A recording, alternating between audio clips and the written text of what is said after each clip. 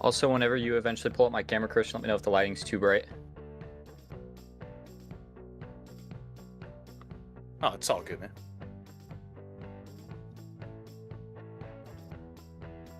Well, happy to have you with us for the PGR pre-race show as we get set for 500 miles of racing here in Daytona Beach. And apologize about the technical delays, but happy that you're joining us here early. Still about 27 minutes until we go trackside for the drop of the green flag. But want to introduce you once again to the team here in the broadcast booth. Myself, Evan Masoko, happy to be joined by the voices of the PGR, Dawson Wise and Austin Green. Now, Austin will be competing in the race, so he's got bigger things at the top of the hour. Dawson, me, and you are going to be taking everybody through all of it. And we were just talking about the excitement for this race extends far beyond just what's happening here this afternoon, through heat races, through duels. Just kind of tell everybody about what that process has been like and how we've ended up with the field of cars that'll compete here this afternoon. Well, absolutely. And look, this race started with 240 drivers back on Tuesday night, and there was a whole entry process to get yourself fielded in a heat. Those heats were determined by driver ratings. From there, we took 5 drivers out of the heat races into the duels. We took 8 more into some last chance qualifier events that were yesterday morning to lead into those duel races last night. So we started with 240. We whittled it down to 108. 84 started last night's duels. 40 some odd, and it might be 41 this afternoon, have made it to the event. And it's been a gauntlet for some. There are drivers in this field that have raced 4 times this week, that would have raced, say, Wednesday night in a heat race, yesterday morning in a last chance qualifier, last night in one of our 2 dual races, and now we're racing this afternoon. It's a true gauntlet for some. There are others that have only raced maybe 3 times and even won a heat race, won a dual race, and now we're in this event as well. It's a very unique set of circumstances for every driver that's in the field here today. And we were just talking previously as well. Dawson had mentioned, this is a process that kind of started in June, July, when this first event and kind of these big events was kind of on your guys' mind. Just tell us a little bit about the development. How did this PGR 500 come to be, and what kind of reaction have you seen from the community? Well, it really started with the birth of PGR eSports as it's known now a couple years ago. Actually, a 2-year anniversary race took place on Friday night, kind of as the appetizer for the weekend's events. And, we kind of got to reflect on 2 years ago, 15 drivers showed up to race on a Thursday night. And now it's 50 to 60 a week. It's 240 in February, but it really got started last summer when we decided to put on a Crown Jewel event. The SummerSlam 499 was the first real attempt at a Crown Jewel, and that went so well. 160 people showed up for that one. We had a 40-car field. It was an incredible Sunday afternoon race. And then we kind of started the planning process. Okay, let's take this thing big. Let's go into February. Let's go into Daytona season, and let's crown a king of Daytona. Let's get, let's get the sim racing season started off right, if you will, as NASCAR does in Daytona Beach. We figured PGR eSports should do the same. It took months of planning, months of tinkering with the rules, with the format, with the payouts, with all of the little details that you're going to see coming to a head this afternoon. It's been a long process behind the scenes, and huge thanks to all of those behind the scenes that have helped kind of manage this event and bring it to what it is. And we'll talk with some of the drivers that'll be racing here this afternoon in just a little bit. We'll catch up with your pole sitter, your dual race winners, the heat winners as well. But Austin, I'll jump to you first on this because you're going to be in this thing. So 500 miles, not a foreign concept here on the service, but it is a unique thing. Anytime we see a special event like this, you've got regular drivers, right? People who may compete here on a regular basis, some new names, some pro names. As a driver who's going to be behind the wheel, what is your plan of attack for trying to win this thing? Well, boy, it's going to be interesting. First of all, excited to be here with you guys. It was a pretty fun journey, both setting this up and obviously getting to run in the heats, the last chance qualifier, and then the duels last night. But I think for not only myself, but everybody in the field, it's the first annual PGR 500. None of us really know what exactly to expect. And when you have such a mixed bag of drivers, it's almost kind of like you go out there and you try something. If it doesn't work, you got to try something completely different. You don't know what's going to work until you give it a shot. So I'm excited to see what happens today. I think that it's going to be really tough, especially as you get to the front with some of the big names, the Coke drivers that are in here. But I think if you can get the right teammates and the right help behind you, anybody's got a shot to win this thing at the end of it. And if somebody's watching this and this may be their first exposure to PGR, not to, let you spill the secrets on what's next, but if somebody wants to get involved with your community going forward, how can they make those next steps and be a part of something like this the next time it happens? Well, you can start. I mean, number one, in pretty much every time we do one of these races, whether it's a special event or regular, we always have the Discord links. That's usually kind of the home base, PGR eSports.com. You can go there, get any info. This is where actually everybody went to register for the first annual PGR 500. And if you can't seem to find the help you're looking for, by all means, ask us. We're more than happy to let you know. The community's continued to grow over the last couple of years, and we're looking to see it grow even more over the next few. Well, let's take a look at, I think, what's on the line here tonight, right? We'll talk to some drivers in a moment, but the whole point of big races like this is big stakes. Now, bragging rights is a big part of it. Let's not get that construed. Drivers want to be able to say that they beat X, Y, and Z and kind of hold that over them. But I know that a big part of this is the fact that, Dawson, there's a lot of money on the line, and that's highlighted by the person who wins tonight and walks over the checkered flag is going to get $2,000. Well, yeah, and look back at previous special events, Evan. And last February, for example, the 4,000 to win ERA Omega Cup Spring Bowl, or previous races like the Podium 500 or ERA's events in general. You know, look at what guys are willing to do. Look at what guys are willing to put on the line to win those races. Last February, the blocking, the bumping, the banging coming to the line, the moves that guys are willing to make at the end of these things to put themselves in position, but not only that, to get across the line first. And then after they cross the line, to see what it means, to see what a $2,000 payout means, to see what the bragging rights mean for some of these guys. And again, my mind takes me back to some of those races last year, especially the one back in February, Evan, that you got to call. And you can see, the number is big, yes. The bragging rights are big, yes. The prestige, though, I think is what a lot of guys tend to look at, especially guys that run on super speedways quite a bit.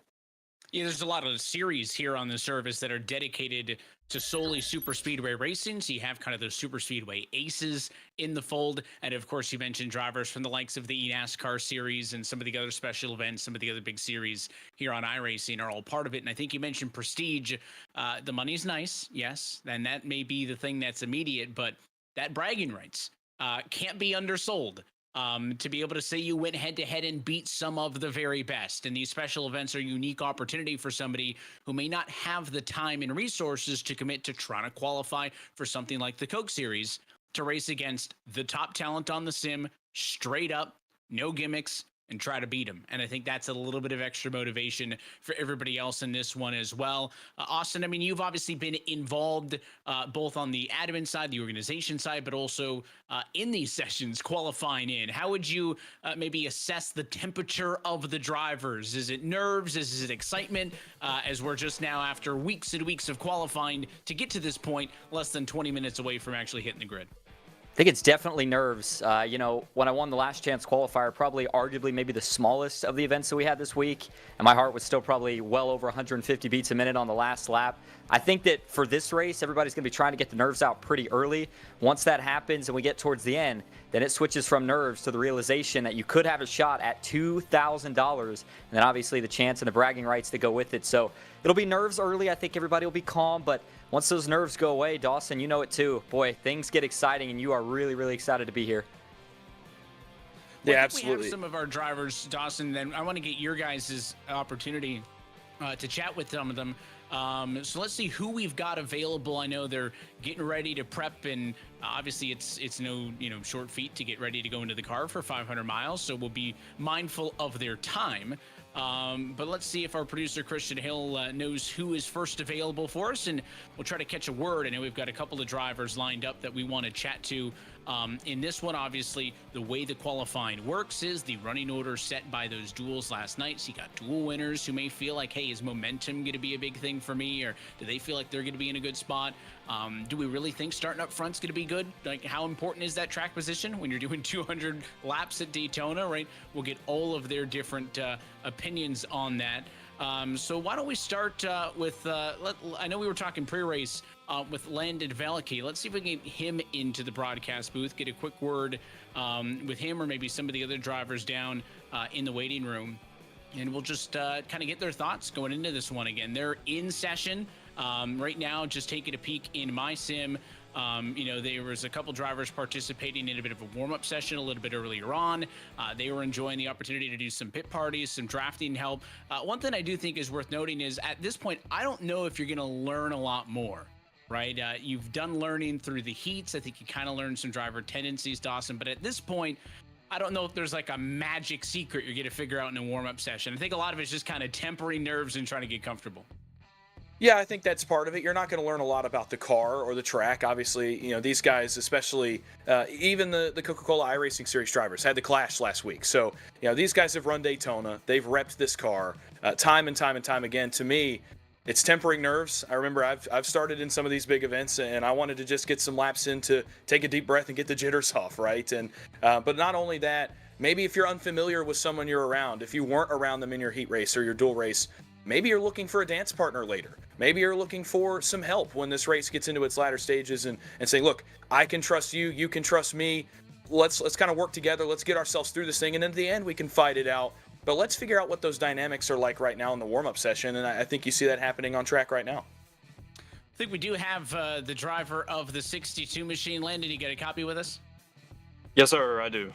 Hey, we just wanted to drag you up and get your some thoughts from you first. You're 15 minutes away from the race. We've been talking nerves. We've been talking about, is it a challenge to be racing against some guys that you're more familiar with than others? Where's your mindset at as we get 15 minutes away from going to the grid? Oh, I'm feeling pretty confident. I woke up pretty confident as well. It's just kind of interesting for me this whole week. Usually I've been kind of the guy that gets pretty nervous and can choke from the nervousness and the anxiety that comes along with it. But this whole week I felt calm, cool, collected, and I just feel the same way today. It's been pretty fun so far this week. I've done pretty well, guys I've been working with, and my Nightmare teammates, of course, and then some other guys outside of that kind of helped me along the way. It's been pretty good so far, just being calm and confident, and I definitely have that confidence going into today. Well, I know that, 500-mile races are not uncommon in these Cup cars, but it's not something that you're doing on a week-by-week basis. You mentioned the team that's going to be out there with you. Are you approaching this just like it's an iRacing Daytona 500? I mean, it's a long way to go. What's the game plan to make sure you're there at the end when it actually matters? Conservatism. Just bide your time. Don't do anything stupid. Obviously, the first half of the race, or really until it matters, the last 20 laps of the race. Just try and nail some pit stops and keep myself up front, ideally, and hang in there till the end and hopefully get a win out of it. Well, we appreciate your time, and hopefully for your sake, we'll be chatting with you a little bit later on. Best of luck. Yes, sir. Appreciate you, Evan. It's the driver of the 62 machine. I think, Dawson, will hand this one off to you. I think we've also got Ethan Eckert standing by on the radio. Yeah, standing by with our pole sitter, Ethan Eckert, for today's PGR 500. And Ethan, we're up in the broadcast booth. Do you have a copy? Yeah, I got you. How you doing? Well, not too bad. Look, a big honor to be starting on the pole of this race. A blazing fast lap in qualifying earlier this week for your heat race, and it puts you now as the first man to take the green flag today. Speak on, first of all, the honor, the feeling of knowing I'm going to be the one that takes the green flag when the starter waves it here in about 15 minutes. Yeah, I mean, it's the first PGR 500, and I'm the first pole sitter, so it's cool to be on the pole. I mean, you get to lead them to green. You get to control the race at the beginning, which I think is going to be a really key factor. Well, and speak on that as well for a second, because we know it's 200 laps, it's 500 miles. This is not a sprint, it is a marathon. You're the leader. You kind of get to set the tone here in the first 30 to 40 laps of this race. Speak on what your strategy is going to be, what you're going to try to get the field to do early in this one, so that you can not only make it to the end for yourself, but also bring some of your teammates and some of the drivers around you to the end of it as well. Yeah, I really want this to be a clean race and not that many cautions, and let the drivers actually race it out and not have cautions play a factor in it. Which, I mean, it's a super speedway. It's always going to happen at the end, but we don't need to junk half the field in the first 30 laps. So I really want to at least get the pit stops and get a break in the field and have it be a race like that. Well, it should be a fun one. Ethan, congratulations on winning the pole. Good luck today. And again, for your sake, hopefully we're talking to you here at the end of this one. Yep. Pretty confident, and I would say rightfully so, given the starting spot that Ethan's going to have to work with. I know Michael Triscaro, somebody else who we have standing by and available to talk to, and I guess we'll bring him on up. Austin, you want to take this one? Yeah, absolutely. Series owner Michael Triscaro. This is Austin up in the booth. You got a copy? I do. How you guys doing? Good. Well, man, I've been here with you pretty much since day one. We've seen how much this community's grown. We saw the first special event last summer with the SummerSlam 499, and here we are, the biggest one of them all, the first annual PGR 500. First of all, how are you feeling about the event? And tell us and the viewers at home a little bit how you got to this point. I'm feeling really good about this event, man. I'm actually getting some chills right now just thinking about it. It's 2 years was the birthday on Friday night on January 31st since our very first money race here on PGR eSports. So, man, it's crazy. We've come this far in just a short amount of time and have grown this big to have our first PGR 500 have 240 entries, man. It's, I didn't even think we'd get to 200, and here we are. Already looking forward to maybe 300 next year, but man, just grateful for the community, everyone since the very beginning, especially you as well for coming over and broadcasting these races and believing in me to get this community to where it is today, man. It's just been awesome, and I'm looking forward to this 500. I wish I was racing in it. I tried to race my way in, but I'm just as happy sitting here behind the scenes doing race control and getting to watch this race today. Absolutely. And Michael, we appreciate you talking to us. Overall, what a crazy event it's going to be. I mean, we've already seen how qualifying's went. And Evan, I'll toss it back to you. But for Michael Triscaro, he knows how big an event it is. And to attract this much attention, I think that's kind of spoken volumes about how far PGR's come since it started. Yeah, and I've been able to follow a little bit of the social media chatter as well, over the course of the week, and watching as well some of the heat races and the duels last night, keeping an eye on the chat and everybody both involved in the race directly as a driver, and then also the community at large has kind of recognized a gap that has needed to be filled with these big money races where it's bring everybody out, bring the best talent, and let them go head to head on a big stage like this. And I've kind of seen that reflected in the community as well. 10 minutes away from headed down trackside to the start of this race. We've got a couple more minutes before we have to wrap things up here in the PGR pre-race show. We'll see if any other drivers are available to drag them on up in chat. But I'm also, as we're talking, kind of listening into the driver chat as well, in session, and drivers getting acclimated. And again, any little bit of practice that they can sneak in at the end is important. I've been watching some drivers who've been practicing pit entries, which makes sense in a long race like this. You're going to have to do it, but can often get forgotten by some drivers if you're not used to going through the motions of a big event like this. Daytona and its sister track in Talladega on your own, probably the easiest track to get onto the pit lane on when you're doing it with 40 other race cars. That's a little bit different, Dawson. What you don't want to do in a race like this is take yourself out. I always use the phrase the unforced errors in a speeding on pit road, missing the pit entry, something, those controllable things. For everything that's not controllable in Daytona, don't let it be something that's in your control that messes you up. Absolutely, Evan. And look, in these big events in the past, how many times have we seen it? A driver runs up front, a driver leads laps, a mistake is made on pit road, entry, execution on pit road, or exit, and that can oftentimes disqualify a driver from winning because you don't know if you're going to get another chance. And throughout this week, we've even seen that. Even last night, we saw that. Drivers made mistakes on pit road or made mistakes exiting pit road, and they never got another shot. They never got another opportunity to vault themselves into that top 20 to make this event this afternoon. That's how much it means. Even in the big events, even last year in January and February, we saw drivers poorly execute pit road, make a mistake, slide through your box even. It can be something so minor. 2 miles an hour over on pit road, sliding through your pit box, speeding on exit of pit road. It can be the smallest, minuscule thing that can completely take you out of a race, and that's why drivers like to practice it. That's why they like to execute it now. It goes into getting the nerves off. There's nerves in those first few pit stops. I can say it from experience, but it's also because when we get down to the end of this thing, you need to be on your game, at the top of your game, and on the money to be in contention to win. Speaking of the big names that have been brought out for this event, I believe we've got Wyatt Tinsley now on the pre-race show. Wyatt, you got a copy? Yes, I do. Hello. Hey, appreciate you giving us a couple of minutes here before you guys strap in and go after it. You're going to have a really good starting spot for this 500-mile contest. What's the process been like this week, qualifying in, and how do you feel like that's prepped you for this big deal? I can say the process has been very good for me. I ended up winning my heat and my duel, so we're starting P3. Honestly, in a 200-mile race, especially at the super speedways, I feel like you can start really anywhere in the field and still be out there at the end.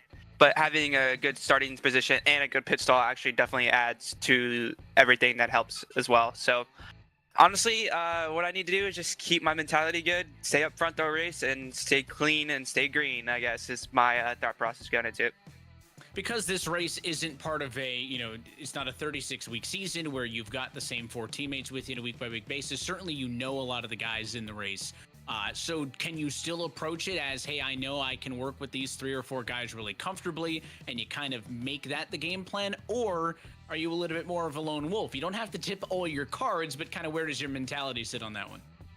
I'd say kind of between. I mean, obviously, like, I'll be working with people during the race. Just kind of like staying within strategy range, of course.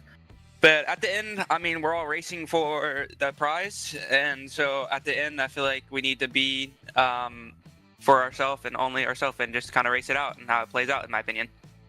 Well, we're looking forward to seeing what you and everybody else can do today. We appreciate the time and best of luck. Thank you so much. And y'all have a great time and happy broadcasting. Wyatt Tinsley, you'll be starting on row number 2 for the 500 miles. Coming up, gents, we got about 60 seconds till we got to wrap things up. So, Austin, I know you got to get in the car. I'll jump to you first on this one. Any closing thoughts before you go at it and try to win this 500? It's going to be wild, and I like what Tinsley said. Your teammates until the end, and then it's every man for themselves. I want that $2,000, and boy, I hope I'm in victory lane talking to you guys after this. We hope so as well. It's going to be a long, I don't know what, 3.5 hours, Dawson. There's going to be ebbs and flows. There's going to be chaotic moments. There's going to be more strategic moments. I don't know if you've got your crystal ball on you. I don't have mine, so I can't give you a pick necessarily, but is there anybody you're looking at as a force to be reckoned with? Well, I kind of look at it in 2 different ways. I look at the guys from the Coca-Cola iRacing Series side and the guys that maybe do not race with us on a weekly basis, and then I look at the guys that do. Really quickly, for the guys that don't race with us weekly, I look at a guy like Wyatt Tinsley or even Eddie Kerner, who's had a really good week as well. For the guys on our side, I look at Logan York, Duel 2's winner last night. He outdueled some of the best in the business. I think he can do so again this afternoon. We're looking forward to seeing who walks away at the end of tonight, not only $2,000 richer, but as the first ever PGR 500 champion. Again, Austin, appreciate you joining us for pre-race coverage as you head to the car. Dawson and I will be back on the other side as we get set to say let's go racing from Daytona. We'll be right back.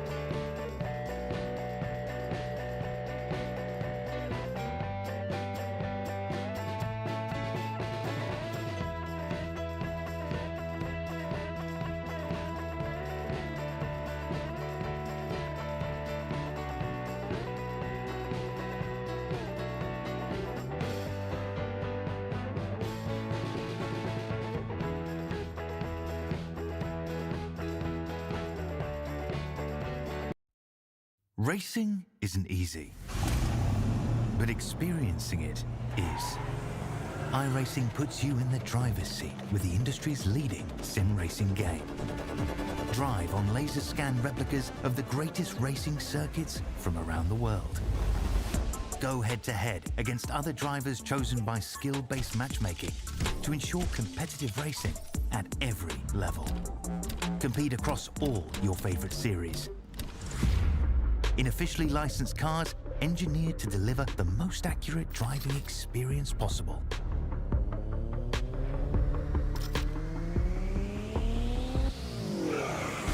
Join a race or host your own with players from across the globe. Race against the computer or in a league with friends.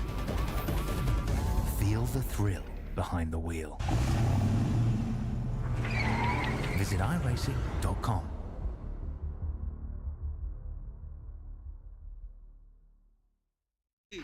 Have created our own drink company. The fastest growing sports drink in history. We want pride! We want pride! Ladies and gentlemen, we got paddle. The monkey has pride! This season, we are hydrated. The official sports drink of the UFC. It's Pride! Oh, that's good.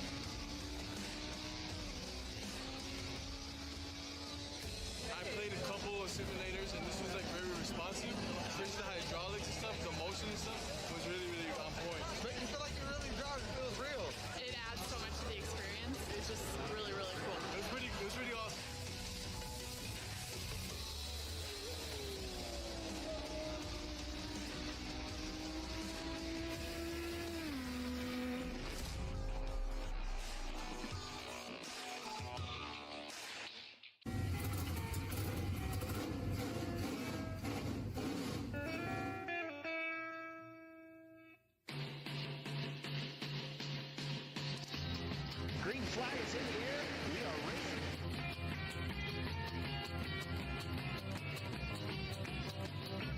3 by 3.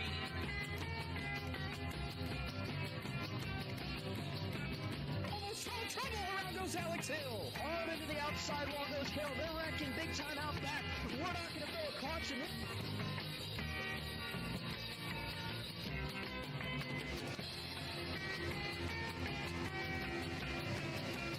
To the finish. Who gets it at the line? Cody Nagels wins it in Talladega.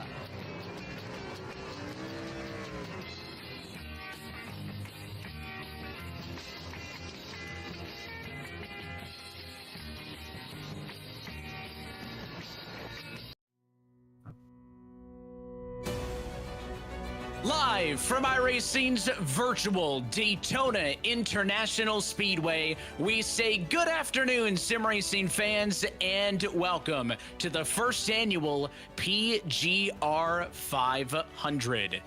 It is the Great American Sim Race, and it is a great afternoon to have you with us here on PGR Live. With myself, Evan Pasoko, Dawson Wise alongside me in the broadcast booth, and our producer downstairs is Christian Hill. Over 200 drivers have attempted to qualify to this point, and right here, right now, the 40 plus of them that were able to do so are ready to do battle. Yes, there's a lot of money on the line. We'll talk about that and many other things as well, Dawson. But the number one thing is nerves, pressure, excitement. They want to win this race. It's a big deal. Yeah, you can feel the nerves from up here, Evan. And I know for a fact I've been in this position as a driver when you're about to get on track. This is the longest part of the afternoon. It feels like every second is an hour when you're about to strap in, when you're even on these parade laps here in just a moment. It feels eternal, right? And you just want to get the first 5 laps under your belt, the first 10 laps under your belt. After that, you can take a deep breath. Okay, I know the goal at hand. I know where I want to be after 500 miles. Let's go execute. But for now, the nerves, the excitement, it all comes to a head right now in the next 5 to 10 minutes before we get under the green flag. And they're sitting on the grid and waiting for us. Qualifying, the heats, the duels, all of that has come and gone. All that's left is to drop the green flag. So let's go trackside and take a look at your starting grid. And it starts, of course, with the drivers qualified on the front row. We just heard from him in the PGR pre-race show. It is Ethan Eckert who will start today from pole position. And joining him on the front row is going to be Matthew Zawak. Rest of the drivers listed in based on their results through the duels. And we just heard from Mr. Wyatt Tinsley. He starts inside of row number 2 in 3rd. Yogan York going to be alongside him. He starts in the number 4 spot. Nathan Harper starting P5. And then Daniel Falkingham rounds out your first 3 rows, Dawson. Starting back in row number 4 on the inside, it's another man we just talked to. It's Landon Velicki, the number 62. He'll be under the banner of Nightmare Esports. Briar LaPrade in the 88 machine will start alongside him in the 8th position. Back on row number 5, it'll be Zach Novak in the 2 machine this afternoon, alongside Garrett Maines in the 1. And on row number 6, Brandon Kittel, a name many of us original sim racing fans may know. Brandon Kittel's been around for a long time. He'll start on the inside of row number 6, and to his outside will be Justin Champagne in the 38 machine, Evan. Lucky number 13 tonight will go to Yakov Kursadov. He'll be joined alongside by Aaron Brown. They'll make up row number 7. Benjamin White, a lot of drivers here with pro experience, starting 15th. He'll be alongside Jack Clemens in 16th. 17th starting spot on the grid tonight goes to the number 28 Chevrolet of Jacob Emery. And to his outside, 18th on the grid, the number 60 of Jeff Merck. Starting back in the 19th position on the inside of row number 10, it will be Nick Seipel in the 75, one of the drivers coming out of the last chance qualifiers yesterday morning. On the outside of row number 10, it'll be one of the new entries into the eNASCAR iRacing Coca-Cola Series. It'll be Eddie Kerner in the 98, a winner of his heat race, led laps in his dual race last night, looking to put 6 Karma eSports on the board this afternoon in the PGR 500. Back on row number 11, it will be Adam Garza in the number 8 Prime Chevrolet. He'll be alongside Graham Bolin in the number 48 machine. On row number 12, Dylan Jones in the 11 machine, the all-white Ford Mustang this afternoon. And alongside him will be Jackson Anderson in the 83. Second half of the field continues with a 25th starting spot for the 22 of Adam Young and Austin Green. Just chatted with him throughout the pre-race. He'll have to make it to work from his Ford in 26th. Cody Nagels will start from the inside of the next row down. That's 27th on the grid. And Nash Brambola in 28th position. And back on row number 15, it'll be Dalton Milam's 34 and Sean Hill's 77. That's through P30. Looking back in P31, it's going to be Steven Miles, another one of the entries you'll see labeled as Nightmare Esports this afternoon. It'll be Devin Smerecker in 32nd in the 26. Back on row number 17, it will be Adolfo Delgado Sr. in the number 16 machine, another one of our last chance qualifier drivers, and another alongside him back in 34th. It'll be Mike Davenport in the 55. On row 18, it'll be Thomas Bennett in the 33 machine, and Joey Preeb labeled in the 087. And to round out the field, final 5 drivers qualified in. Keaton Swain will start from 37th position. Jordan Slater from 38th. Cabe McClenny 39th. Stephen Luttrell 40th. And shotgun on the field at number 30 of James Wagoner. That's a look top to bottom at your starting grid. Want to say thanks to all of our presenting sponsors who are making tonight's broadcast coverage possible. It includes our friends at James Wagoner's Welding. You can reach out to them at 336-670-3427 for more information, as well as Blanchard's Towing and Recovery, conveniently located off exit 138, serving Central Maine and beyond. The Jack Shack also presenting sponsor of tonight's coverage. Our thanks to our friends at VRX Prime as well for being the presenting sponsors in the duels a little bit earlier. And now we look at our Blanchard's race analysis, Dawson. Yeah, it's a 200-lap event, 500 miles to the Daytona International Speedway. The important part of this race analysis, as you see on screen right now, Evan, pit road speed 55 miles an hour. The drivers are checking those pit speeds here. As they come by their pit boxes, they'll wave to their pit crews on the pit lane. They'll check their speeds for green flag pit stops later on in the afternoon. There are 7 tire sets in the pits for these drivers to utilize this afternoon. We'll see how many are used in a strategic context as we get into this race. There are 3 green-white checkered attempts available should we need them. At the end of 500 miles, we might have to go about 15 more, and it is a fixed setup event. All these drivers on the same setup underneath the hoods of these race cars. No advantage. This driver to that driver, this team to that team, or this manufacturer to that manufacturer. It is an even playing field, and this race win this afternoon going to be settled by the drivers. One of the strongest fields of 41 you'll see assembled anywhere on the iRacing service, and they're ready to go at it here this afternoon. Prestige and prize money. That's, I think, some of the storylines coming into this afternoon. The money, obviously, it gets your attention. $2,000 to the race winner, $1,000 to second, $500 to third. But it payouts for all 41 cars who have qualified into this main event, because there are more than about 190 of them that did not get to this point. And then the prestige. The folks at PGR have said very clearly this is the first annual. This is going to become a staple event on the iRacing calendar, and you do not want to pass up an opportunity to say that you were the first PGR 500 champion, and we'll find that out in about 3 hours time from now. You take a look, it's a clear sunny afternoon in virtual Daytona Beach, Florida, and we are happy that you're spending your afternoon with us here on PGR Live. The pace car will dive to the safety of pit road, and the field is in the hands of the number 12 Ford of Ethan Eckert. Let's go racing at Daytona.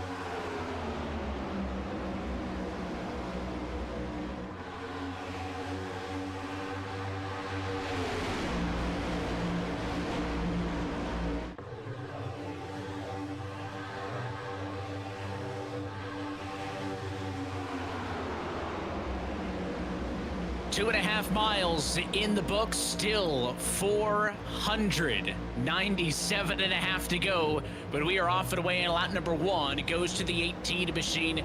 That was Zawak leading the outside line. A little bit of maybe moments of 3 wide mid-pack. Nobody really committed to it. You see some jostling back there outside of the top 15 or so. Your leaders, though, still 2 by 2. Early advantage to the cars on the outside.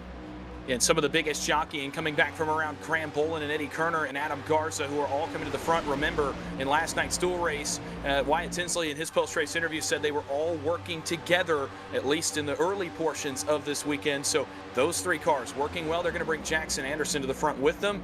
But up front, it's about as calm as it may get, at least early, as these drivers get the nerves up, but not for long. Justin Champagne, the Don Julio Toyota Camry, up the outside the first to make a big-time 3-wide move at the front. And Garrett Main saw that move coming. The blue number 1 car jumps out to the outside, kind of intercepts that attempt, and now we're 3 wide, about 5-6 rows deep. Where do you go if you're Zawak and New York leading this charge? The 18 and the 39 stay loyal to the top side. That 88 machine of LaPrade gets all the way into the rear bumper there as well. And now, just as quickly as it formed, the 3rd lane disappears, except it's the middle that kind of evaporated. No support in the center lane for the 18 and the 2s. So Zach Novak dropping it back. Aaron Brown looking for some support. A challenge at the stripe, but it is still Zawak in front that time by.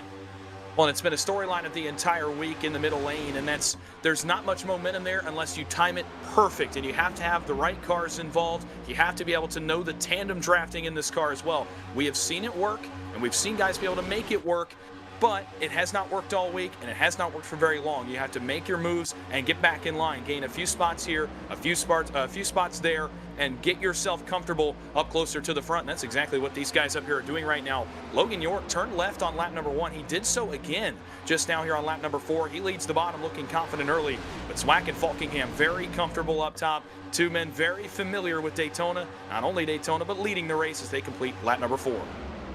And your pole sitter, Ethan Eckert, who had the best starting spot on the grid, he comes by the stripe 10th that time. He's the 4th car in line on the inside. That orange and black number 12. You can see him lined up behind the number 80 machine of Brandon Cattell. Big swingy move off of the corner. Garrett Maines sidestep down, so now that 12 is 5th in line on the bottom, as Garrett Maines wanted to give a little bit of boost to the inside line. Zawak has kind of been unchallenged so far. Top side, you can see another dive there. That time, the 80 LaPrade drops down to the inside lane. York, look out, what a move. Goes up the hill and takes the spot that the 88 machine had just vacated. Yeah, I think he realized what we're realizing here as well. That side draft a lot more effective so far tonight than we've seen it be throughout the week. And so far, that top lane, you see them come down here on corner entry. We've talked about it the entire week long. When they do that run that Briar LaPrade, Garrett Maines, and Wyatt Tinsley have, unless Maines is tandem locked onto the back bumper of Briar LaPrade, that is going to essentially park that line. They are not going to be able to advance their position.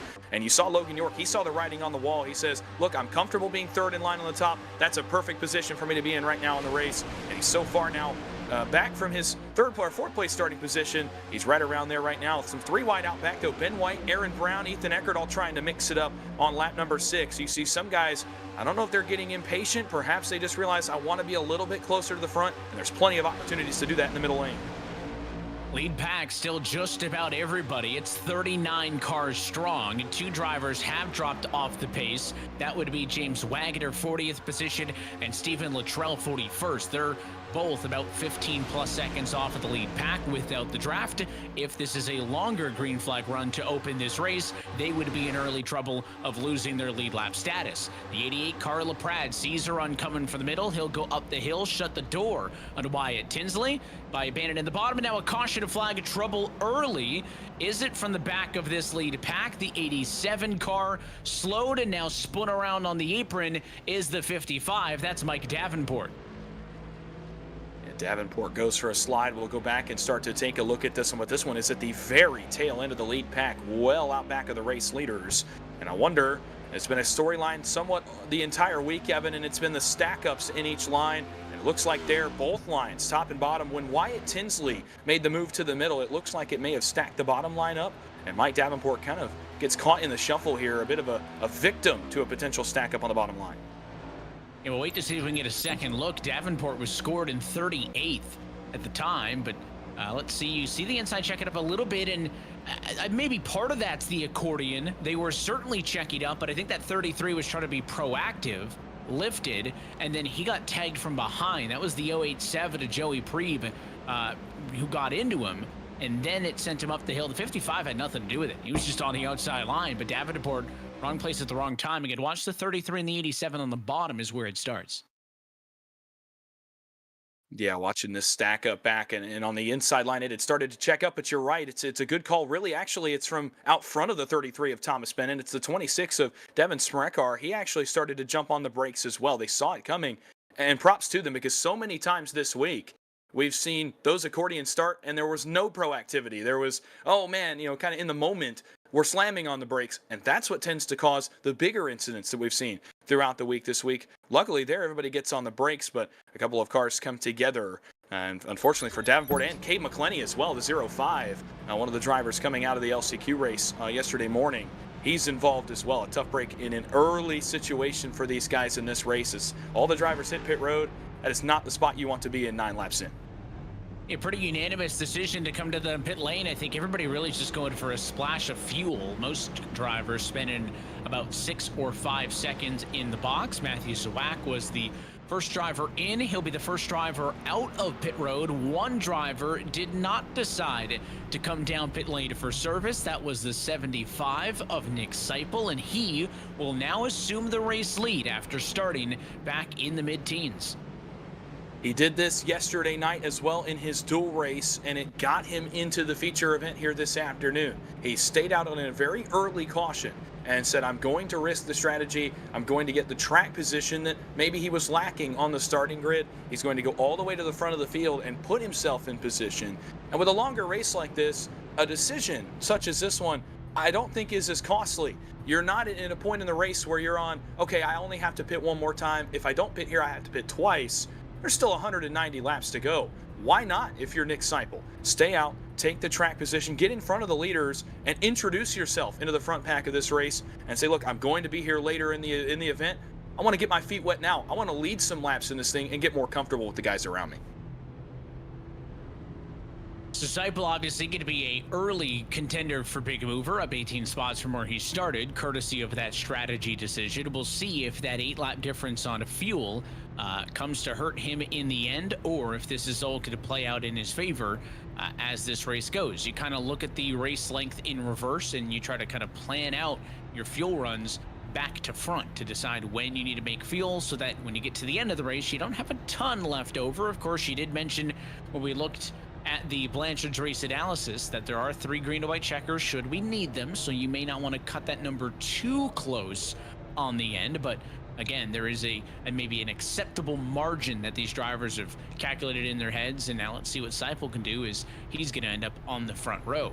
It's been a lot of Matthew Zawak so far in this race. He's led 7 laps thus far. You can see the body design on that car mimics the football helmets from the University of Michigan. Of course, we talk about Zawak competing in a lot of the NASCAR series, including the college series, in which he represents U of M, and it's a nice looking JDR graphics machine.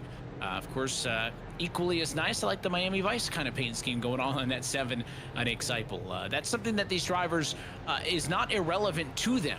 If you're driving with people who you're not familiar with, is being able to recognize car numbers, recognize paint schemes. Also, in a big money race like this, Dawson, you anticipate most, if not all, of the drivers in the field are going to have actual live race spotters, live crew chiefs in the sim with them to help them figure out not only strategy, but then when they're in the car, who's who and who's going where.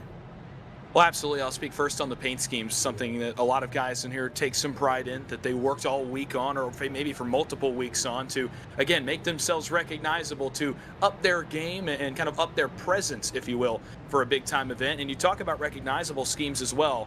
To me, none more recognizable, again, than the defending champion of the Omega Cup Spring Bowl, Cody Nagels, who ran this very color scheme, that green and black, to Victory Lane for $4,000 last February. Now, the sponsor is different, but the color scheme, very much the same, should be a familiar one to race fans out there. And in terms of crew chiefs and spotters, yes, a lot of the teams have them. A lot of drivers have them today to help them with strategy, and also to perhaps spot them. As a NASCAR spotter would stand on the spotter stand, a lot of teams, a lot of drivers have opted to have guys go up to the spotter stand, up to the roof, and help them with every little move, every little decision in the race. First time control car rules take over. Nick Seipel will decide would we go back green as they head into the restart zone. 10 laps down, we're back underway at Daytona.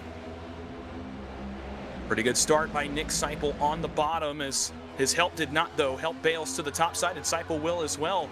Move that Miami Vice Ford Mustang Dark Horse to the lead, and Matthew Zwack, not very familiar with the 75, will jump out of line, but Logan York says, I'll push the 75. Let's see what you got up here in the lead as the field rockets off of 2. Don't look now, the pole sitter, Ethan Eckert, is back up into the 3rd position as well, and that black and orange number 12 Nightmare Ford Mustang.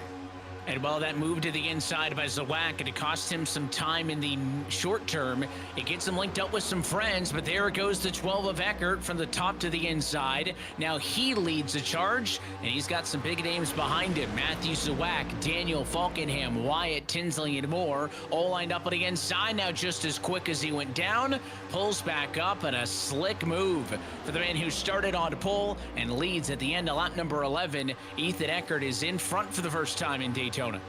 He'll get a challenge here into turn number 1, but that was a bold move very early in this race. It's tough sometimes with the nerves, the jitters, to not overshoot that move for Eckert, but it works out for him. The tandem on the bottom, though, Matthew Zwack, Daniel Falkingham. They ran 1-2 for the opening 9 laps of this race. They will do so again down the Daytona Super Stretch. Wyatt Tinsley goes bottom to top. He'll ride the rail on the safer barrier. And now coming through on the bottom is Jeff Merck in that NBG 60 car. Another one of the regulars here at PGR eSports, going to take one of his first times out front of the field here in just a moment, as he rockets to the 3rd position off turn number 4.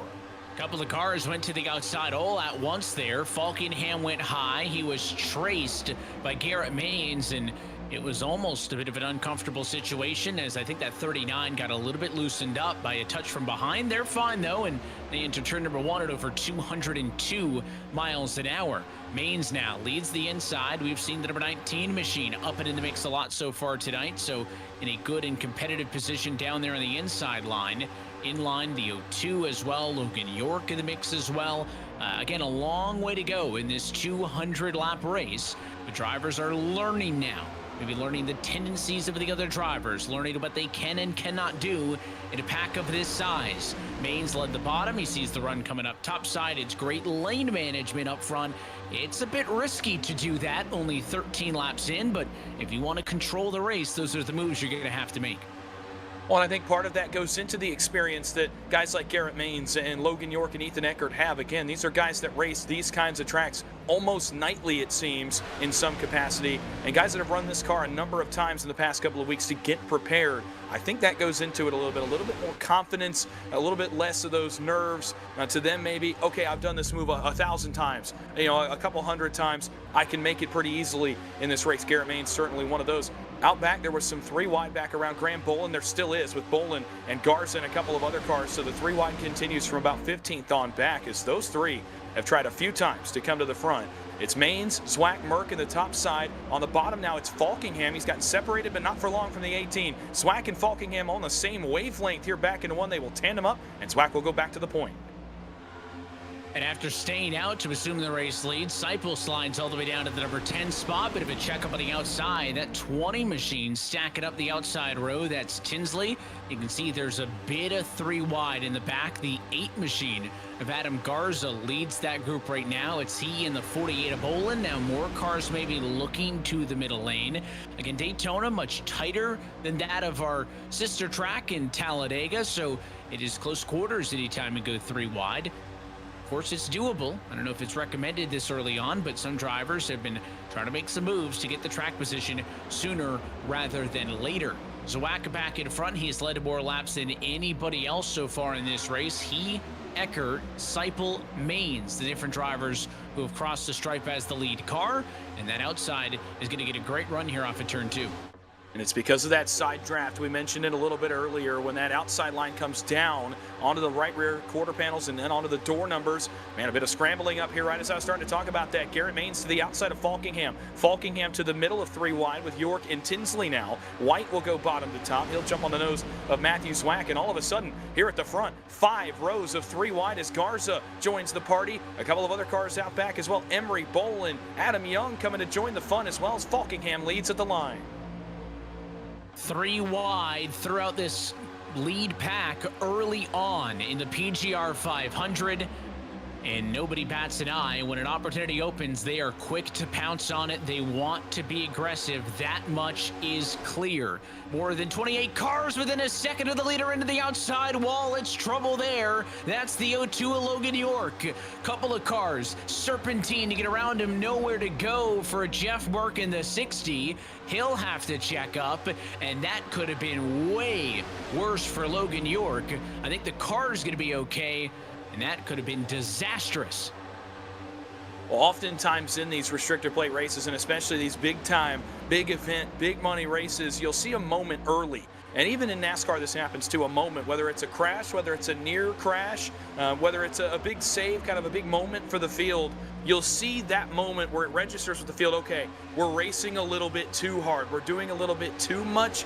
And as soon as Logan York got into the outside wall, look back through the field, the 3 wide now limited to just 2 rows. And with Nick Seipel and Jacob Emery, the field, I think, realizes here in the top 20, okay, we've got 182 laps to go, guys. There's plenty of time for us to get racy, get dicey later in the race. Let's log some laps and at least get ourselves through some pit cycles first. Up front, Brandon Cattell took advantage. He goes all the way to the point. The purple and white number 80 Toyota Camry. And on the inside, evidence a pair of teammates here for 6 Karma Esports. It's Daniel Falkingham and Eddie Kerner that have linked up, helped by Cody Nagels as they'll all go to the point. And now that 39 of Daniel Falkingham has got a lot of clean room in front of him. Is dropping back is Brandon Cattell. Cattell gets picked up by the 0-2 machine of York. They'll eventually blend in to the middle lane, and in the blink of an eye, it's Garza's 8 car who's on his own. Now a move to the bottom. Now a move to the race lead. Big charge that time is trying to go for it. It's Benjamin White on the inside of the racetrack. So maybe just as we thought things were going to calm down a little bit, these drivers back to full tilt action. It is an age-old saying, but it has stood the test of time for a reason. And that is you can't win the race early, but you certainly can lose it. Couple of drivers, few laps down after an early yellow flag involving a couple of cars back in the 30s. That has not spooked these race leaders. They are still as aggressive as ever. No holds bar action. There's 25 race cars within 1 second of the race leader, Falkingham. And is this going to pay out for the 80 Cattell? He had a run in the middle. No one went with him. And there goes the parachute. Yeah, and the parachute is well out for Matthew Swack as he goes backwards in the middle lane. It was Aaron Brown that got around to his right rear quarter panel and side-drafted him backwards. Cattell will jump up. Look at Cody Nagels. So for Matthew Swack, he's going to drag 5, 6, 7 cars out back of him. As soon as he got help, he jumps back down to the bottom to the help of Eddie Kerner in the bottom. They lap Dalton Meelam in that number 34 CTRL Chevrolet, and it's some more scrambling up front. Ben White and Wyatt Tinsley got very much separated. It's Daniel Falkingham and Alex Hill in the Blenders Chevrolet that will take a turn out front, and all of a sudden the leaders are very discombobulated. We said 25 under a second, now 4 starting to break away from the lead pack. And it goes to show you how hyper-aggressive this draft package is here on the iRacing service. You can have all the momentum in the world, and if your dancing partner leaves you, it ain't going to take much more than 5 seconds for that script to flip, and you'll be going the wrong direction. So loyalty, we haven't seen a ton of it. I know we've asked some of the drivers, do you have a core group? Are you committed to working with somebody? Or in the end, are you going to take whoever's available? It seems like the general consensus has been that we're going to work with whoever we can, and whoever at that moment is going to benefit us. Look at this, the 20 and the 80 car. They're hooked up. You're on board with Tinsley, going right to the outside. He has all the speed in the world, but what you don't see there, the 80 didn't go with him. Who's going to save him now? Brown to the outside. Sean Hill goes out as well, and just like that, they flip the switch. Now the outside's got the speed, and Sean Hill leading for the first time in this race. That 77 started this race in 30th position. And 22 laps later, he's going to be the leader at the start-finish line. Well, Hill, one of the most hyper-aggressive drivers in the field. We've seen it throughout the week, and we've seen it over the past couple of years as he's developed into a champion in PGR eSports.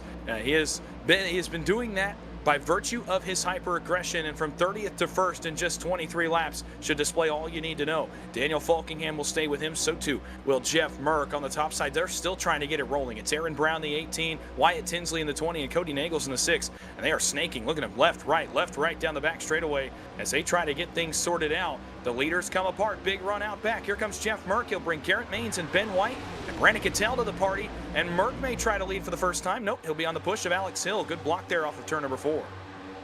Yeah, that door got shut real quick, and I think that 60 car could have probably forced the issue. Merck stays in line and now decides to work with that 77 to Hill as the race leader. Maybe for a moment, some shades of some old school tandem drafted with a couple of pairs. They'll all condensed into a group. Another big shunt that time, courtesy of White. Hill is moving all over the racetrack, making blocks, and those cars behind him have not been shy to roll off of the throttle and get gently into the bumper. That was a pretty good slap for the 19. Here it is again. Boom, gives a shot to that bumper. He is not being shy about how he feels about those blocks, and he's letting the 77 know about it.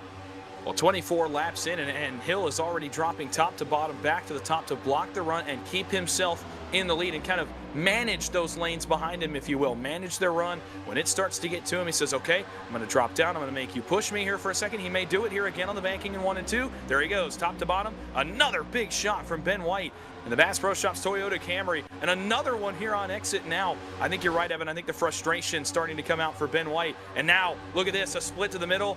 And Hill, one too many blocks. He's going to go backwards to the help of the 6 of Cody Nagels, about 10th position back. You know, White really doesn't gain a ton in that. I think he's fortunate that Cattell went with him, but yeah, he was just tired of it and said, all right, if you're going to keep putting blocks on me, I'm not going to help you at all. Sidestepped him, and now it's relegated. That number 77 machine for the race lead last time by to 12th, only 2.5 miles later. Now again, don't read too much into it. These positions going to continue to swap with every passing 100 yards, with every passing lap here at the Daytona International Speedway. We are already 1/8 of the way in to this PGR 500, and we have seen no signs that these drivers are worried about taking it easy early for the sake of longevity. That was that 18 machine of Aaron Brown to the outside of the racetrack. He wants to look out for wide, so whack in the center after they got out of line. A bobble from Bolin, who almost got tagged in the quarter panel, and somehow they reel it all back in. Well, that's one of those hold your breath moments, both up here in the broadcast booth and for those drivers in the race car. There were a couple of instances of contact there with the 18 and the 48. Somehow they made it work. We're going to have to do it again. 4 wide back around the lap machine of Mike Davenport as he'll go 1 lap down. For now, we will make it work as Davenport goes all the way to the safer barrier. And boy, for these guys up front, they escape one right there. Swack and Bolin 4 wide at Daytona. There's not enough real estate here to do that for an extended period of time. Swack, Bolin, and those other 2 cars involved got through it okay, but it singled out these leaders. Top 4 are clear on the outside. Eckert is back to the front. Aaron Brown has made his presence felt as well, plus 11 on the night. And now Zach Novak is making his first appearance at the front of the field as he rockets through the middle with Graham Bolin off of 4. He's got some help there in the center lane. Novak's number 2 car, second in line on the bottom. He's pushing that 018 machine of Aaron Brown, and again, the outside had a 4-car length advantage. It's gone by the time they get back down to this end of the racetrack. I'm sure some of the cars playing the more strategic hand would love to just ride a 6-car advantage up top for a while. Bit of a bobble there. Bolin could not get lined up straight with the car pushing him, and that was a well-advised lift to avoid anybody getting spun around, but nobody, at least not enough cars, are willing to agree to just ride right now, and it kind of forces you yourself to maybe be in a bit of an uncomfortable situation. You may be totally content. Like, I haven't seen a lot of crazy moves out of that 39 of Falkingham, second place on the outside. He may be content with just riding where he is, but the problem is if nobody else is and everybody else is going to be super aggressive trying to pass him, then he has to be super aggressive in turn, either being on the defensive or trying to get those spots back. That it just means everybody's driving crazy. And they are driving crazy out behind the 2 leaders. And you mentioned Falkingham. He looks in the mirror and he sees a hornet's nest out back of him right now. It was Landon Velicki that went top to bottom to middle, back to the top. He's all over the racetrack. So is Wyatt Tinsley. And that 20 machine as he rockets back to the front. And now it calms down for a moment. But for a second there were some crazy moves thrown by 4, 5, 6 different cars. Swag, Tinsley, Merck, Novak, Velicki, all through huge moves. We're only 30 laps in. It's been edge of your seat racing since we went back green on lap number 11. As Garrett Maines and Falkingham continue to lead, they'll face a challenge now. But boy, they're working extra hard just to try to stay in front of the mess going on behind them. And for those of you tuning in with the live chat, let us know what driver you're pulling for. In this PGR 500, who are you rooting on to be the big money winner here this afternoon in Daytona? They are still through wide. You can see this crazy racing may be contained to the top 16 spots or so. The back dozen cars, whatever that number is in this lead pack, are single file on the bottom. It's either because they can't draft up and get a part of it, or they may not like what they're seeing and are a little bit timid to get into the cage with sharks in the water. I think that's a fair way to describe what we're seeing inside of the top 10, top 15 as they run at the moment. It's another lap led for Garrett Maines. After seeing a lot of dominance early from Zawak, Maines now becoming a staple on the front row.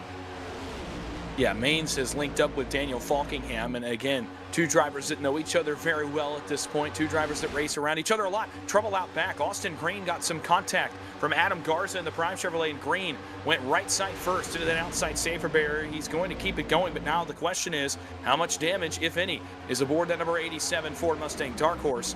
Maines doing a little bit of the lane management, more so the side drafting here up front, and now even this front group begins to get calmed out.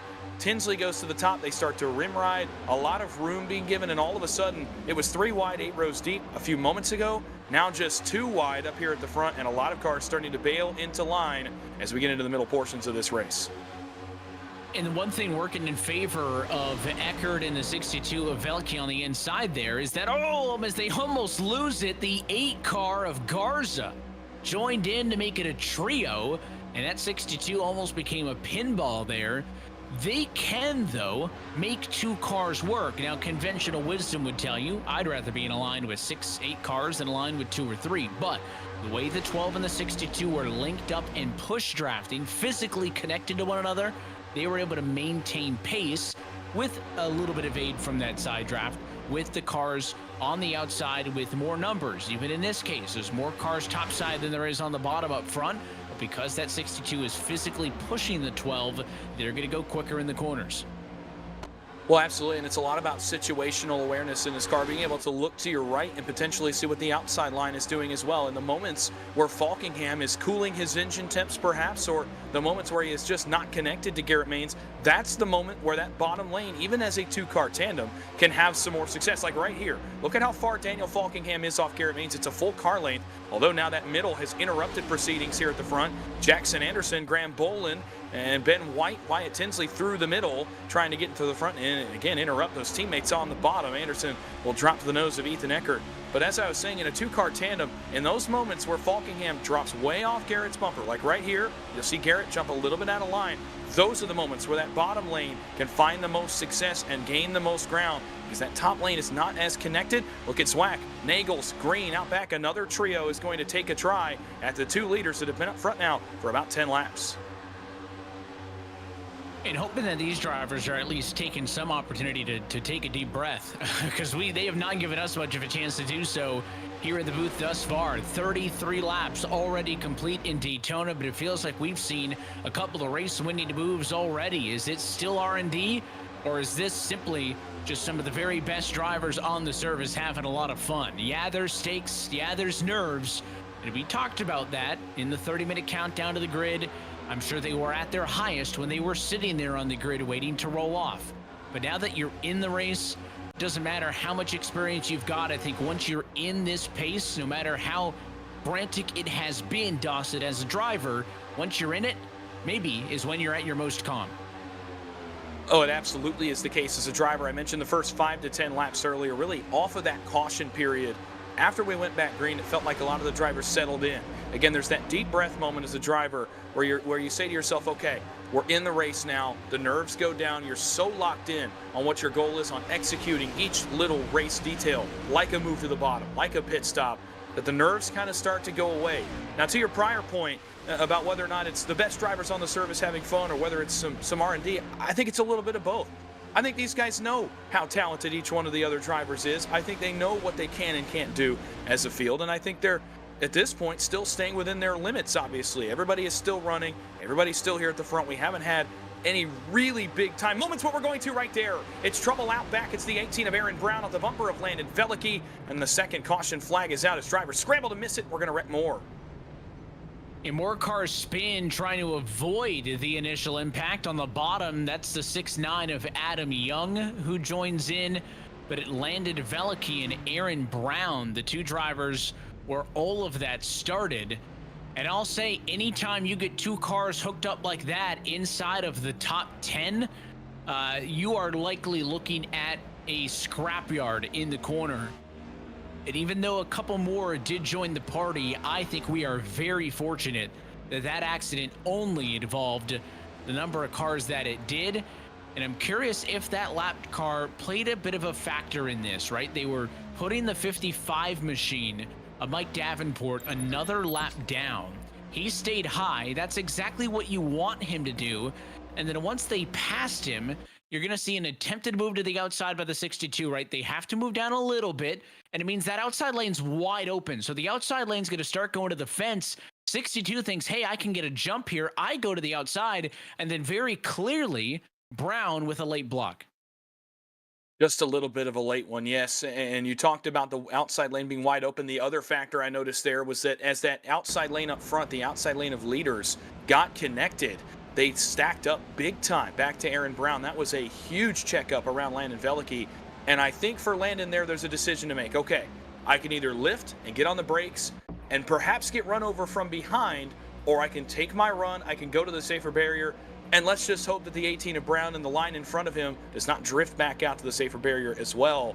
It's a tough break for Veliky. It's a split-second decision, and unfortunately does not go his way as Brown comes back across his nose. Now, in the back, there's a mad scramble, and Adam Young did a good job initially, but then unfortunately gets connected by the collected by the 26 of Smrekar out back. It's just a spin though for the 69. For him, maybe pretty well okay unless he gets hit again secondarily in this incident. But for Veliky and Brown, you worry about suspension damage in an incident like this. Again, I think that was a best case scenario given what happened. Let's see if Adam Young spends any additional time in the box after he was involved in that kind of secondary accident. He has gotten his service complete, but yet that car is still on pit road. So there must be some additional damage that the 6'9" car is working on. You can see there leaving pit road is Landon Veliky. When it came to his pit service, he did also go for 2 tires, left side service on the car, fuel, and then spent maybe an extra 15 to 20 seconds of total time in the box. So he got some damage fixed. And Aaron Brown just now leaving pit road, also spent some extra time on pit road. He was in the box for about 54 seconds. Normal pit stop time if you're doing 4 tires or at least getting it full of fuel in the 14-second range. So kind of use that as a benchmark.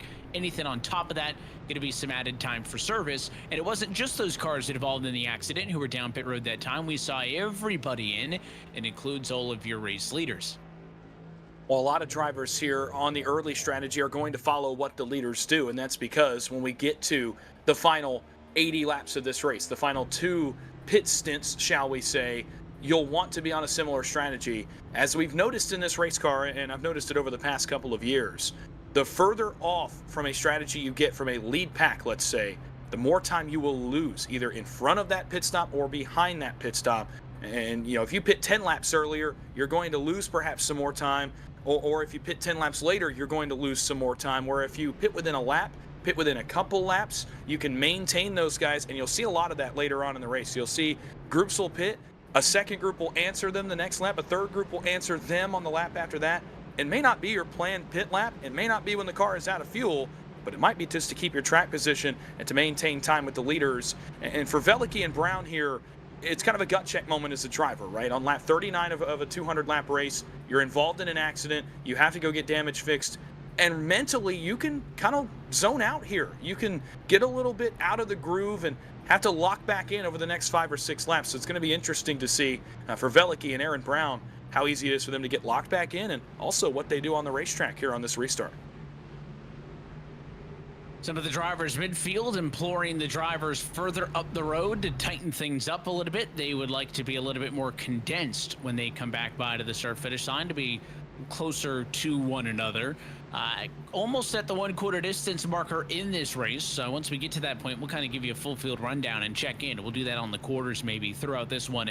But at least a quick update based on some of the incidents that have happened thus far. Mike Davenport was going a second lap down on the previous yellow. Not involved in it though, so he gets a wave around and he'll get back to 1 lap down. Cade McClunney also rejoining the lead lap in 38th. Brian LaPrade 7 laps down, 40th position, and out of this race due to a connection issue. He has dropped connection from the session and is yet to reconnect. That takes a big player off the plate in terms of fighting for the race win in this one. Even if Breyer can get back into the session, I don't expect him to be able to get back in and in a competitive state. We've also seen a similar connection issue take Dalton Belam out of this race again. So we will see if those drivers have an opportunity to rejoin, but you just can't really come back from that type of a deficit.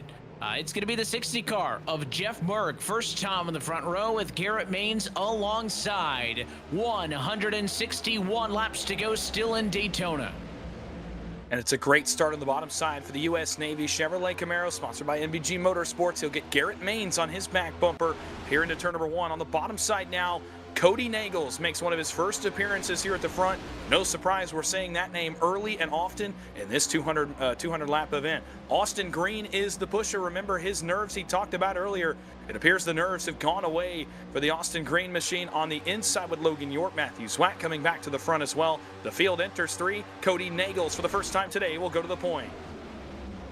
Nagels' first opportunity in front, and remember, we were worried if Green was going to have some damage after that car hit the fence, maybe a dozen laps to go. Doesn't seem to be affecting it. He is aggressive on the push draft. He's going to get that 6 car out in front. Now, does he stay with them? They both make a nice coordinated move to the outside, and it'll now be Nagels 1 and Green 2 via the outside lane. 2 cars on their own in the center. It's the 20 at Tinsley, pushed by that 19. That's Benjamin White. 2 guys that have been partners pretty much all week. It seems to be, at least whether they're communicating or not, those 2 seem to make coordinated moves in every race they have been on track together. They do so again here in the center lane, but no help for them. It's going to mean they're going to go backwards. They're already back around Sean Hill in the 10 machine. Garrett Maines taking a look to the bottom. Will he bring Daniel Falkingham with him? Nope, they're going to stay in line. Almost some contact as Maines got back in line. It stacked the outside lineup. Garza, Hill, Eckert, Harper had to jump out of the gas and into the brakes. On the bottom side, Logan York, Matthew Zwack, they have not been able to get much going. Now they're clear of the middle, though, and those 2 may be able to move. Now they've really got some help. Maines, Falkingham, Merck all dropped down, and Green is not going to be able to cover. Nagels will as the field works back off of 2. Slow car down on the apron, stays below the double yellow line. It is not going to affect the race leaders. They get through without incident. That slow car, Dalton Milam, back on the racetrack, but he is 14 laps down. Up front, 2x2 expands all the way to about P10. Then you'll find that 12 of Ethan Eckert, 3rd lane, trying to get to the outside. But that 2nd lane in front of him kind of occupying both the middle and the outside. There's not enough room for any of the 3rd lanes to get up into the mix. Now he'll try the middle. Sean Hill says, fine, I can't get to the outside. Let me try to get underneath. Goes to the middle lane, but he still can't find any support there either. The bottom side starts to now work as that middle lane has not been able to find much success, like you mentioned, with Hill about 8 rows deep in the field. The bottom is now able to advance. It's Logan York on the push of Matthew Zwack in the 18, Jackson Anderson, Adam Garza, Jack Clemens, and now Cody Nagels. An apt move, Jeff Merck will drop on his bumper, and all of a sudden, just as Green couldn't cover the move by Maines and Falkingham can't cover the move by Jeff Merck. Maines, does he think about lane managing? No, sir. He will stay up top along the safety barrier. He'll continue to rim ride. It's Merck, Nagels, York, Zwack, and they will all come forward to the front. The inside really finding success now towards the quarter of the race. Still feels a little bit early, but if you're noticing maybe a slight change to the color temperature of the sun into 1 and 2 as it starts to get lower and lower into the Florida afternoon sky. Again, a long way to go in this 500-mile race, but just keep an eye on that as we progress through the afternoon. It is almost 5 o'clock p.m. in sim time. It'll be not too long still. We're talking about twilight hours and maybe how that'll have an effect on this race also. More separation, I think, in this lead pack now than we have seen maybe at any other point in this race thus far, and that is still with a car in the middle of the third lane, the 19 and the 20 doing everything they can to finally break free, and they do. Clear the cars on the bottom. They drop into the middle. Who's going to go dance with the 77 to Sean Hill? The 02 of York wants to think about it. A little bit of a connection blip there for the 77, though. Might have spooked his dancing partner. Well, you mentioned the little bit of a lack of, the separation now. And I agree. These guys, I think, have kind of figured out, okay, we did our little games for the first 30 or 40 laps. We danced around each other for a while, but now it's time to settle in. We're getting towards these middle portions where these guys just want to click some laps off. 200 laps of the racing we saw in the first 35 was just never going to be, it was never going to be expected, right? These guys were not going to do that for 500 straight miles. Eventually, every single one of these guys, especially Garrett Maines and Daniel Falkingham after the race they've had so far, they want to relax a little bit. They want to make sure they're there at the end. Now they're starting to do that. The exceptions, of course, would be Ben White and Wyatt Tinsley and Adam Garza and even Matthew Zwack. Those are 4 cars, along with Sean Hill in the 77, that want to come forward and continue to dance and continue to make big moves. But they start to lack the help now, especially Hill. About 11 rows deep in the field, he's starting to lose some of those helpers as those guys want to click off some laps. Hill is going to be kind of limited in what he can do as lap 47 is about to go on the board. Almost quarter distance through. Have these drivers learned some lessons that are going to win them a PGR 500? So far, the major mistakes have been limited. We've yet to see a green flag cycle of pit stops, 2 trips down to the pit lane for most of the field. First time down was fuel only for almost everybody. Some went with tires, so burning into their 7 sets available, and everybody pitted on that previous yellow about 9 laps ago, so there are no concerns for lead lap cars about fuel. Daniel Falkingham had been a pretty good soldier working with the 7 to Garrett Maines, but almost out of nowhere, leaves him that time. Drops down to the inside. Now he'll get linked up with that 19, Benjamin A. White. It's going to be Falkingham and White on the inside, and on the top, Maines and Green working together. We talked about the ebbs and flows of the race for a while. Daniel Falkingham perfectly content to push on the back of Garrett Maines' Toyota. Now, though, he decides, I want to take a turn to lead this race. I want to get out front and feel what this is like for later in the race, perhaps. Maybe seeing what a late race situation would look like with him out front. Again, he was out front in his dual race last night, dual race number 2, when we got to the white flag and was not able to execute. He almost stole it back away from the top 2, but finished second in a photo finish. And big move to the bottom. Maines is going to get him right back. Garrett says, what you can do, I can do better. He'll jump to the bottom. Now with the help of Wyatt Tinsley, who's worked his way all the way back up. What a roller coaster so far for Wyatt Tinsley. He's been at the front. He started 3rd, then went towards the back, then went back to the front, back to the back, and now he's back at the front again. Tinsley's been everywhere so far, testing out what works for later in the race. And that's what it's going to take, is if you don't know what moves you're comfortable making, how the car is going to react in certain situations, and you're trying it for the first time late, not going to happen. Slow car ahead of the leaders. Good decision there. It's Briar LaPrade who has been able to reconnect to the session. He drops down to the apron to yield to the leaders. It'll be 14 laps down for him, and kind of jumping on the opportunity there, that number 19 car, Ben White.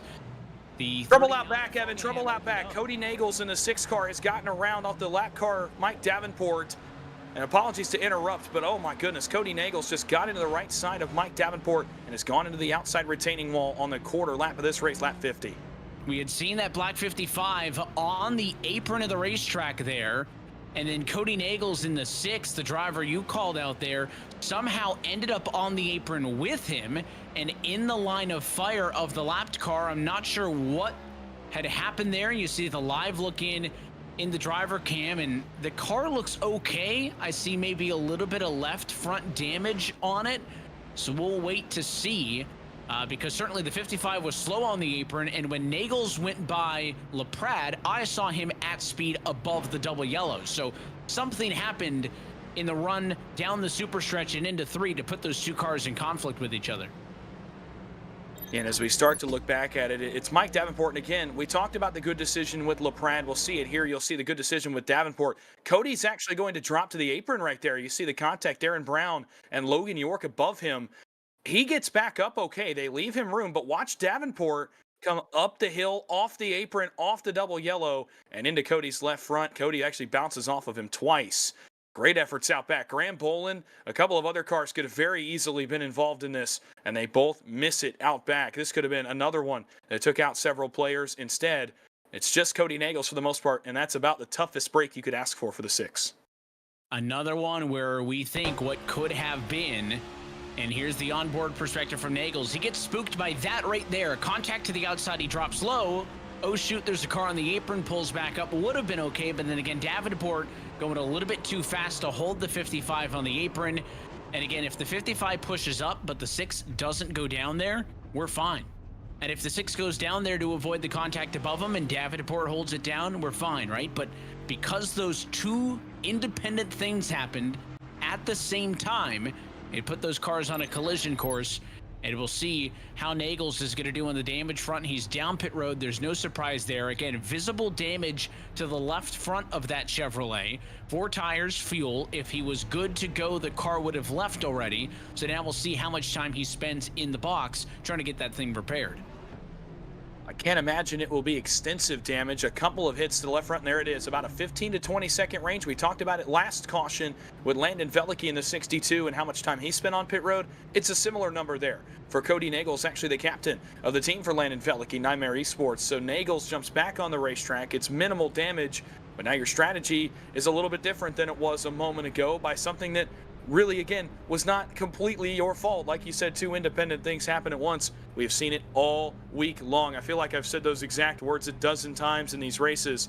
One thing happens, you jump out of the way, somebody else jumps out of the way of something happening below you, you meet in the middle, you meet for the same real estate, and that can unfortunately be the result for Nagels and for Davenport. It's a bad day gone worse for Mike Davenport in the 55, though. He was already a couple laps down. That was number 3. And as he comes back up onto the racetrack, collects Cody Nagels. What a tough break for the 55. Again, a bad day gone worse. Well, obviously, you see the leaderboard going across the top of your screen, but why not take this opportunity at quarter distance? Let's kind of run you through the field and go through them 10 at a time and give you an update on where things stand coming to the end of lap number 51. So Daniel Falkenham leading this race. Has been up in the mix for much of it, hasn't led the most laps. That honor goes to the man in second spot. That's Garrett Maines, who has led 21 laps. He'll restart on the outside of the front row in the number 2 position. Benjamin White is in the number 3 spot. He started in the teens. Wyatt Tinsley, we've talked plenty about on this one. Despite only leading 1 lap, he's been in the mix for much of it in 4th. Austin Green, an impressive charge, 24th to 5th to get up and into the top spots. He'll be on row 3 next to the car who started outside of front row at Matthew Zawak. Your pole sitter, Ethan Eckert, currently rides in the number 7 spot. Sean Hill started 30th. He's still up in the number 8 spot. Justin Champagne may be a little quiet thus far. That's been a good thing maybe for some. He's 9th. And then Jeff Merck's been up on the front row at times. He's currently in P10. Yeah, back on row number 6, Jack Clemens, again, another guy that we haven't said his name a ton of the Dollar Tree Camry. He'll roll from 11th here with Jackson Anderson in the 12th spot. Joey Preeb is back in 13th with Adolfo Delgado Sr. on the outside of that row in 14th position. Back behind them, it's Nick Seipel in the 75. We talked about his strategy call earlier. He's now back up into the 15th position with Nathan Harper, who started this race from position number 6. He'll be on the outside of that row back in 16th. 17th will be Devin Smrekar in the 26th machine with Adam Garza, the Prime Chevrolet, to his outside in the 18th position. And then on row number 10, it's going to be Landon Veliky, somebody involved in that incident a few moments ago. He's gotten the damage repaired and starts his charge to the front. And Adam Young in that blue, white, and orange Chevrolet, we saw him involved in incident number 1. He is back inside the top 20. Those are some big names through the top 20. Some other important stories to follow back a little bit further on. You mentioned Veliky, also Logan York, Zach Novak, some of the drivers who started inside of the top 10. They find themselves 28th and 30th position, respectively. There are still an impressive 38 drivers scored on the lead lap in this race. Mike Davenport down 2 laps in 39th, LaPrade down 7 in 40th, and Dalton Millam down 11 laps in 41st. But all 41 cars still on the racetrack as we get back underway. and it's Falkingham that goes to the point. He'll go to the nose of Garrett Maines, and as the field enters turn number 1, that bottom lane, so many times this week we've seen it, they go without help, but now they'll get some. And again, it's the dynamic duo. It's Tinsley and Ben White to the bottom against Maines and Falkingham, 2 of the duos we've seen already through this race. And Austin Green, Matthew Zwack, where do they go here in the shuffle? Sean Hill out back. The 77 is going to make a move. He'll bring Ethan Eckert and a couple of other cars with him. 2 cars push in middle of the road. Do they go 3 wide? Does that 77 to Sean Hill want to go to the outside of the racetrack? And as they get up to speed with some 3 wide in the center of the pack, we heard you watching in the live chat. Let's go down to track level and crank things up here at Daytona.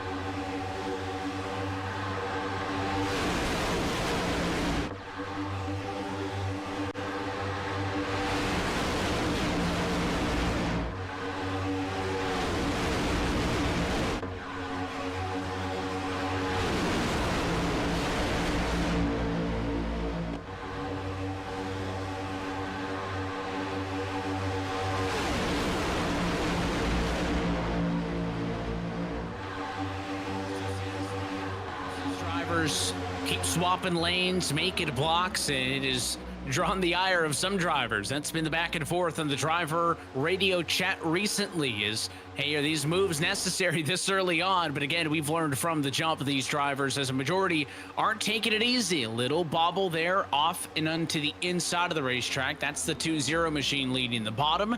That's Wyatt Tinsley.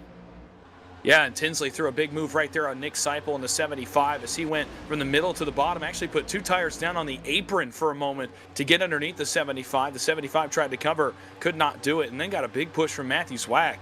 You can kind of tell the tone of certain drivers here in terms of what they want to do. You know, for example, you talked about Falkingham being a little content earlier to just ride. It feels like there are other guys that are in that spot. Ethan Eckert, to a degree, feels like he's in that position. Same with Jeff Merck in the 60, whereas Ben White, Wyatt Tinsley, Sean Hill further back in the 77, Matthew Zwack, Adam Garza, Logan York, they all want to come forward and continue to throw these haymaker moves at each other. Even though it's only 58 laps into the race, these are guys that want to be in position all afternoon. Big move on the bottom, and for the first time today, it's Jackson Anderson that will take a turn out front on the push from Wyatt Tinsley as that JDR Graphics Camry looks to get back to the point. It will not be enough this time, though. Keep the lead with Daniel Falkingham at the line.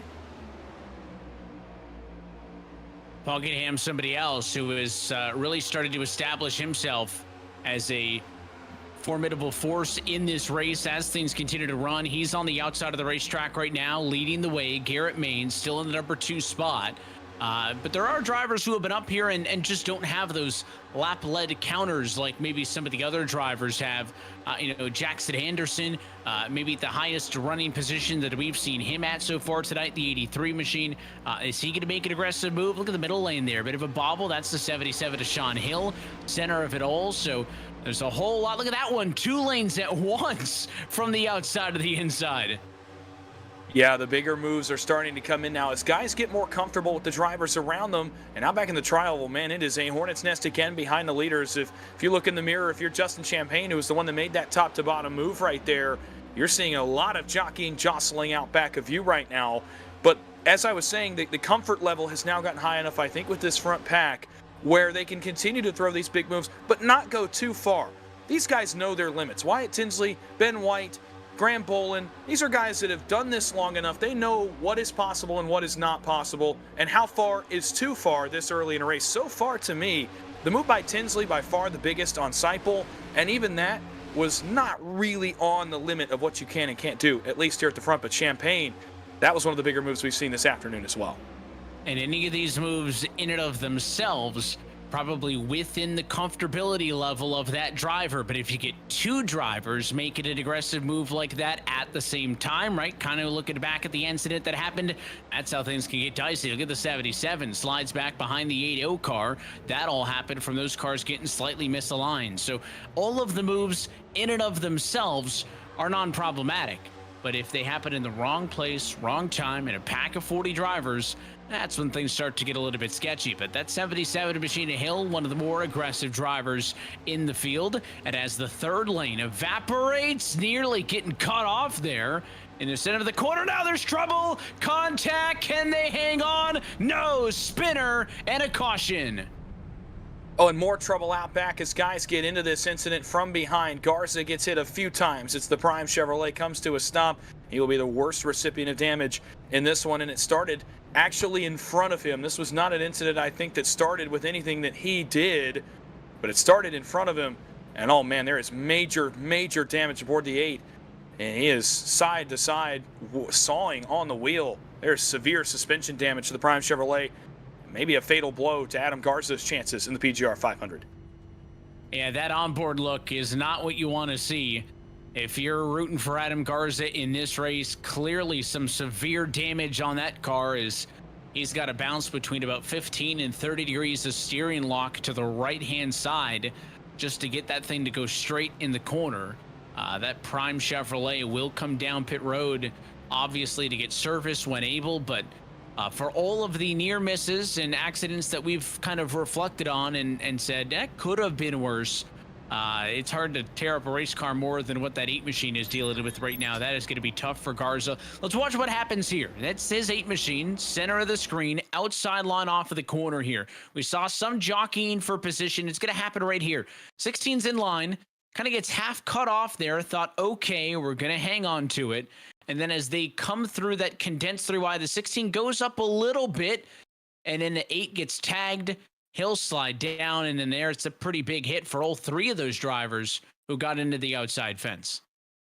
Yeah, it's a tough break again for Adam Garza, but it's something that started in front of him with Delgado and with Merck, and then out back.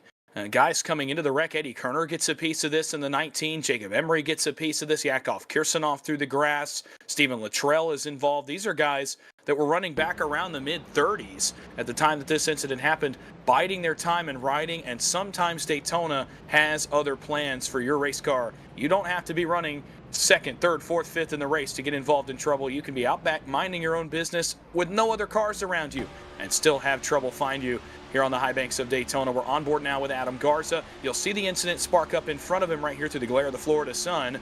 Watch as Delgado comes right across the nose of Jeff Merck. And as he comes back down, Garza becomes a pinball, gets off of Logan York, and it is on from there. And this right here, looking back at the field, is the worst position to be in as a driver at the World Center of Racing. And you can see everybody else using the Trialville grass as an escape route. Big hit for Garza there. I think that likely the one that would have done the most damage to the suspension of that machine. And it unfortunately comes to a rest in the grass, somewhere where he was hoping that at the end of lap number 200, maybe he'd be down there in the grass doing some donuts. But a little bit early for that tonight. And again, Garza going to be down pit road, likely for some extended damage repairs. He's not the only one down there getting serviced. Again, a lot of drivers have either been ailing damage from earlier in the race or involved in that most recent yellow flag. Adolfo Delgado's also down pit road, Jeff Merck, Jacob Emery, just some of the names of cars who are down pit road getting serviced at the moment. Up front, Daniel Falkenham is enjoying things behind the iRacing pace car as this caution flag takes another chunk of green flag laps off of the board.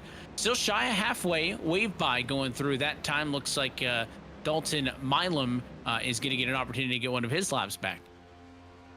That's a nice break for him, but he's got a long way to go, does the 34 machine, as he is still multiple laps down towards the back of the field. Same is the case for Briar LaPrade in the 88, who we saw go an extra lap down under green. Now he is back to 4 laps down, and Evan with 135 laps to go. 4 laps down to me. Now, of course, this will depend on the flow of the race. If a lot of cars, like for example, as of now, Delgado, Luttrell, Davenport are laps down ahead of him. But if he were to continue this comeback, if he were to continue to keep the car clean, 135 laps to go. We've seen it time and time again, both on the iRacing side and the NASCAR side. That comeback is very much possible. It is a long way to go. Even if you can't get that car fixed to 100% now, you have a couple of options at your disposal, right? You could stay down there and decide to get that thing fixed as best as you can now, even if that means you may lose a lap or two and then hope to play the lucky dog game. Or if you think maybe the car's fast enough to just loiter at the back of the pack with the assist of the draft, can that help you stay with the group, and then as other yellows happen throughout the night, come down, get a little bit more damage fixed, and try to maintain the lead lap status? Those are all different things that these drivers are going to be discussing with those crews and spotters that we kind of discussed a little bit earlier on. Those are the options that they have at their disposal that they're going to try and use to stay in this race. We have still yet to have an official retiree from this race. Luttrell, the only driver that I'm not seeing on track, and I think he may now finally be that first marker who is officially disconnected and retired from the race. A couple of the drivers who have been stuck laps down have been stuck down there for non-damage related reasons. But I think with Luttrell dropping out, we do have our first DNF of this 500-mile race. We'll do it again, this time put lap number 64 of 200 behind us. It's Falkenham and Eckert on the front row. Green flag back in the air. Boy, Daniel Falkenham, he has sure got an art to this restart in this race. That's a few in a row now where he's been out front, where he has gotten a huge jump, and he's got a great push out back as well. Garrett Maines to the back bumper. Sean Hill to the back bumper. Top side, though, it's 4 cars locked together. It's the pole sitter, Ethan Eckert, that may take his first turn out front since leading the field to the green flag an hour ago. Wyatt Tinsley, Austin Green, Matthew Zwack, I want to join the party. Nathan Harper as well. Big time separation out back of the leaders as Eckert goes to the lead up the banking. To the lead on the outside. He's got the push help. That's the 20 machine of Tinsley in line behind. Then the 87 of Austin Green. Green in the mix, trying to get an opportunity to lead a lap in this one. And the A&A Auto Tech's Ford Mustang up top. But the 2-car push on the bottom reigns supreme. What a shove that Falkenham is getting, courtesy of the 1-car of Maines. They are outnumbered, but not outwilled that time through the tri-oval. And now look at the 20 car of Tinsley, leaving the 12, trying to go to the middle. He's got no help though, and now he'll be the one that's without a dancing partner. Oh man, what a tough break for Wyatt Tinsley. It was a great move to go to the middle of the racetrack, but he got no help, and now we'll drop all the way to the tail end of what has become the lead pack, if you will. About a 7/10 separation between Tinsley, now the final car in the lead pack, and Aaron Brown, who leads what has become a second group. They will now regain the front pack and have a big run when they get there. Up front, Maines and Falkenham, they used that misfortune of Tinsley to their advantage to go back to the lead, but now they face another challenge. This time on the bottom, it's Sean Hill, the Blender Chevrolet Camaro. It's Matthew Zwack, who was outside of the front row, coming back to the front. And for the first time, a couple cars getting in the mix for the lead. Nash Brambilla, the Caesars Ford Mustang, and Jack Clemens, the Dollar Tree Camry. Couple of names that we haven't talked about a ton tonight, but they are now up and in the mix. against the names that we have been talking about. Look at the middle lane. Landon Veliky pushing the number 48 Michigan, Graham Bolin. They want to get in on the action. Can they make it happen if it's just the two of them? Outside line, significant advantage. Garrett Maines, though, drops high to low. Now he'll lead the inside. In the Winged Water Technologies Toyota Camry, you go on board with that number 1 car. Top side comes down to Pinch. Advantage to Sean Hill for the moment. And boy, that was a quick move into one. Garrett Maines did not have a lot of time to react to Hill going to the bottom, and we saw this earlier, and Hill will engage in it again. The Blender Chevrolet goes top to bottom to top to bottom. He will play Ring Around the Rosie, play Pied Piper of Daytona for a moment, and a very big throwback there. You don't see that a lot in this next-gen race car. Falkingham grabs the side draft off the left rear quarter. He will now go back to the push of Garrett Maines. We are jockeying for the lead, going back and forth between the 77, the 39, the 1, and the 12. Ben White has looked through the middle, and he's got his favorite dancing partner behind him in Wyatt Tinsley, but it's all Hill and Falkingham up front. The field in 2011 fashion, tandem drafting here in the first 4 cars. And that view in the bottom right corner for Garrett Maines is probably the best view in sim racing. On board, looking off of the back of it, but that POV style camera, you can see everything that goes in to his setup. The triple monitors, that's going to be valuable at a place here in Daytona when cars can have runs and you want to know who's next to you and how much of a gap you've got.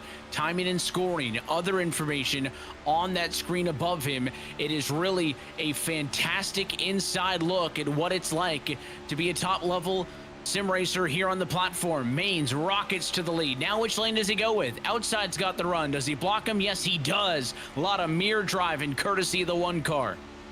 Man, I love that camera perspective he has too, where you can see, with the head cam, where his eyes are moving as well, where his eyes go forward to his right, to look to his right, to the outside, to look to his left, and then to look up in the mirror. I love seeing that head movement. I think it gives the viewers a great perspective of how much in the race car you're doing at one time. Garrett Maines right there, he's got to drive out the front, first of all, and focus on his own race car.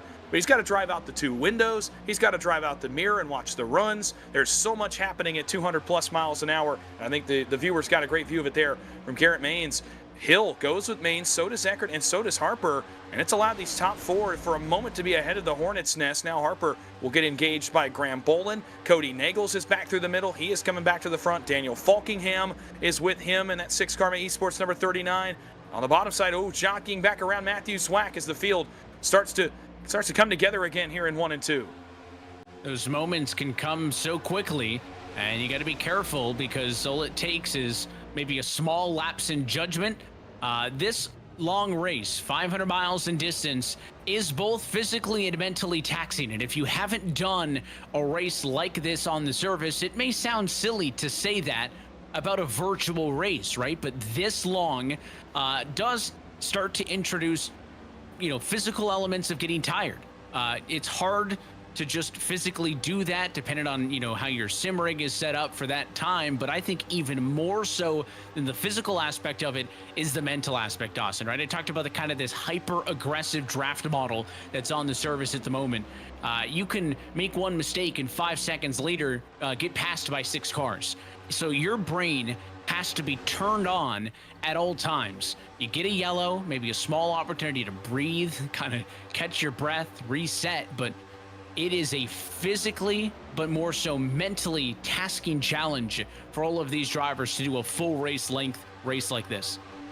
Well, absolutely. It would be mentally taxing if we were riding around the topside logging laps, thinking about strategy, thinking about what you want to do at the end of a race, let alone as Falkingham, Veliky, Zach Novak going to go 1 and 2. Novak going to, unfortunately, have to drop back to the yellow.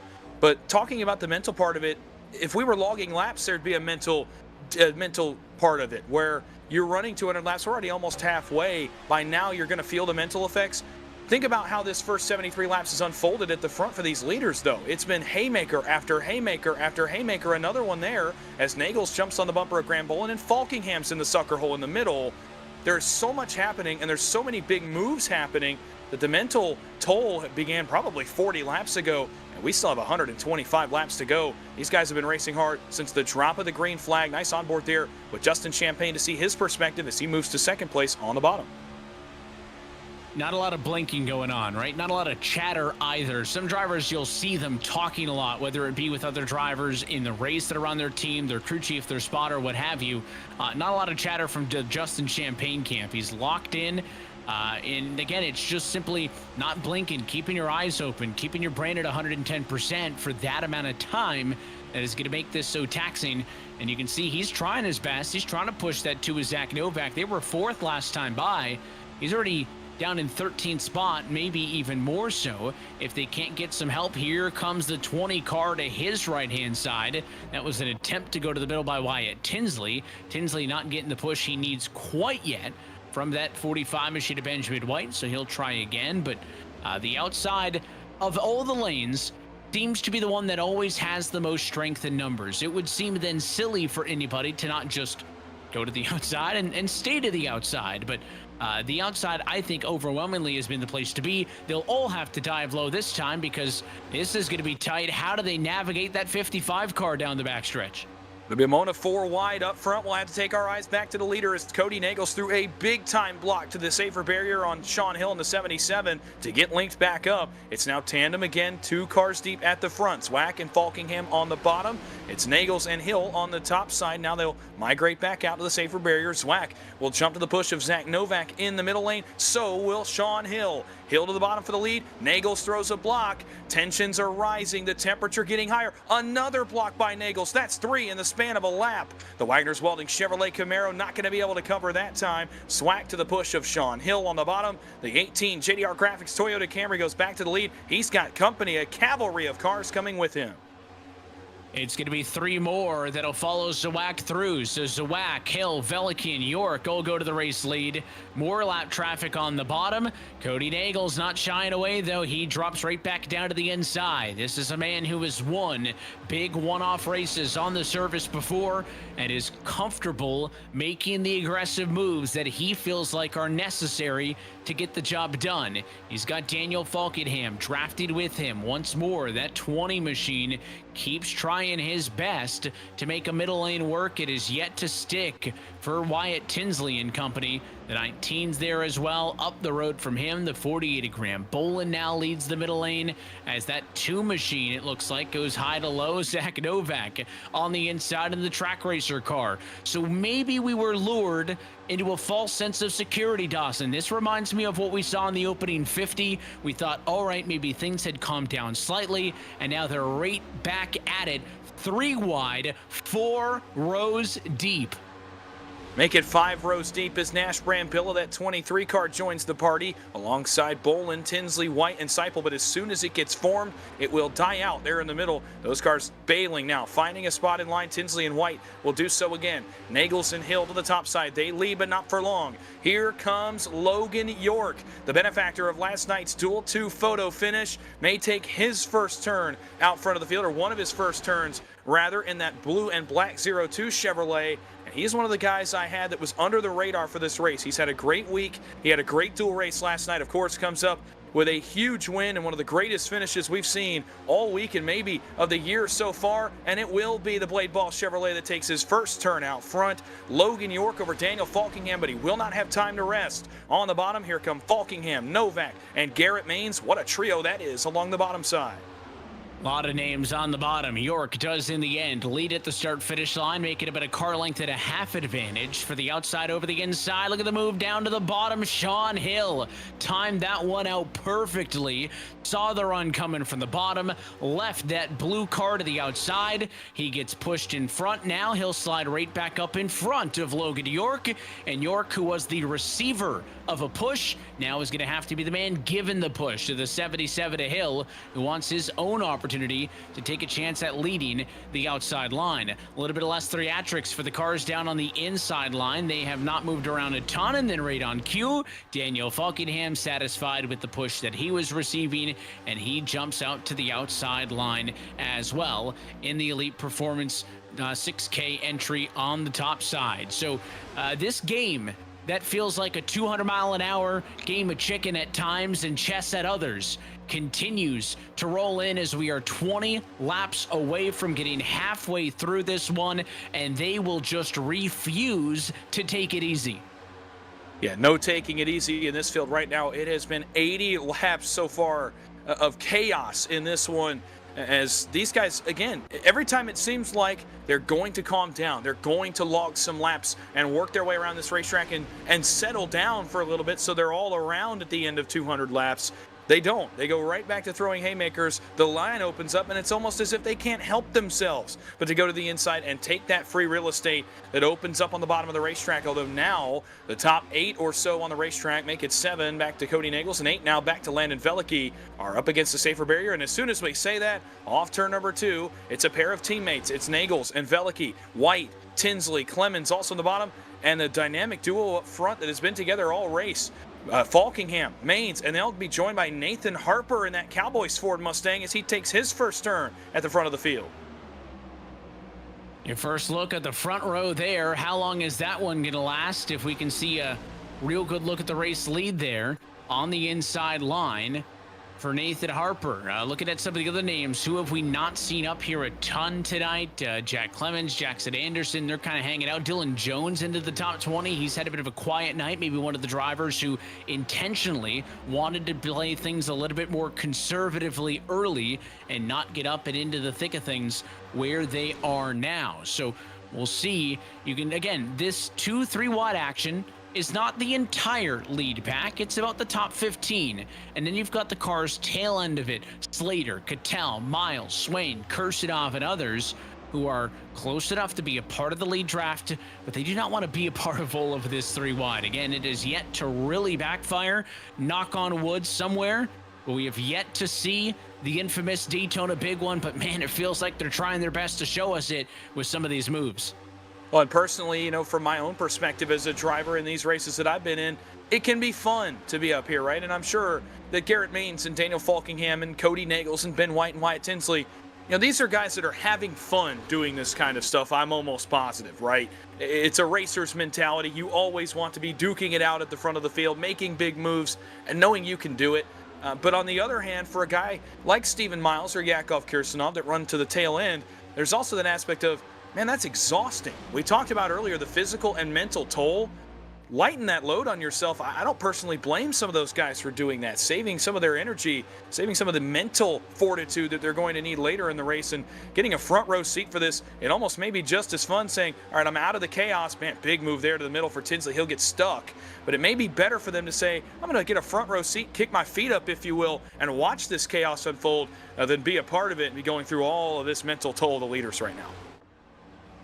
Outside has the advantage. It's been like that many times tonight where they get about 3-4 car lengths out in front. Right now it's more. The problem is it just doesn't last. And there it is again with the mini drivers drop it out of line and go into the inside. They just kind of have this itch, and maybe it's just in their blood as a race car driver where they can't just sit still. Just can't leave good enough, and want to go at it for the lead. And the car that was once 4th in line on the outside, the number 6, Cody Nagels, now goes all the way to about 2/100ths of a second shy of leading at the start-finish line, but now pulls up in front at the Cowboys number 4 of Nathan Harper. So Harper officially on the board as a driver who has led laps in this 500-mile race.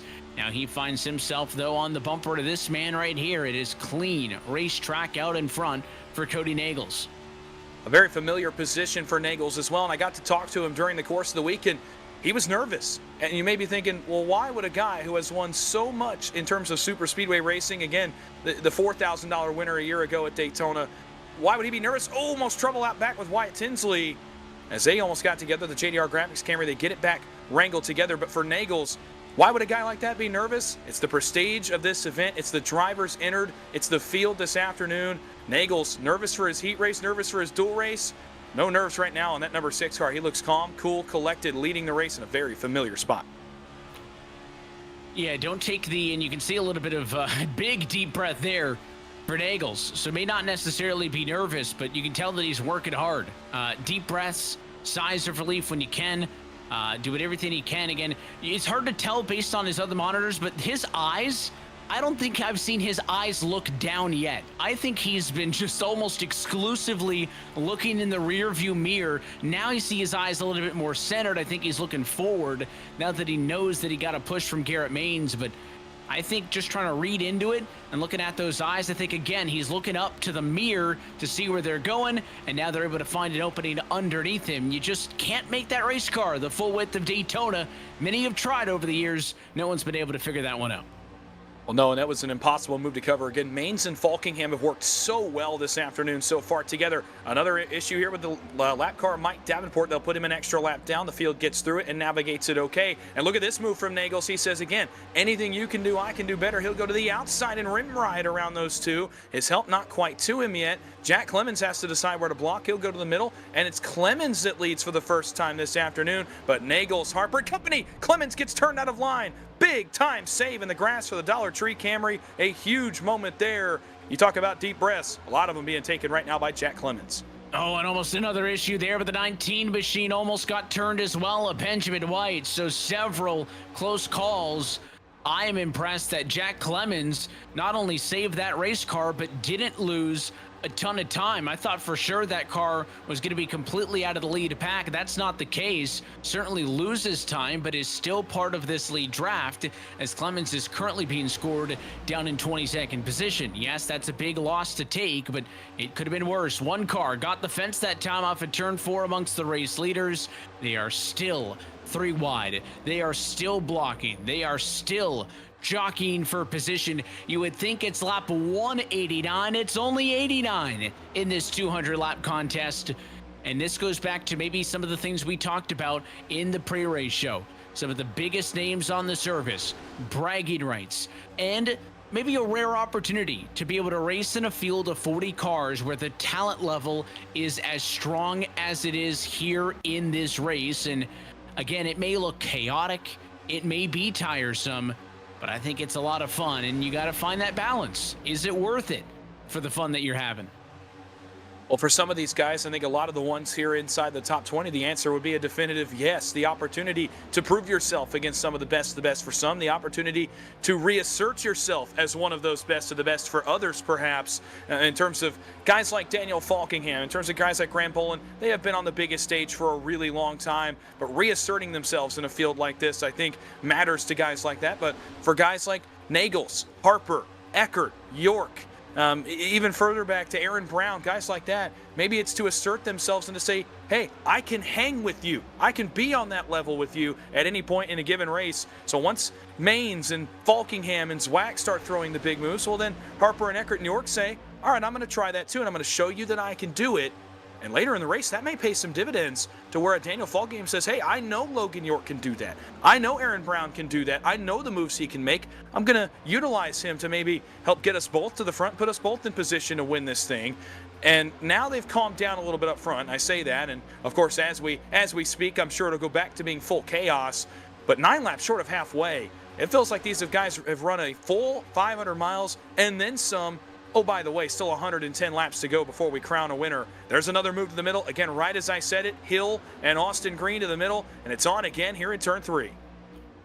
And just shy of the halfway point, there is tons of racing still to go. So just shy of halfway, we'll take a quick opportunity to step aside. We'll keep things side by side so you don't miss any of the action, at least for this moment in time. Your race leader at Daytona is Garrett Maines.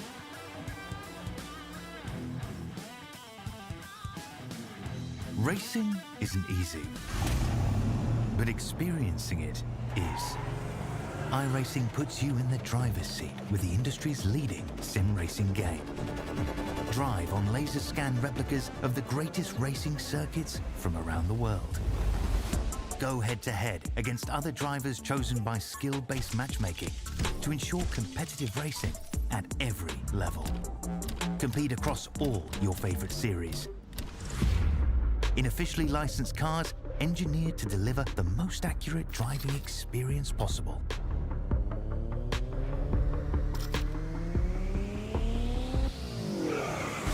Join a race or host your own with players from across the globe.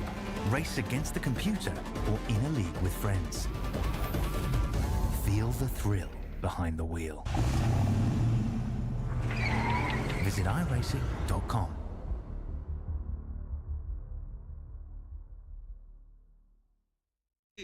Have created our own Drink Company. The fastest growing sports drink in history. We will run! We will run! Ladies and gentlemen, we got The monkey has prime! this season, we are hydrated. The official sports drink of the UFC. It's Prime! Oh, that's good.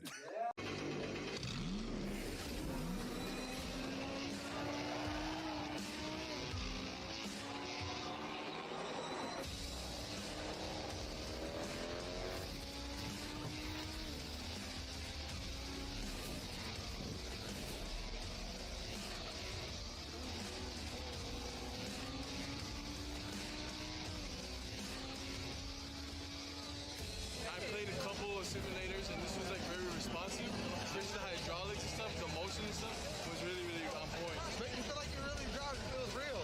It adds so much to the experience. It's just really, really cool. It was pretty awesome.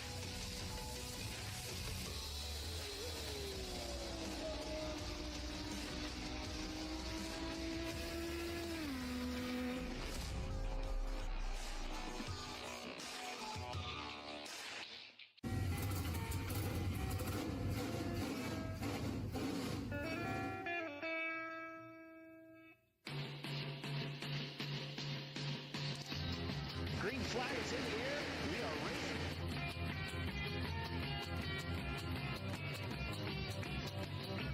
3x3.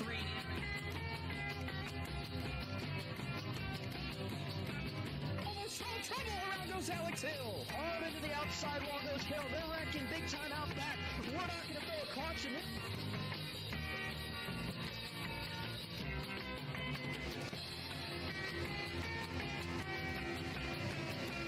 To the finish. Who gets it at the line? Cody Nagels wins it in Talladega.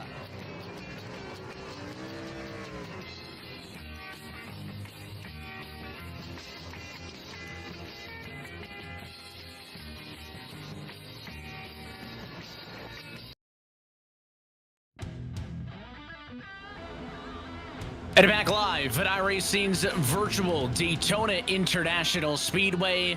This time by now 4 laps away from being halfway through this PGR 500. Happy that you're with us. Myself, Evan Pasoko, Dawson Wise in the broadcast booth. Our producer downstairs is Christian Hill, and it has been non-stop action. If you've been with us through the first hour and a half of this race, you'd think every lap was the last lap, the way some of these drivers have been racing. And as the sun begins to set, almost at 100 down and 100 to go, but this right here, this picture, 3 wide through the entirety of the lead pack, is a pretty good synopsis, Dawson, of what we've been watching so far. Absolutely, and I feel like the action only going to get more extreme as the lights come on. How many times the pass? Big move middle by Wyatt Tinsley, but no help. He'll start to fade. He'll get Falkingham's help. We can't even take a break to talk about the sun setting at Daytona before a big move is made. But how many times when the lights come on at the World Center of Racing have we seen the action pick up even more? 2012 comes to mind at the Daytona 500. 2016, 2014, 2020. How many times have we had classic Daytona 500s under the lights here at the World Center of Racing? We're approaching that territory in this one as well, and also approaching the halfway point. From there, it's downhill. The planning stage begins. How am I going to put myself in position? Am I going to need to put myself in position for the final 20 laps? Or can you simply throw a big move like Wyatt Tinsley or Daniel Falkingham and make your way right back to the lead? Countless times today already, Tinsley, Falkingham, York, Nagels, Hill, they have all come from 15th, 16th, 17th to the lead in just a few short laps. The planning stage, though, begins here very shortly at the halfway mark. And when does that decision have to be made? Do you make that call at the final pit stop? Can it happen later? Does it have to happen earlier?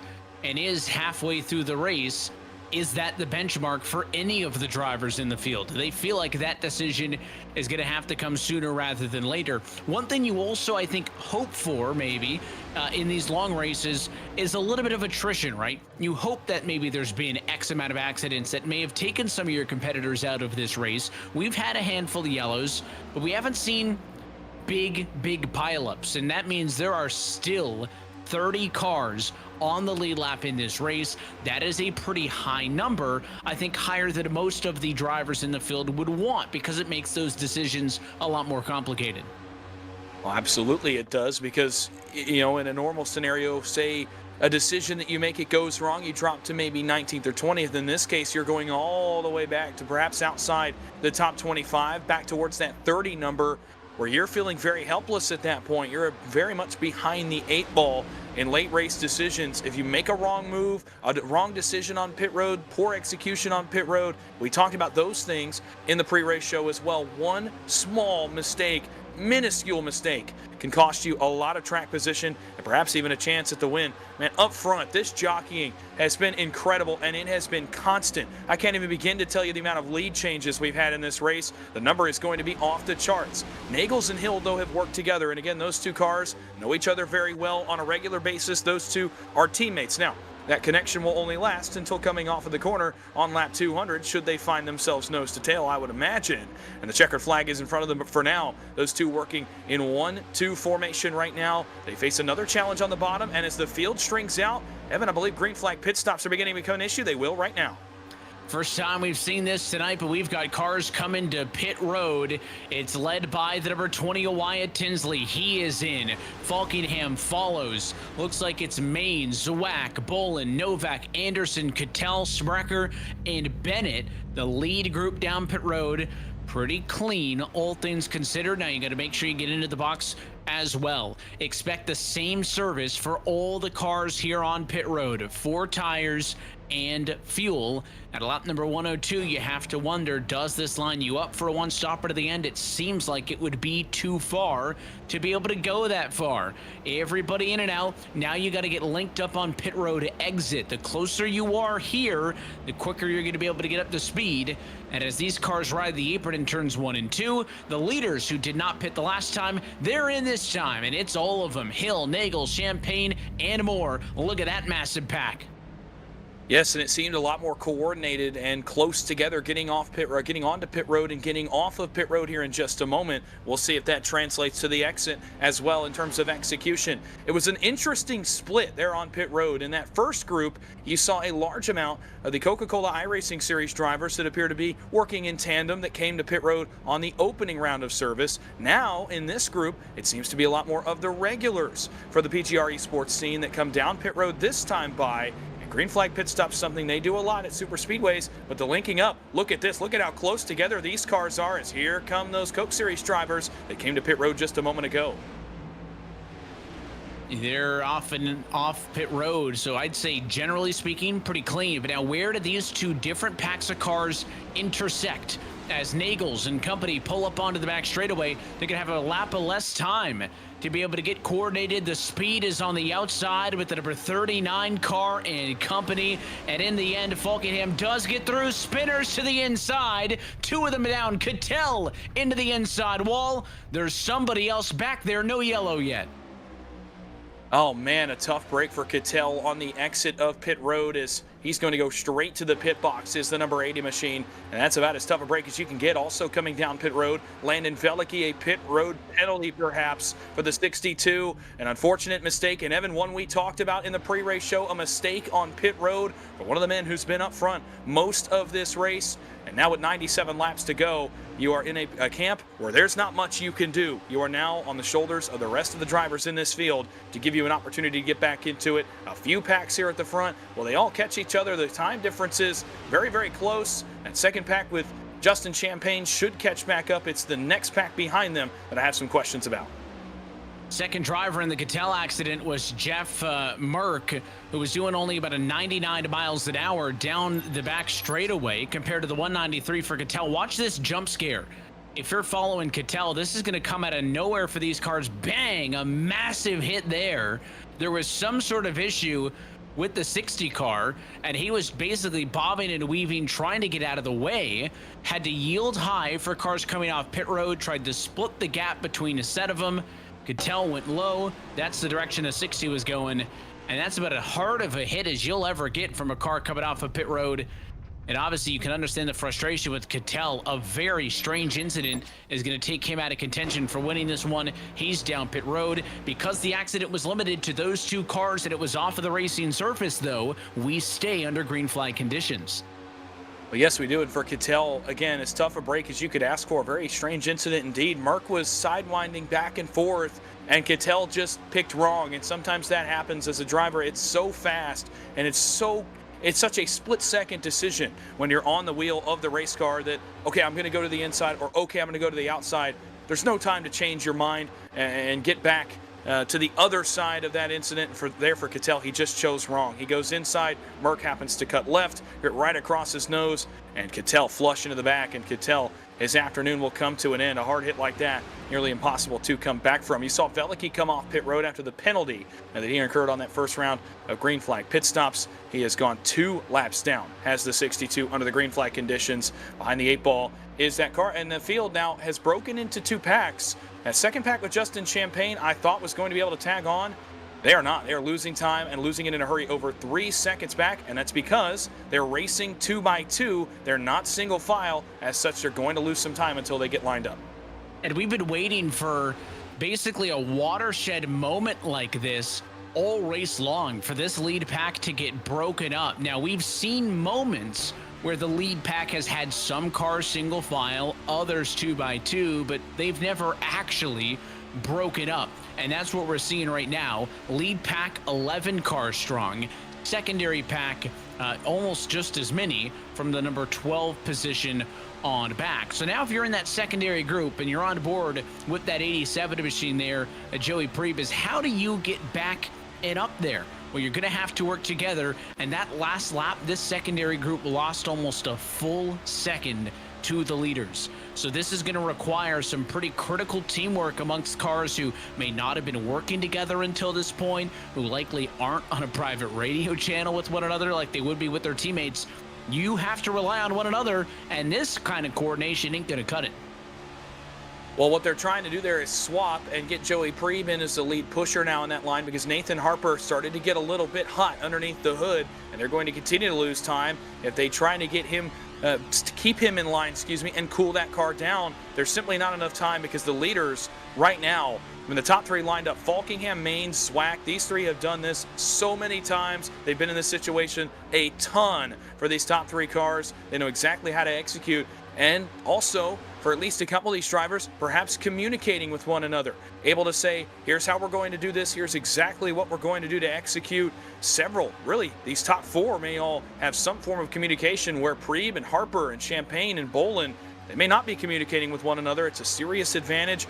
The front group, I noticed, has not done that swap deal yet, where you see the second car jump out of line, jump back to the middle, and get caught, is what we use the term, by one of the middle cars in line. That second group has done it a couple times, and they've continued to lose time, almost 4 seconds back. And as you watch that time go further and further and further, as you watch these cars drive away in that second pack, it is nothing short of helpless with just 90 laps to go.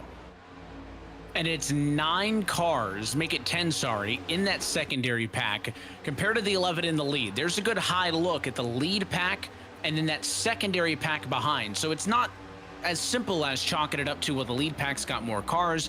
Of course, they're going to be faster than us. So maybe that attempt of pushing as the second car until you get hot and swapping out of line is just not the strategy to go with, at least based on the intervals that we've seen. Daniel Falkenham leads the lead pack. Let's see what his lap time is this time by at lap 110. He comes in with a 45.070. What's the lap time for the lead car in the secondary pack? That's a 44.862. So for the first time, the tides swing the other direction. The secondary pack made up some time after they've stopped trying the swap. And that's exactly what I was going to point out, is that they tried the swap once and it backfired big time, because this lead group is not doing it. Now that that second group has figured out we can cool off and send that front car into the corner. You've seen Garrett Maines and Daniel Falkingham do it up front, and I'm hoping they do it again here so I can show you what I mean. But it's when Falkingham goes off in the corner, you'll see Garrett Maines push him away from the pack, and then back way off of his bumper, and Falkingham may adjust his line as well just a little bit. That allows Garrett Maines to cool down the engine temperatures and for them to stay in line. And what that does is the energy moves forward still. You don't have a car getting out of line, which essentially, and you used this term earlier and I liked it a lot, you throw out the parachute if a car does that second in line. For all the cars behind you, they're going to have to slow up. And he did it right there. Maines shot Falkingham forward into the corner. He'll do it again here in 3. And as they go down to the corner, watch this. Maines on the back of Falkingham. He'll send him off in the corner. And look at how much he backs off. But since he doesn't get out of line, they continue their momentum forward as Maines jumps a half a lane to cool off his temps. Really efficient work here from the front pack. Yeah, really experienced stuff from that one car where you can see him duck it out of line to get a little bit of clean air and cool air to the nose of the one, and it allows him to push all the way from the exit at turn number 4 to 1, then right there, very clearly, backs off before the corner, right? That's not him losing touch with a 39. You're going to see him go up half a lane. He's going to get the clean air. He's still getting the draft off of the 39. As they come off at turn number 2, boom, right back there to the bumper, rinse, wash, repeat. Extremely experienced stuff. And a lot of that is reliant on the one of Garrett Maines, right? Daniel Falkingham still got a job to do here. His job's to hold that truck steady and just stay in line and be predictable. And a lot of the legwork here is from Maines. Wax just kind of riding in line. Tinsley, they're all being part of the draft. The technical stuff is coming from Maines. If we can jump back to the secondary pack, I want to compare what that lead pack is doing to what this secondary group is doing, right? So in this group here, Champagne's your leader. We thought maybe they were going to start to pick up the pace. They've lost the last 2 laps. Let's see what happens. You're on board with Nathan Harper. See how he loses touch? But he loses touch when they get into the corner, Dawson. He's getting off the bumper simply because they got into the banking. He's trying to push him all the way around the racetrack. And if you don't compare them back to back like this, you might not be able to tell. And now, interestingly enough, pulling out of line is Champagne. So the moves going on here, not nearly as effective as they are with the lead pack. Now that 48 of Graham Bolin is the second car in line, keep an eye on that price chopper machine. I think we might see a lot of the same stuff Maines was doing. I was just going to mention that. You almost wonder if it's, the experience of Bolin and the comfort level of Bolin to do the same thing that Garrett Maines is doing, where Nathan Harper may not have the comfort level, he may not have the reps that Bolin has. Let's see if they do it here into 1. It looks like they're going to try to get their energy worked back up first, but when they start to cool, you're going to see a similar thing. Right there, he loses touch a little bit, but let's see, going into 3, if they start to engage in the same thing that Garrett Maines is doing up front. And as they climb the banking, we'll be able to get a good look at this. The Price Chopper Chevrolet, let's see if he sends Harper into the corner. He does to a degree. Now he'll let him go, so they're starting to get it here. Graham Bolin, there must have been some communication. Okay, here's what we have to do to catch up, and here's how we're going to do it. I'm more comfortable doing it. Let's get me second in line, and we're going to try to pick this time back up. And again, there's a couple different ways, if you don't spend a ton of time with the iRacing service, that drivers can communicate with one another. They can communicate on third-party apps, Discord, TeamSpeak, you name it. That's going to be pretty much exclusive to whoever your teammates or your friends are. And then there's the old driver radio chatter. That's not really a channel that you're going to use to try to surprise somebody with a pit strategy call because they can all listen to it. But in times like this, where the field is split up and you are losing time lap by lap, I don't think there's any reason to be candid on the radio. I think a lot of these drivers in this secondary pack have been openly talking about what they need to do to be better to catch that lead group. It has now ballooned to over a 6-second difference between the lead string of cars and the second string of cars.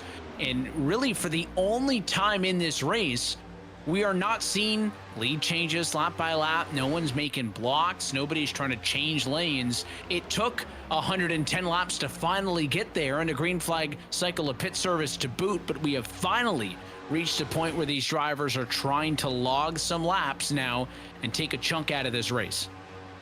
Well, you wonder a couple of things. Number one, the green flag pit stop cycle helped that it split the field up. There's not as much energy now in either of these two packs. The runs aren't as big. There aren't as many cars that you can take with you to make a big haymaker move like we've seen throughout the course of the early portions of this race.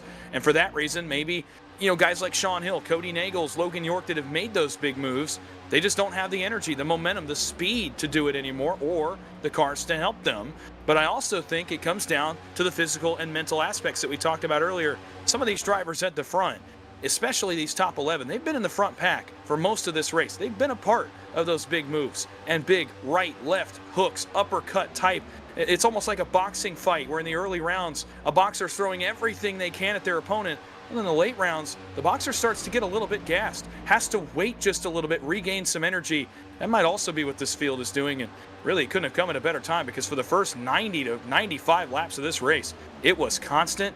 Now these drivers are starting to recharge. They're starting to look forward so they have the energy to make the right moves to win this thing when it comes down to business time.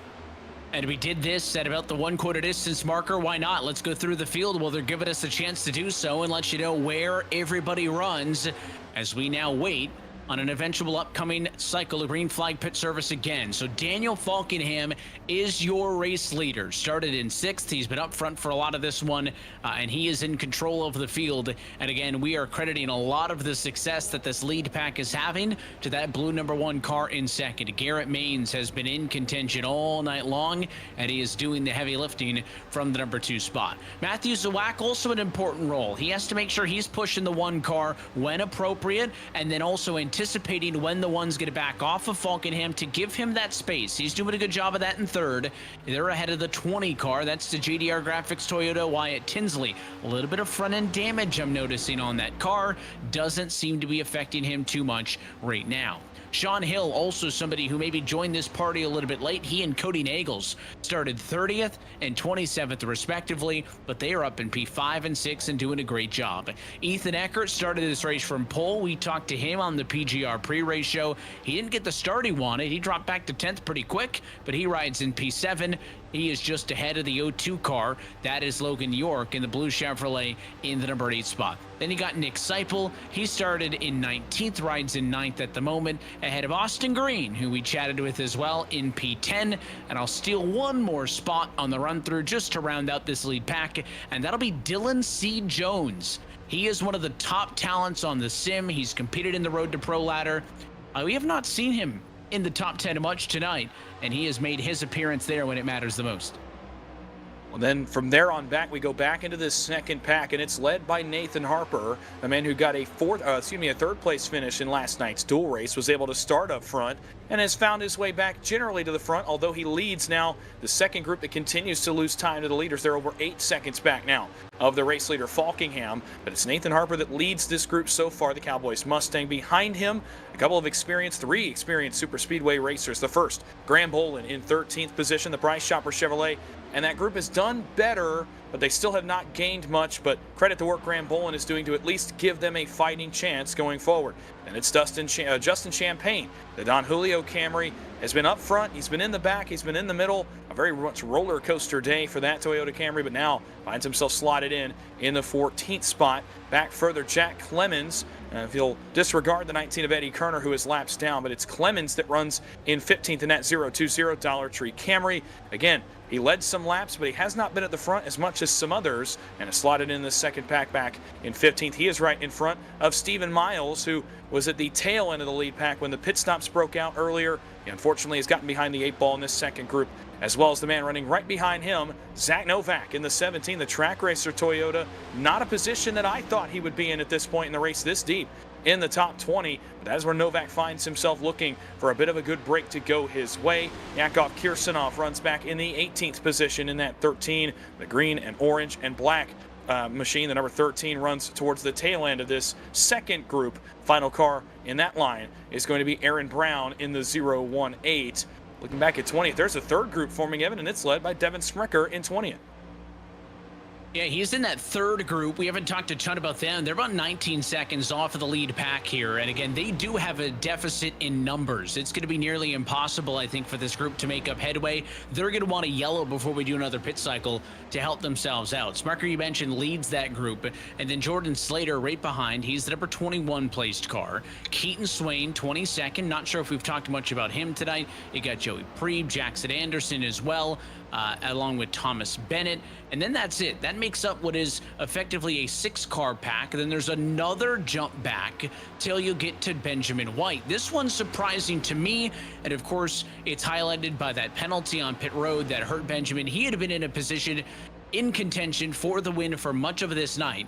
And that penalty has him back here 24 seconds off of the race leaders. There are some lapped cars mixed in here. You got Dalton Millam, you've got Brian LaPrade, and then The 05 at Cade McClenney is the next car in line in 27th. He would be the final car on the lead lap. Now, lap down and the battle for the lucky dog, something to keep an eye on as well. In 28th position, Nash Bambrilla has it for the moment. Bambrilla sitting in the number 28 spot. Eddie Kerner also one lap down in 29th, and then Jacob Emery in 30th. That is a three-way battle for the lucky dog spot, and the benefit for Brambilla in that fight right now, Dawson, he's in a completely different pack of race cars than Kerner or Emery, so he has a big upper hand in that at the moment.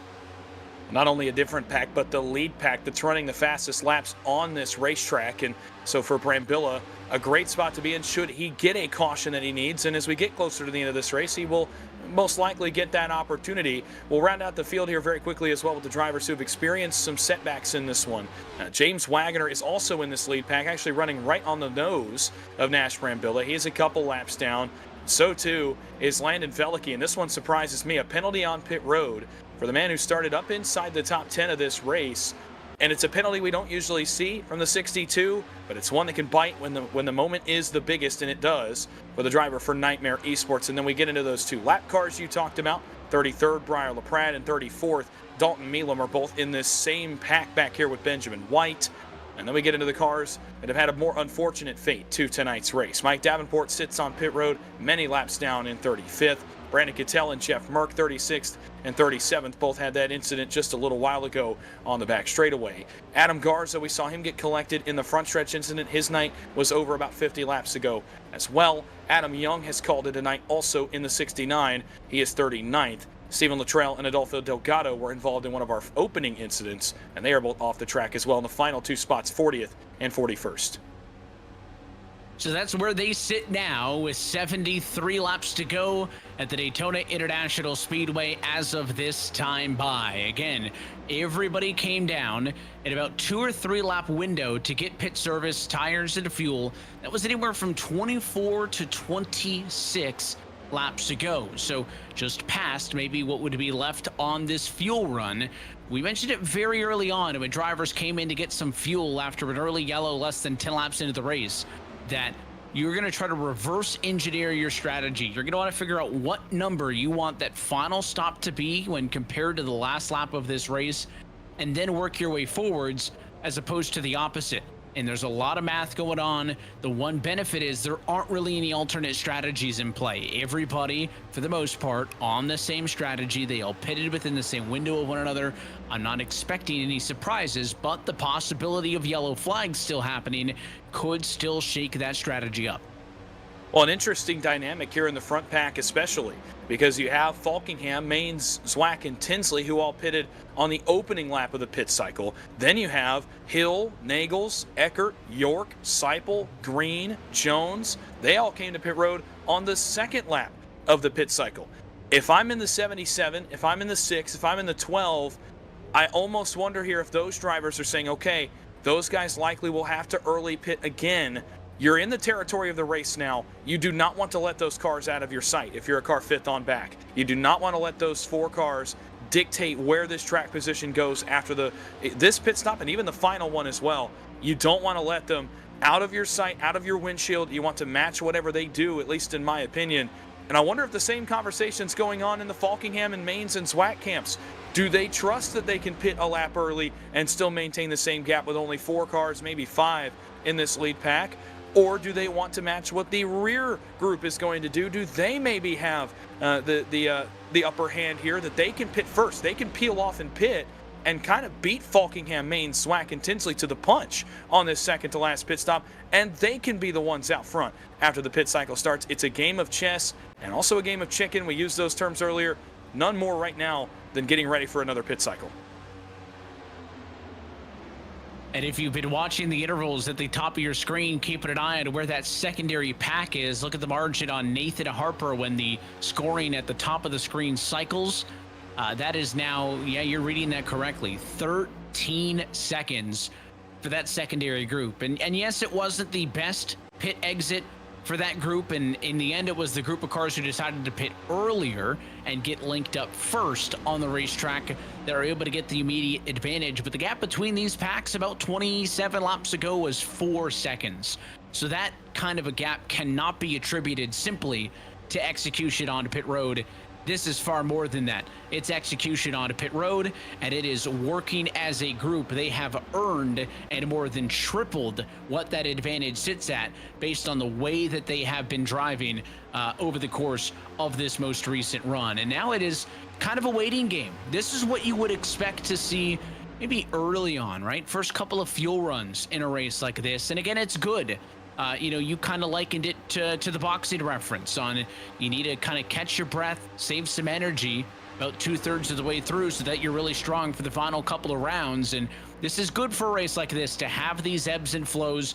I think also if you're in this lead group of 9, I think you're going to approach this next pit cycle a little bit differently, right? Obviously, one large pack, you wanted to be able to separate yourself from others. This time, with that massive gap, I mean, you can take it easier, right? You don't have to be quite as aggressive into the box, out of the box. The only thing I wonder is, these cars more or less almost all pitted together the first time by. I'm curious if the group that did, Falkingham, Maine, Zawak, and Tinsley, they all pitted together. Are they going to try to come down just those 4, right? Are they going to try to get away from the rest of the group? Because Hill, Niegels, Eckert, York, Seipel, Green, Jones, they all pitted together. So do we see this lead pack pit as a one collective, or do they splinter off into smaller groups?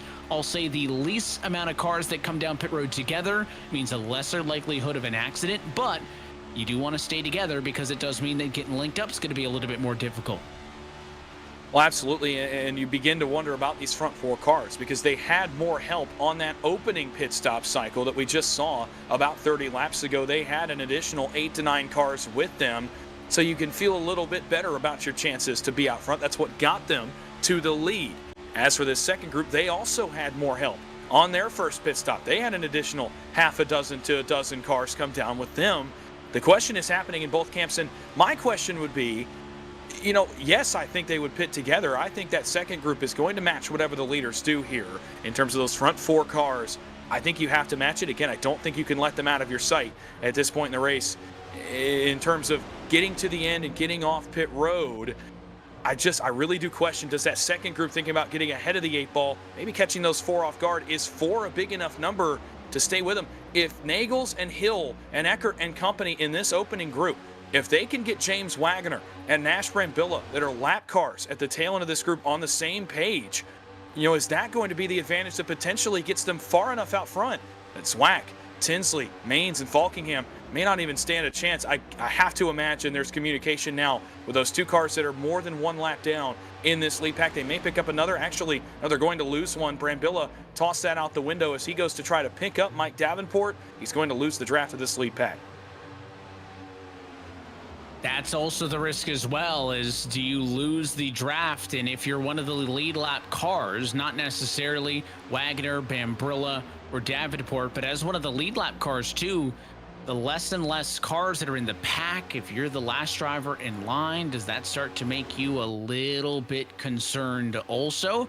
So that's something else to keep in mind over the course of this, is there is a less of a safety net, if you will, for drivers to fall back upon should they need it to feel comfortable. And again, I know we did it once earlier and we've seen the YouTube chat again. We appreciate all of you joining in with us, and I think they want to hear a little bit more of what these cars sound like at about 200 plus miles an hour. So we'll give it to you. Let's go back down to track level and crank things up here at Daytona.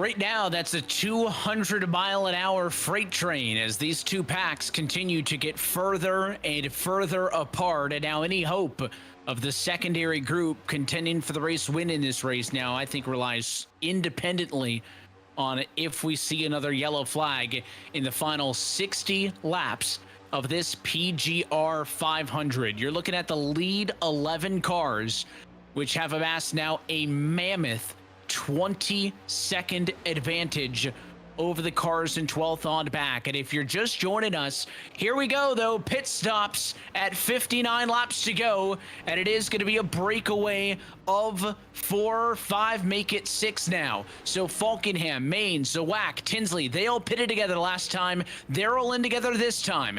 Dylan Jones joins the party, so 5 cars total are in.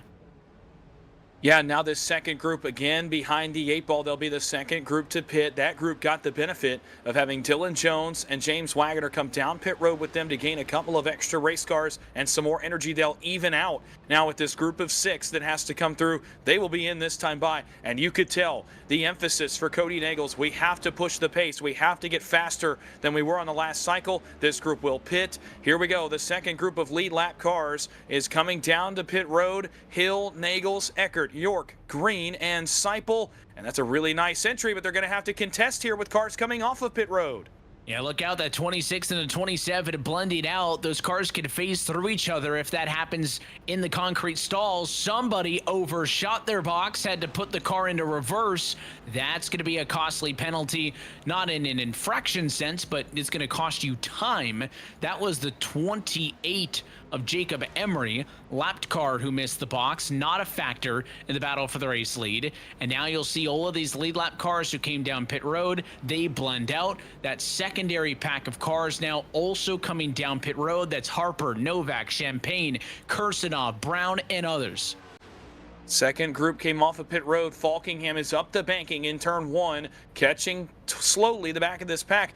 And the exit for these 6 cars that came down on the second time by was not very good, with the exception of Cody Nagels and Alex Hill, who had a blazing fast pit stop. But the question will be, with no help behind them, will they be able to maintain this lead draft? It's going to be very close, and for the cars out back of them, no hope from Nick Seipel on back. Seipel, Green, Eckert, York, slow off pit road, and the same may be true here for Hill and Nagels. It may very well be a 5-car breakaway at the front when all is said and done.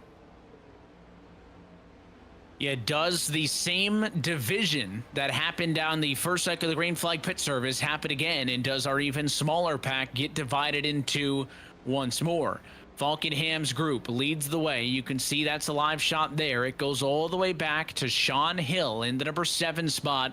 And then that's it. That's where things get split up. Seipel doesn't have the draft. He's going to pick up York, Eckert, and Green and become kind of pack 1.5. And I think that secondary group now is going to find the same issue that happened last time. They're going to have less cars. They're going to have less momentum as they still are trying to get in line. And I think what's really doing such a good job for this Falkenham and company group is, one, pitting first, because it gives you that extra lap to get coordinated again. It's not like an intermediate racetrack where if you pit first, you get off older tires, you get an instant quicker lap time. It's the opposite here. You get more time to get built up, and they've just been so in sync on that blend line to back out and on to the racetrack that now what was a 30-car lead pack divided into an 11-car lead pack now sits as a group of 7. Now, the credit to the Nagels and Hill machines, they had rocketing fast pit stops. I mean, some of the fastest of the afternoon right there on that second to last cycle. They're able to maintain Falkingham, Maines, Tinsley, Zwack, and Jones. The question for those cars now with 56 to go, as we approach this final pit stop, you're out of help. It is only your 2 cars now from that second group to come down. Dylan Jones pits with the top 4. Now the emphasis really, I think, is on, even if you cut it a lap short, even if you have to come earlier than you wanted to, you're going to have to pit with these 5 cars or your chances are now completely eliminated. I thought they would lose the draft off exit. Credit to those cars, though, especially to Sean Hill in the 77 for the push he gave Nagels to get them back into the fold of this lead draft. 7 cars, and with only 1 pit cycle to go, ladies and gentlemen, you may very well be looking at the 7 cars contesting the end of the PGR 500.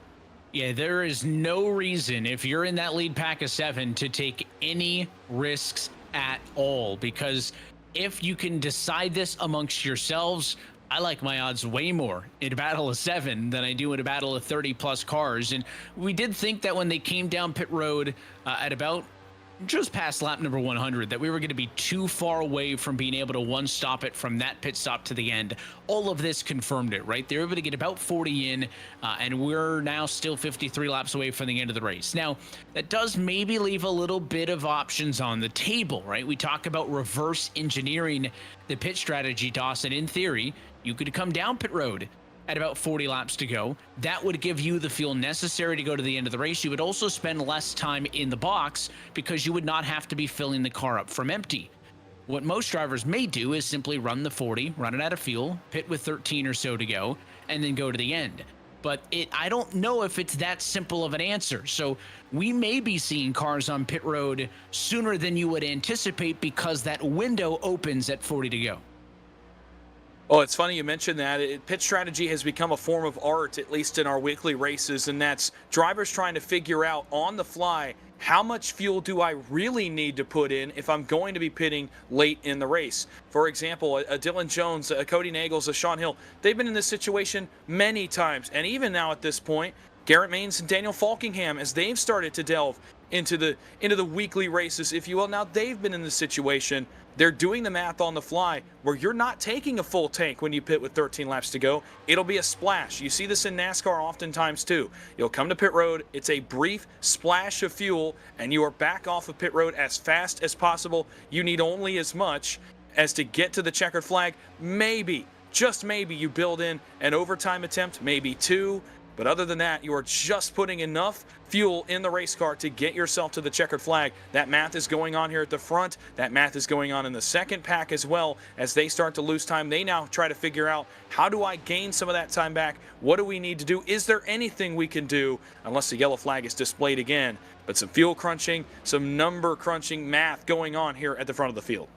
And that variable being not knowing if you're going to need some extra fuel for overtime is that one thing that can mess up a perfectly good plan. It was not that long ago on the iRacing service where overtime, greeted by checkers, weren't a thing, and it made the math real easy. If you got a yellow inside of the final 4 laps of the race, it was done. There would not be enough time to restart it, and drivers could get really, really specific with what they wanted to do on fuel. Now with those variables, again, we are capped at 3 attempts. Do you plan to use all 3 attempts? And obviously, I think doing so would affect how good your race scheduled length strategy would be. What's that middle point? To your point, right? Do you plan for 1? Do you plan for 2? How does all of that get decided are the things that are going on in their minds now. But we've been talking about Daytona 500s and notable finishes throughout the year here at the World Center of Racing that have happened under the lights, and it is officially nighttime racing here in virtual Daytona Beach. The sun has set behind the grandstands in turn number 1. The lights have come on, and now it's going to be a classic finish set up for us, that time by the stripe. 50 laps to go in this race. We're on board with Yakov Kursanov. This is that secondary group of cars who are 25 seconds off of the leaders. At some point, they will throw in the towel on this single file. And it may not be until we go until that final pit stop, right? They may wait till they're good on fuel to go to the end, Dawson, but at some point, these guys are going to realize, listen, we've been working single file. We've been trying to catch the lead pack. It's not going to happen. And whenever they make that decision and they decide, listen, there's points and there's money on the line, right, for every position back here, they're going to start fighting with each other. And that is what the lead pack is not going to want to see, because once these cars back here start mixing it up for a difference in prize money, say 12th to 13th to 14th and so on and so forth, that's when that likelihood of a yellow jumps way up. Well, absolutely. And look, that's also going on in the minds of the lead pack. You said they don't want to see that. Well, they're not really going to know until something potentially happens in that second group. But that thought is 100% in the minds of the leaders right now. They're thinking that second pack is going to get tired of riding in line, trying to catch up to a pack they're not going to catch. And they're going to realize, okay, I can get as high as 12th. I can get as high as 11th and get just a little bit more prize money. And what the lead pack is not hoping to see is that spurns an incident, that spurns a caution flag, It completely throws their race out the window. It goes into what you were saying a moment ago about what you plan for on fuel. For these leaders, the simple answer would be, oh, well, they only need enough to go to the checkered flag. This race is going to stay green. The field is very split up, but it's a lot more complex than that when you know there's a couple of additional packs now that are running together, and we've had an incident. There's no caution. It's Justin Champagne out of the second pack, and right there's what I'm talking about, Evan. It can happen at any point. The lead pack, boy, they caught a big-time break right there. Yeah, that was the one pack that was running together, that secondary group, and the 62 just kind of lagged off of the back of Justin Champagne. That was Landon Velke, and then got into him, sandwiched the 38 car. This could have been a huge incident. You'll see it here. Big push. The 38 gets stuck in between. He's the ping pong ball in that scenario. The car gets turned sideways right there. What an avoidance by diving to the outside of the racetrack and avoiding a big accident for the 020 machine, Jack Clemens. If Clemens gets tagged there, he likely comes down, takes out Bolin, and we're talking about a yellow flag at a restart. So I think fortunately for the leaders that was so far behind them that they may not have known that moment happened. But to your point, that is how quickly that can happen. In the blink of an eye, you can be riding single file, you can be taking care of each other, and then this can happen that quickly. Oh, man, as we see the onboard there for Jack Clemens, I mean, my goodness, that was close. And props as well to, and you often see the pictures of, you know, the NASCAR race controllers, the man that has the hand on the button, the caution button that turns on the caution lights, that throws the caution flag, that tells the flagman, okay, we have a caution on the racetrack, we're going to throw the yellow flag. Major props to the race control for restraint right there and not immediately throwing a caution flag, knowing that was the second group. If that happens in the lead group, I have to imagine a caution flag comes out. But since it was the second group, props on the restraint of race control there to avoid clicking that button, putting us under the yellow flag. But boy, it was close. 6 inches from Jack Clemens' race being over and a completely different tone being introduced to the ending of this one. 45 to go. The leaders now close in on decision time. With 40 laps to go, do they pit? Do they wait it out and pit in the final 15? Again, that number crunching going on right now, but for now, that group continues to put as much cushion between themselves and the second group as they can. It's up to 20 seconds now, back to Austin Green in 8th. And we saw that same level of discretion earlier, right? Not the first time tonight. We've seen some incidents not trigger the yellow flag as long as the track has been clear for the majority of the field, and especially for your race leaders. Brandon Cattell, somebody else who was taken out in an incident that did not trigger a yellow flag. There are still 30 or 25, I should say, cars on the lead lap in this race. It is an impressive number. And again, if you're just joining us, nobody in the field has enough fuel to get to the end of the race without an additional pit stop. They've been able to get about 40 out of them at multiple occasions in tonight's race. That means that as you see 44 laps to go on the top left hand of your screen, they are still just outside of that window, but the bank is going to be open any minute now. We'll take one last opportunity to step aside. We will keep things side by side so you can continue to watch the action. Daniel Falkingham is leading the PGR 500, but the final cycle of pit service and the run to the end is coming at you next.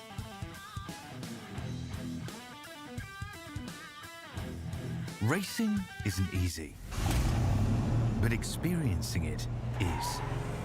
iRacing puts you in the driver's seat with the industry's leading sim racing game. Drive on laser scan replicas of the greatest racing circuits from around the world. Go head-to-head against other drivers chosen by skill-based matchmaking to ensure competitive racing at every level. Compete across all your favorite series. In officially licensed cars, engineered to deliver the most accurate driving experience possible.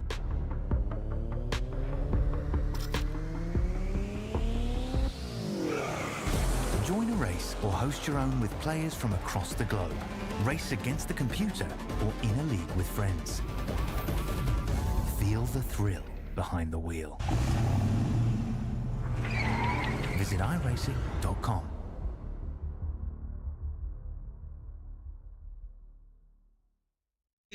Have created our own drink company. The fastest growing sports drink in history. We will run! We will run! Ladies and gentlemen of Adam. The monkey has prime! This season, we are hydrated. The official sports drink of the UFC. It's time! Oh, that's good.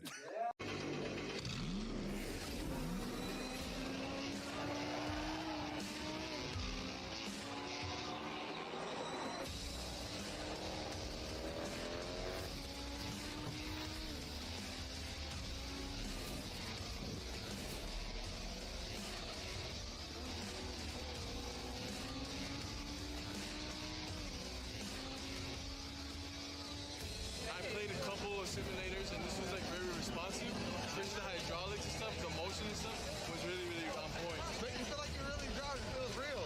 It adds so much to the experience. It's just really, really cool. It was pretty awesome.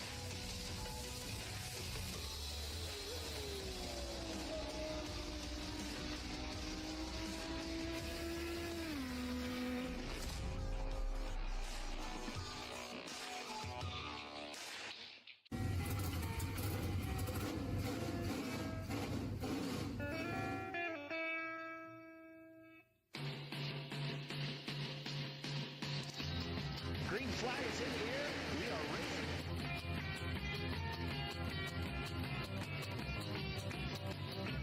3x3.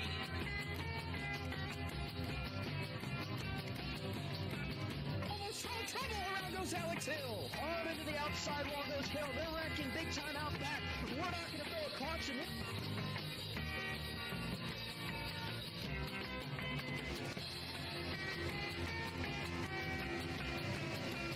To the finish. Who gets it in the line? Cody Nagels wins it in Talladega.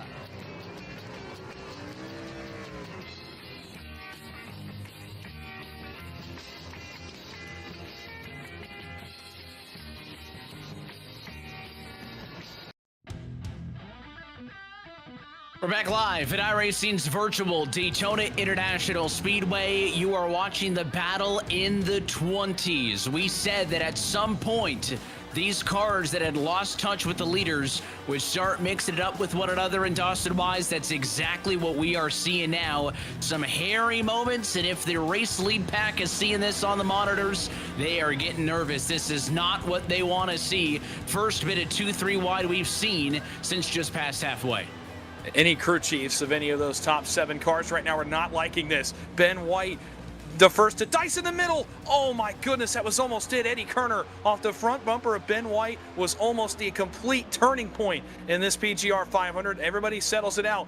If you're in this pack in the 20s, you know, you're not really thinking about the leaders right now. I know we mentioned it a second ago. You're thinking about, I just want to race for something. I just want to get something. And you got a little bit impatient, and now you're starting to race with 40 to go. The pushes are getting bigger. The moves are getting bigger. It looks similar to the first 60 laps of the race.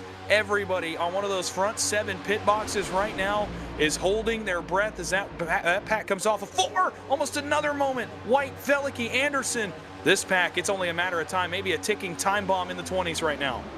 These drivers are aggressive, they're frustrated, and candidly, they are very aware, being 35 seconds behind the leaders, that if there is not a caution flag in this race, they will not have an opportunity to contest for the race win. Now, I don't think that means anybody's going to go out there and pit maneuver somebody, but they certainly are aware of the circumstances, and they are going to drive aggressively, knowing that a caution flag would help them as long as it is not them. 3 wide to the center. That's the 19 of Benjamin White. The 62 car in the mix as well. They're all pushing the 48 machine of Graham Bolin, who's now the leader of what is essentially pack number 3. You've got your lead group of 7. You've got your secondary pack of cars from 8th position down through 14th, and this is the battle for 15th on back, and Cabe McClenny was in the wrong lane at the wrong time, and that outside lane absolutely dusted him. And now they calm back down for a moment, but how long does that last? It doesn't last long at all.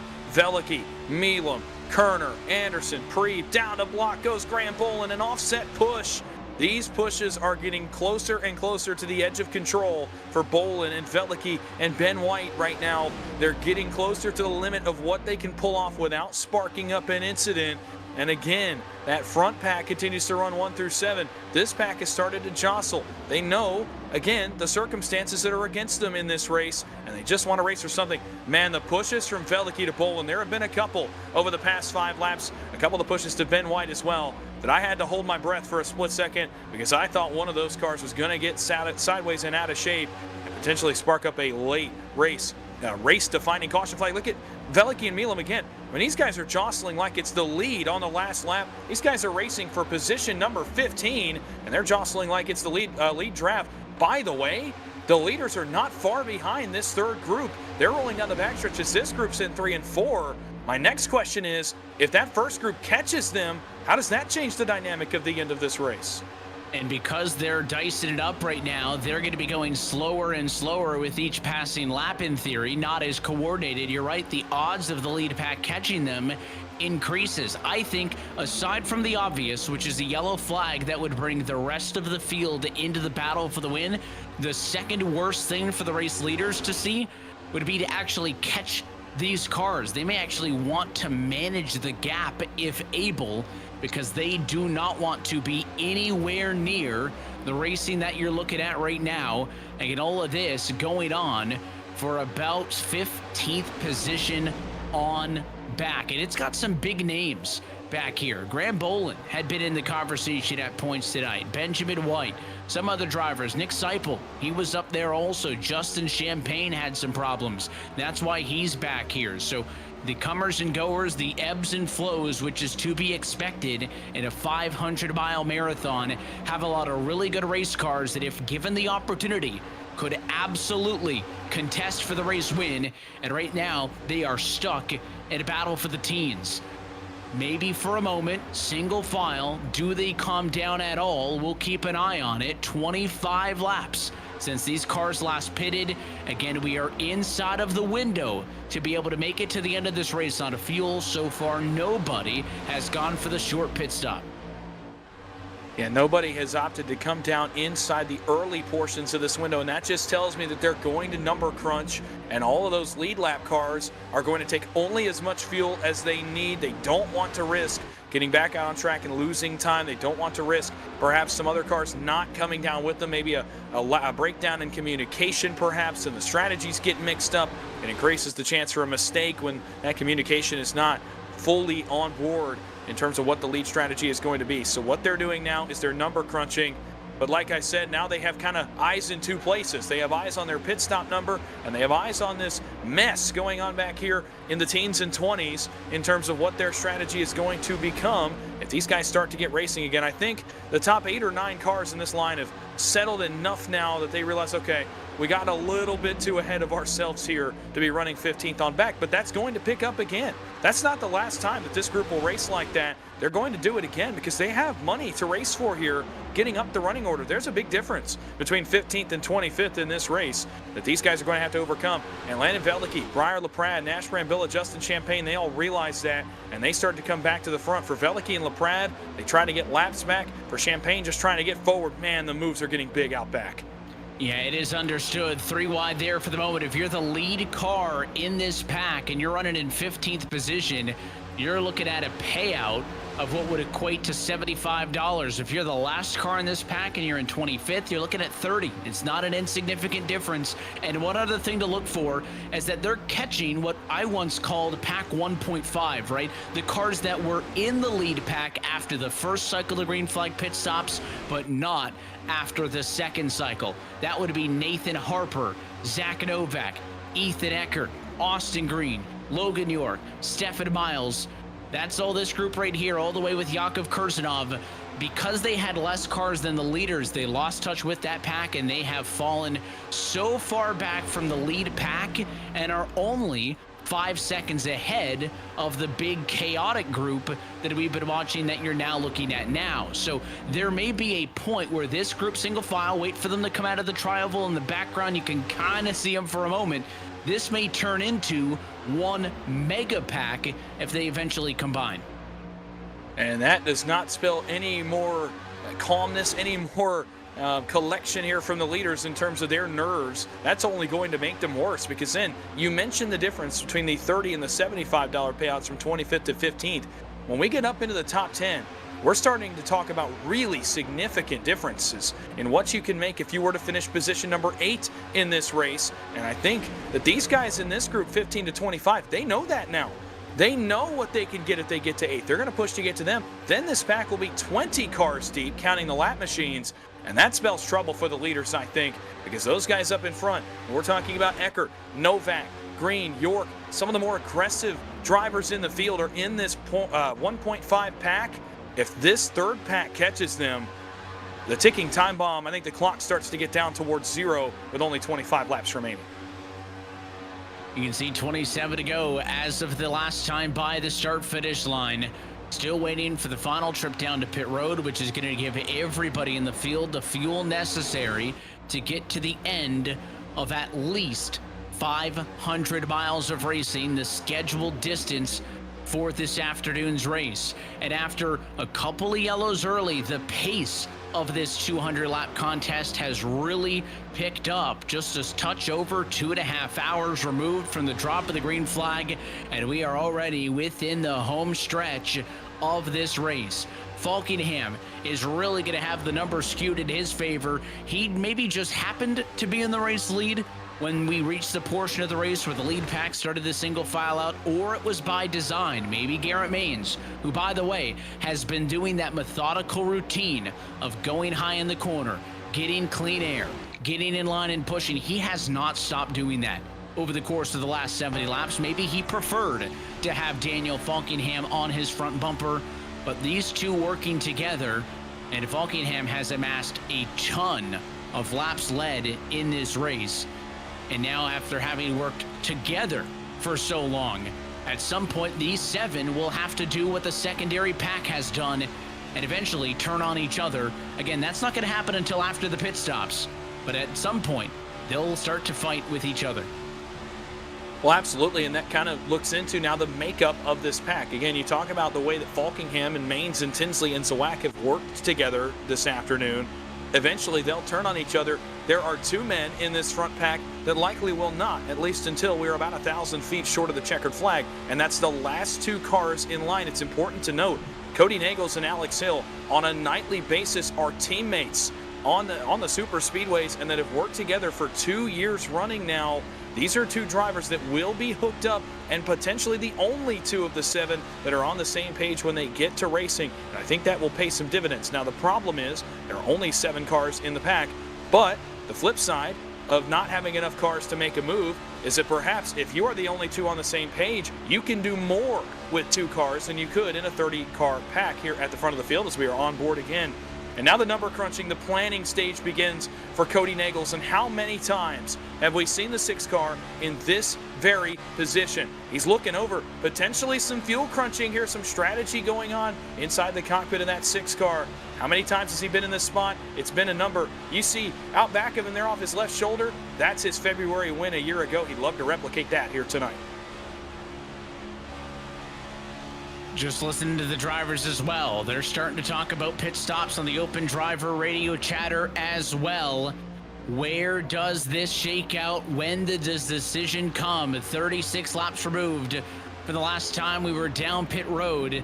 You'd think maybe another 4 or 5 laps, then they would come in. Every single time we've gone through a green flag cycle of pit stops, the lead pack has lost cars. It went from 30 down to 11, down to 7.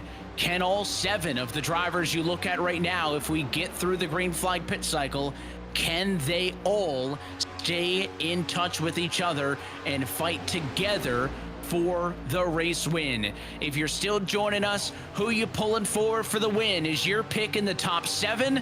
Is your pick somewhere else in the field? Because while these 7 are the focus, we are 1 misstep away from a completely different race with 25 cars still scored on the lead lap. This lead group, though, what a who's who of some of the top talent.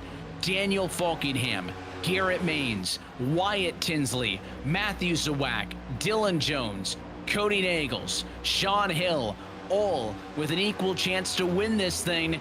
This time by looking for 21 laps to go. We're well inside what I believe to be 10 laps to go until that pit stop. We targeted that number as 13 or 14. Ooh, was that a bit of a dive to pit road? Was that maybe a deke by Wyatt Tinsley in the 20? Was he trying to get a couple cars to maybe say, oh, he's pitting, I have to go now? Was it just circumstance? Every little move, you know that Nagels and Hill and Jones and even Falkingham and Maines perhaps are saying, oh, Wyatt, what are you doing there down on the apron? What's going on? It's a bit of a moment of confusion, but for now, the leaders are all still together, those top 7. You talk about the misstep.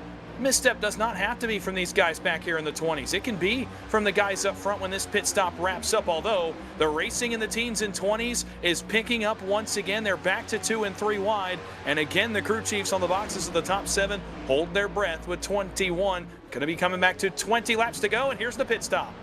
And it's going to be all 7 of them at one time. Look at the 77 of Sean Hill, way out of line. There's contact there. Hill gets into Zawak. It's a slight touch. I don't think there's going to be any damage. I think all cars got down to 55 miles an hour at the pit entry. 4 tires, fuel, no 2 tires for Sean Hill. Remember, they don't need to fill it up all the way.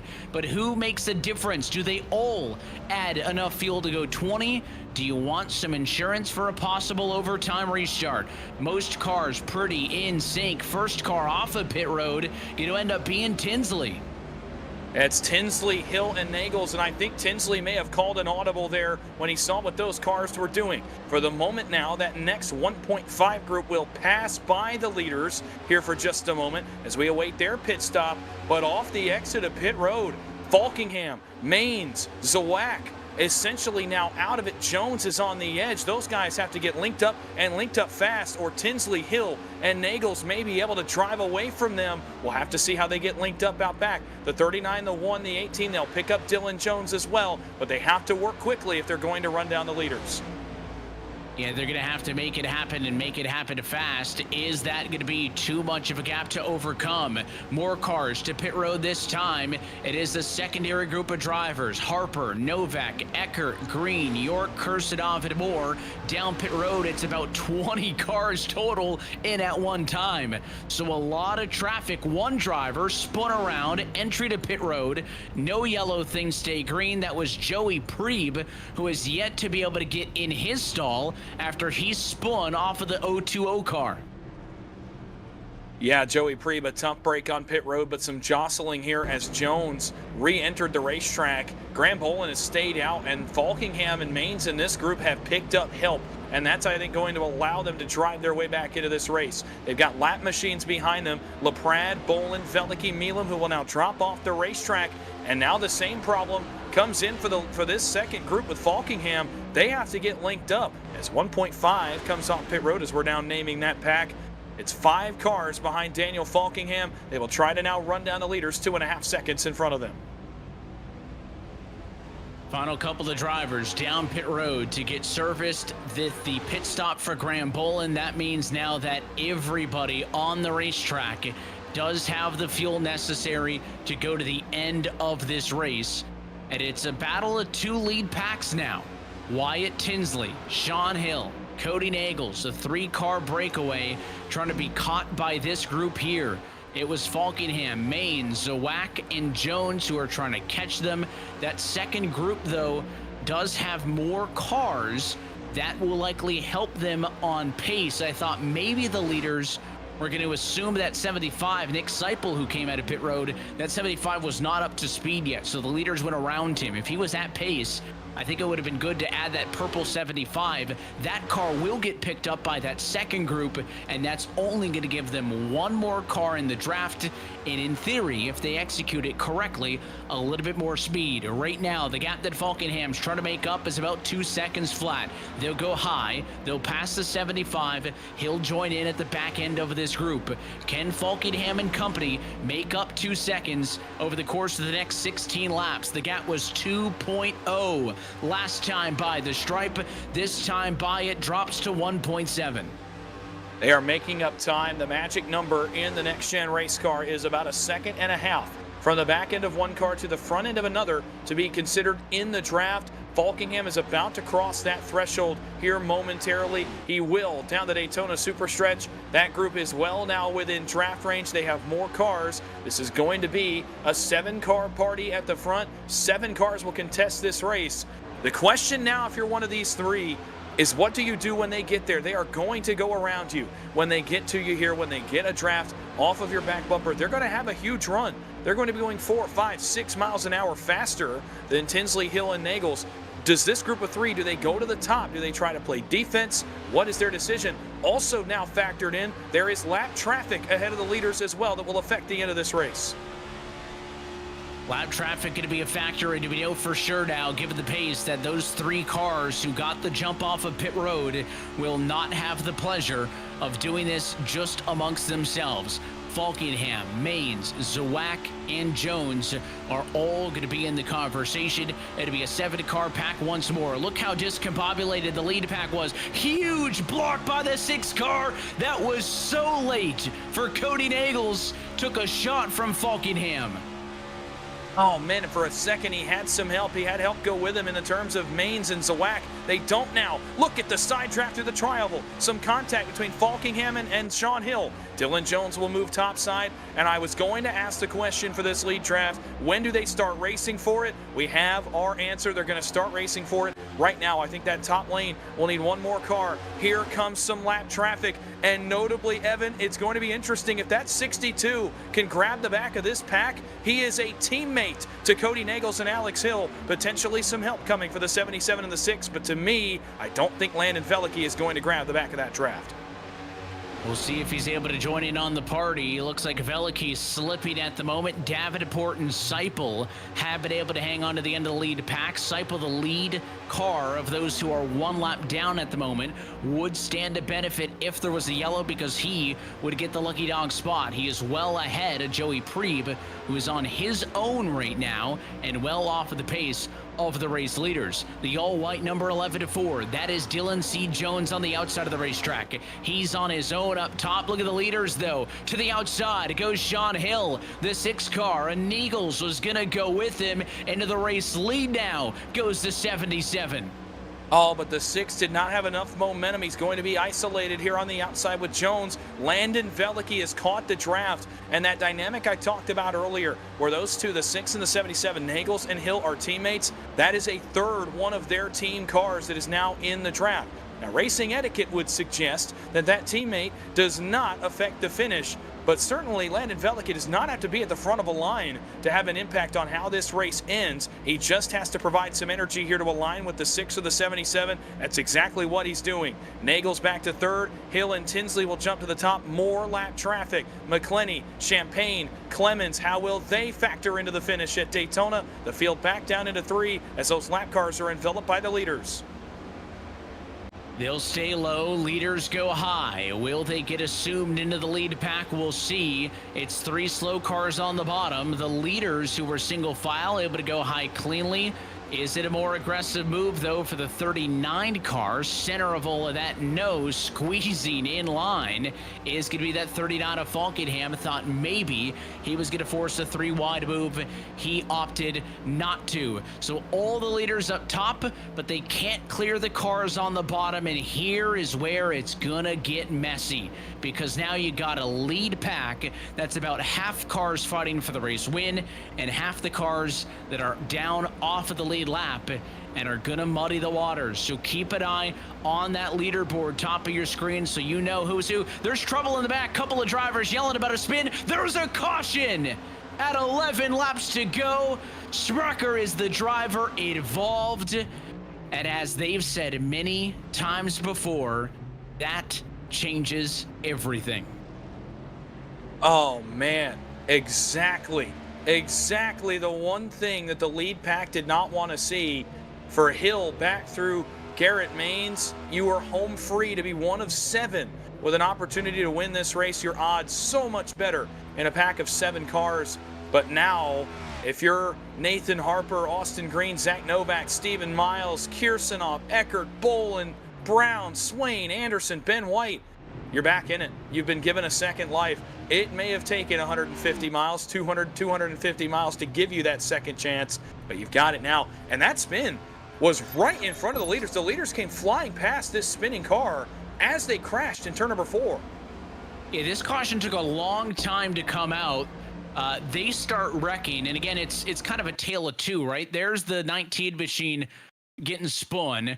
He does a fantastic job to save that. That's shades of Kyle Busch here in Daytona to save that race car. There goes Sprecher around. There's no yellow at this point. I heard drivers yelling on the radio. There's cars around. No caution still, and I think now, and it's hard to tell without the caution lights on the fence, but at this point, I think the caution comes out. But you got to look out because, to your point, watch this. Full speed ahead is the lead pack, and they are so fortunate that did not wipe them all out.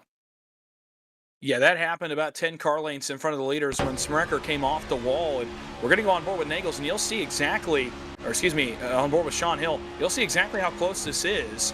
Look at the 26. I mean, Sean Hill's coming on at 200 miles an hour, and he's focused probably out back of his race car. I mean, there's a decent chance he's driving out the mirror, and all of a sudden he's getting a call. Watch out, there's a car in the middle of the racetrack. You got to wonder, since that caution happened dead in front of the leaders by about 7 seconds, could that have contributed to the yellow flag coming out? You almost wonder if that happens maybe 4 seconds behind the leaders. Does the caution stay furled? Does the race go on as planned? But if that had happened right there, the leaders could be talking about a much different scenario. So caution's thrown, and now, you said it, this changes everything. For the guys Nathan Harper on back, you have been bought a second chance to win this race.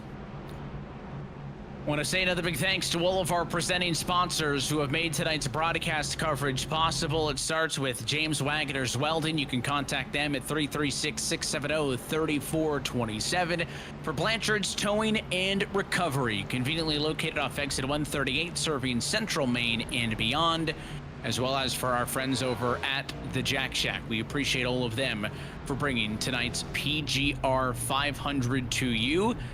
And again, a tale of two races. It started no holds bar, crazy racing for the first really 100 laps. I mean, in most cases, that would have been nonstop action start to the end.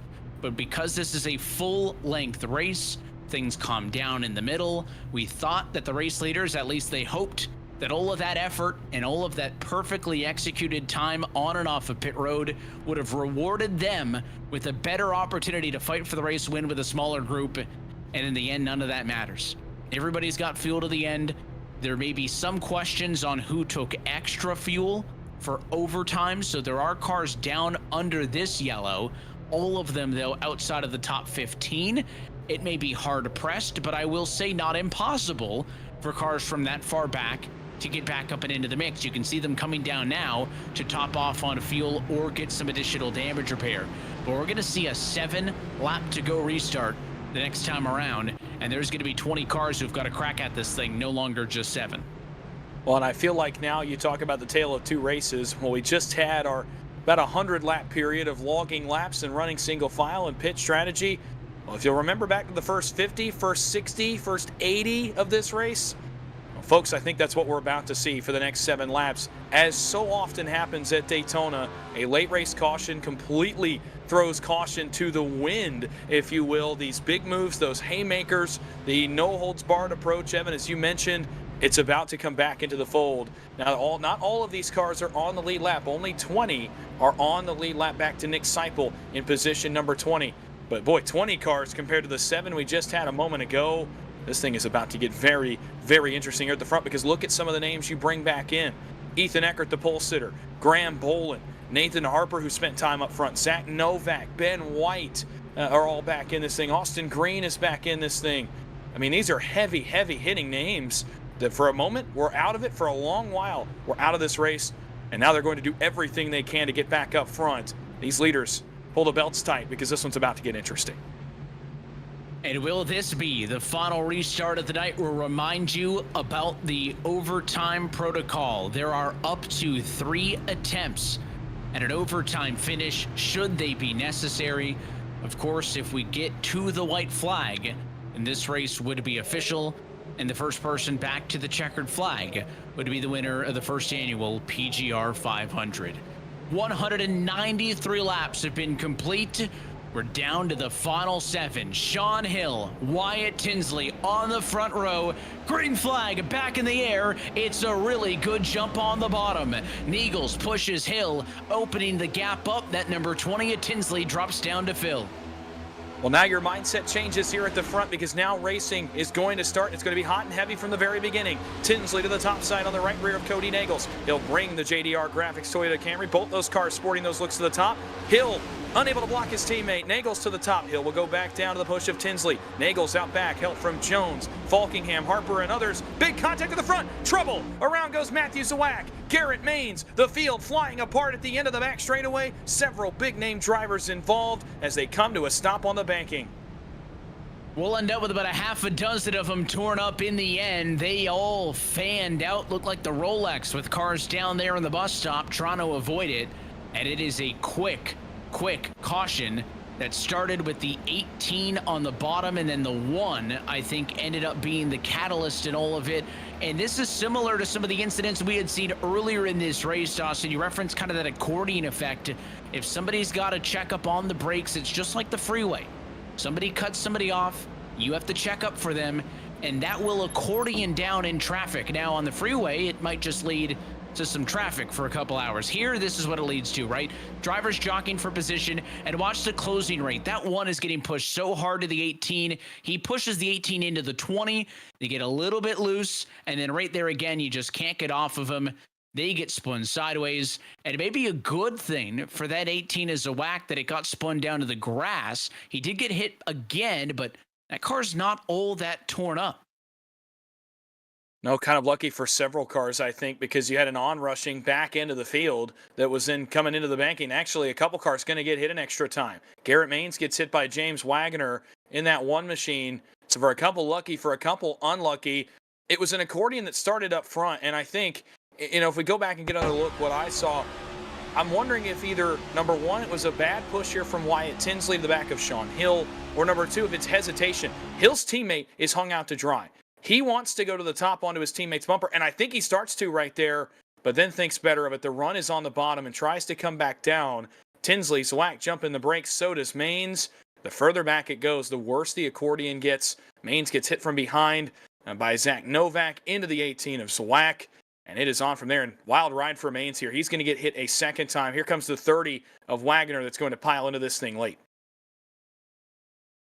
A lot of drivers get a little bit of damage late. I didn't see anybody get torn up. I don't know if anybody's going to be out of this thing, but there's a lot of cars that got a little bit of damage. And there is this interesting duality to super speedway racing where it is the most aerodynamically sensitive of the types of races you'll see on the NASCAR calendar. So obviously you want your race car to be damage free so that you can take advantage of it. But then the flip side of that is, well, you got the draft, so you can get away sometimes with a little bit of damage as long as you got the strength in numbers. That is a decent amount of damage on the right rear of the 1 of Maines.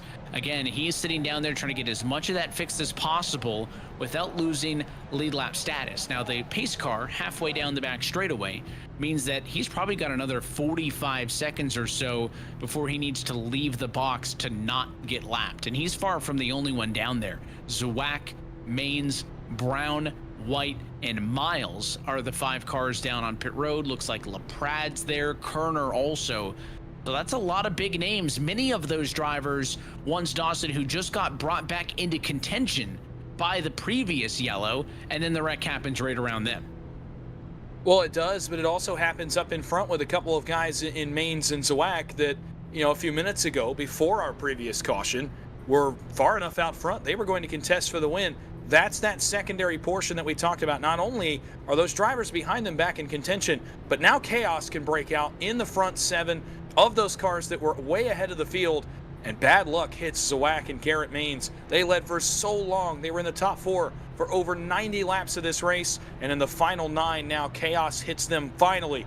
After almost 500 full miles, they could not avoid Daytona in the end. Now, both of those cars are going to be able to come off pit road and continue to contend.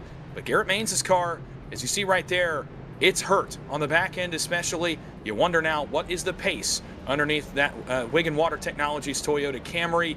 Is he able to maintain the draft? And also, is he able to get his way back into contention? But the guy's still in contention. You saw that happen now. I can't imagine the mentality, though, is going to be any different here with 3 laps to go.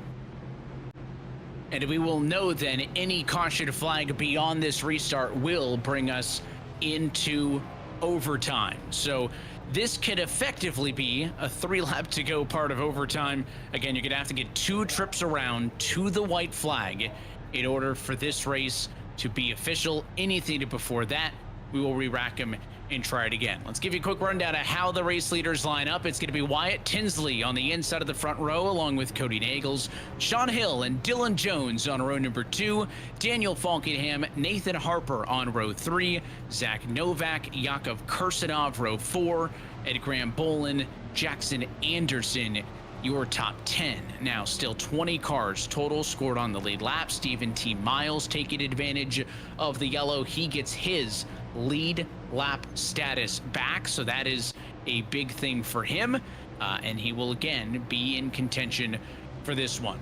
So it's been a big night for Falkenham, for Tinsley, but quiet nights for others. How about Kursanov, for Harper? Maybe suspectly quiet for Zach Novak, Jackson Anderson. There is no one math equation that tells you how to win a 500-mile race in Daytona. Daniel Falkenham's done everything right. He's led way laps more than anybody else. And yet, somebody who hasn't been in the top 10 yet tonight's got just as good of a shot as him. With 3 laps to go on the board, it's Wyatt Tinsley who looks to Barney the Flagman. 3 laps to go in the PGR 500. Green flag back in the air. Tinsley got a nice jump underneath that starter stand and will get to the lead. Now the question will be, will he stay down on the bumper of Sean Hill? Will he jump to the push of Cody Nagels? He will stay on the low side along the Blender Chevrolet. Daniel Falkenham comes with them. The top lane still trying to get the energy moving. Cody Nagels leads that lane. Dylan Jones is second in that lane, and Harper lines up in third. The jostling out back. It's already 3 wide in the middle of the pack as guys start to find their way forward. Tinsley and Hill out front. Big move bottom. Alex Hill top to bottom. Cleared Falkenham by inches. He'll go to the lead. 3 wide for the race lead in 3. Sideways in the middle of the 3 wide was Wyatt Tinsley. He hangs on to it. Nagels leads the outside. Tinsley in the middle. The inside going to be the 77 to Sean Hill. 2 laps to go this time by. Hill leaves the bottom. Hill go to the middle. It's an outside lane advantage by 2.5 car lengths. Nagels pushed by Jones. Then the 4 of Nathan Harper. Do they all stay high? Do they all stay loyal? Trouble behind the 33. Bobbles. Can they hang on? No! Trouble in turn 2. They will not make it to the white, and we will be headed to overtime. You could see it brewing from a mile away out back around Jackson Anderson, which is the first car I saw get out of shape. You could see it starting to happen, starting to brew as some of the guys to the back of the top 20 got desperate and needed something to go their way to get back in contention for the win. It's Anderson that's the first to go sideways, and in typical Daytona fashion, he will take several with him in that 83 machine. A tough break for those guys, especially the ones that had just gotten back into this race. We'll take a look at the replay here. You see the top lane starting to stack up, and Anderson is going to get turned, I believe, by Nick Seipel from behind. There's the contact right there, offset, and really in this case, it's not necessarily anything egregious that Nick Seipel did. They're pushing all 3-4 cars behind him. There's not much you can do as a driver. You have to be more desperate and more willing to make moves like that and push 5-6 cars in line to get back in to win this race. Seipel going for it there, the line behind him pushing him through the 83, and chaos on the back straightaway. It is an inevitability of racing at 100% in these cars at this track. You just can't do that for 200 laps. And again, you see they were 3 wide. There were some big blocks, and it doesn't even come from the front row. It's just a little bit of staggering that happens. And once one car gets out of shape right there, again, they tried to save it. If the field was more spread out, maybe had an opportunity to save it. But when the cars are that tightly packed together, that margin for error is non-existent. And that is what leads to that problem. So now we'll see if anybody has any questions on fuel. These drivers had complete discretion when they came down pit road with about 15 laps to go in this race on how much fuel they wanted to put in the cars. They could put in enough to get them to the scheduled distance and spend the least amount of time in the stall, or they could have put enough fuel to make it for an extra 20 laps. That would give you more than enough to account for the maximum of 3 overtime starts, but you would have spent more time in the box, and therefore you would have left pit road from behind. Now, the yellows in regulation will help to that. You burn about half the amount of fuel under yellow than you do under green flag conditions. I think everybody, I would assume, surely safe for at least one attempt, but if this starts to drag on, it'll be interesting to see who gambled. Well, absolutely, and my question then goes to the leaders of that first group, and really now the top 3, along with 6th place Alex Hill, 7th place Matthew Zawak, Wyatt Tinsley in 9th. I wonder with those cars. With the second pack, I'm not as sure. Maybe with an Austin Green or a Nathan Harper, it was in that bridge pack between the lead pack and what was eventually the second full group. You wonder how much they took. But for guys a little further back, like Graham Bolin and like Nick Seipel, and Aaron Brown that were in the third pack, you wonder if they just went ahead and took enough to make it through all 3 overtimes because they knew their race was over without a caution. There was no need to gamble on that pit stop for Magels and Falkingham and Jones and Harper and Green and Hill. I mean, you wonder, did they take enough just to get off in time to make the scheduled distance? Did that second bridge pack throw in the towel as well? The leaders, I know, have got to be pretty close. And I wonder if they only built in 1 attempt. This is going to get really interesting now. Those front 7, obviously, they can't afford to plan for 3 overtime periods. But sometimes you may just have to. And, oh, what a wrench has been thrown into this PGR 500 as those guys, they're tapping the gauge right now, right? The needle's getting close to E. They're tapping the gauge. They're swinging the car, getting into the reserve, trying to get as much out of every drop of fuel as they can over the next potentially 2 laps, but maybe 5, 6, 7, 8. If we get into 2 more overtime attempts. And you see the lights on top of the flag stand go out, so we are 1 to go for our first attempt at PGR overtime. Niegels was leading one of the lanes at one point there. He'll end up as the control car position on the bottom. It's hard to say that you would want to be not the leader, but I don't know if again being the leader is that much of an advantage even on a 2-lap to go restart. You're going to have to make blocks. In Eagles' defense, he has not been afraid to make those tonight. And I think where things may go wrong is most likely to be with a block gone wrong. We've seen some big ones. Daniel Falkingham made his feelings about some blocks pretty clear earlier in this race. He had somebody putting some blocks on him. He wasn't lifting. He stayed full throttle, gave him a shot to the back end. That's going to upset some cars. I think that is what poses the biggest risk, but that's all you can do as the leader, right? There's no loyalty of let's stay on the bottom, let's get 4 of us together, let's try to draft as a group. It's every man for himself at this point. Any alliances that you made over the course of the race, any teammates that you knew you would be racing with, I don't think any of that matters. One driver that is lined up behind the pace car there is about to walk away the inaugural PGR 500 champion and $2,000 richer. And everybody else, yeah, they'll get some consolation money. It'll feel nice in a week, but it ain't gonna feel nice at the end of the night. Every single driver right now thinking about P1. Absolutely, and you talked about the blocks. I think that will play into it as well. And Cody Nagels, he's been in this spot before. A February ago, he led the field to a restart in the ERA Omega Cup Spring Bowl, and he completed those blocks on Max Brady. Can he do the same tonight? We'll have to wait and see. Potentially 5 miles to go. Will it be the final restart of the night? It'll be overtime attempt number 1 of a possible 3. Cody Niegels, Daniel Falkingham on the front row. Green flag back in the air. Good advantage on the inside. Make it a car length. Niegels has to choose. Does he go high or low? Into the outside wall. Behind them goes the 13. It's trouble already. 1 car into the outside wall. No caution yet. Now the yellow comes out. It is thrown for Thomas Bennett into the fence. And not even 500 yards after the start-finish line, as these guys started to look forward and think about taking the white flag, they're going to have to think about it some more. And another overtime attempt is coming up. And this is a similar problem as we just had. The jockeying from 10th on back, as guys have to throw basically a Hail Mary with 2 laps to go at Daytona. You can make up a lot of spots in very quick time. You can't make up 20 spots in 1 lap. You have to get some work done on the opening lap. And right there, guys meeting in the middle for real estate, trying to make the moves necessary. we'll see it right here. They were already 3 wide. This actually, I think it's going to start with Novak and Kirsanov right there. Actually, it was out in front of Kirsanov. There's one additional car in front of the 13 that throws a block on him as he goes high. Novak into the 13, and it is chaos. Eckert, Novak trying to scramble, Veliky trying to scramble, and unfortunate for Thomas Bennett that he was really the only one that got turned around sideways there in turn 1. And I thought we've seen some of that discretion that you mentioned from the tower over the course of the night. I thought certainly when the wreck first happened that it was going to be a major accident. Let's watch this one again from up and above. It all starts with a bit of a block or a lane change from the 77 car. 13's in the fence. Right there, they get crowded. At that point, I thought we were looking at 6 cars.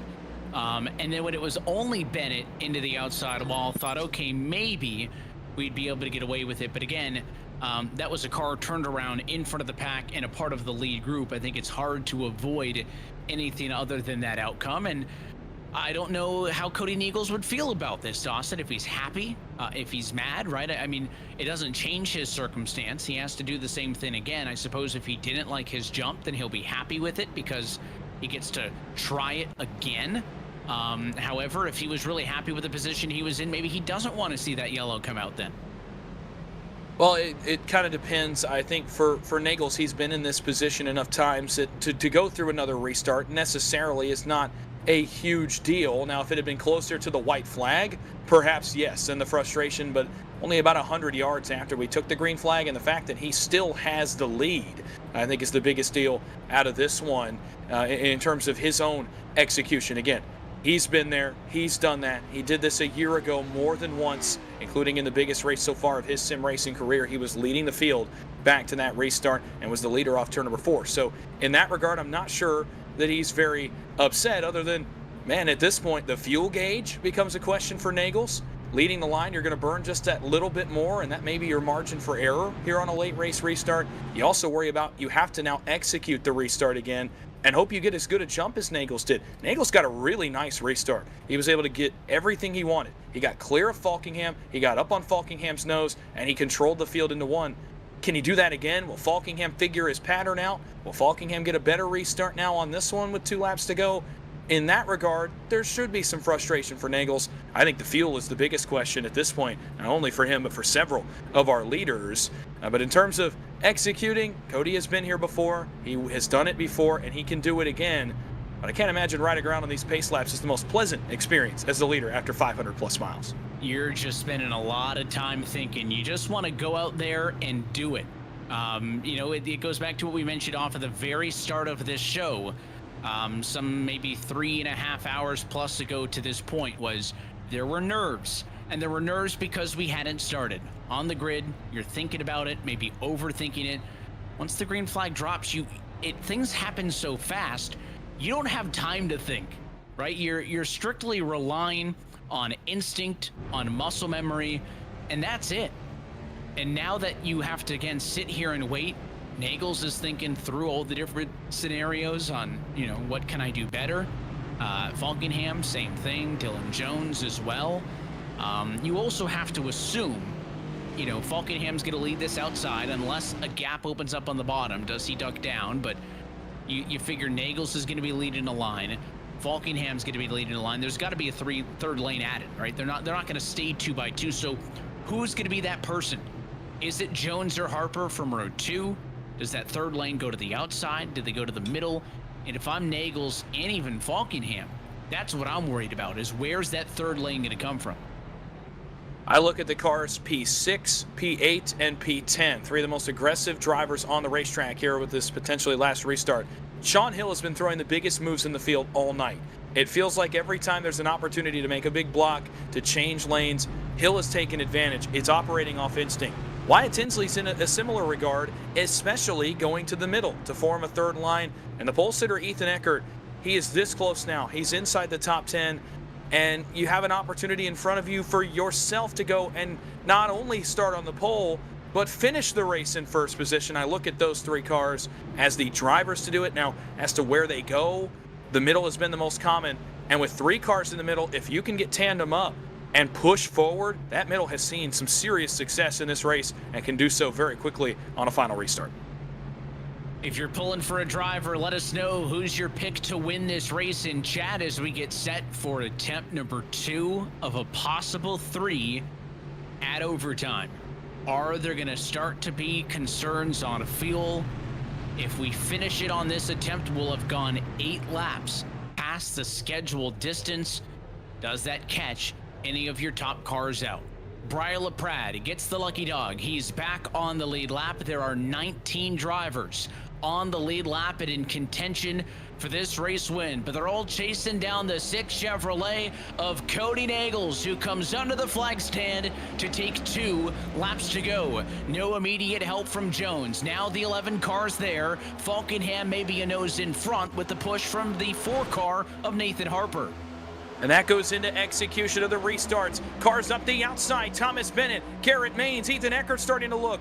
Sean Hill may take a look. There is a 3rd line forming. It goes into the execution of the restart. Nagels gets a great push down the Daytona Superstretch, starting to bounce around out back. We're going to keep it green, and off into 3. Nagels will drag Jones, and Green, no, they will hang him out. Dylan Jones to the race lead in 3 and 4 with the help of Austin Green, who comes forward to second now.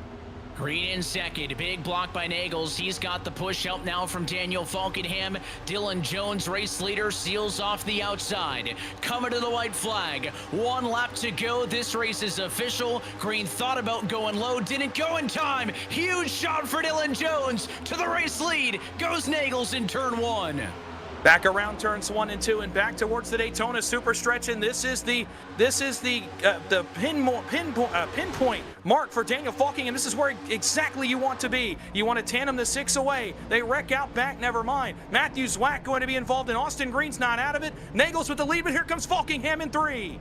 Falkenham to the outside. The 18 is Zawak goes with him. Picking up help for Nagels. A shot from the 87 car. Here comes Dylan Jones. Drives it into the fence, though. Nobody can get through the blockade. And Daniel Falkenham wins at Daytona the inaugural PGR 500 champion.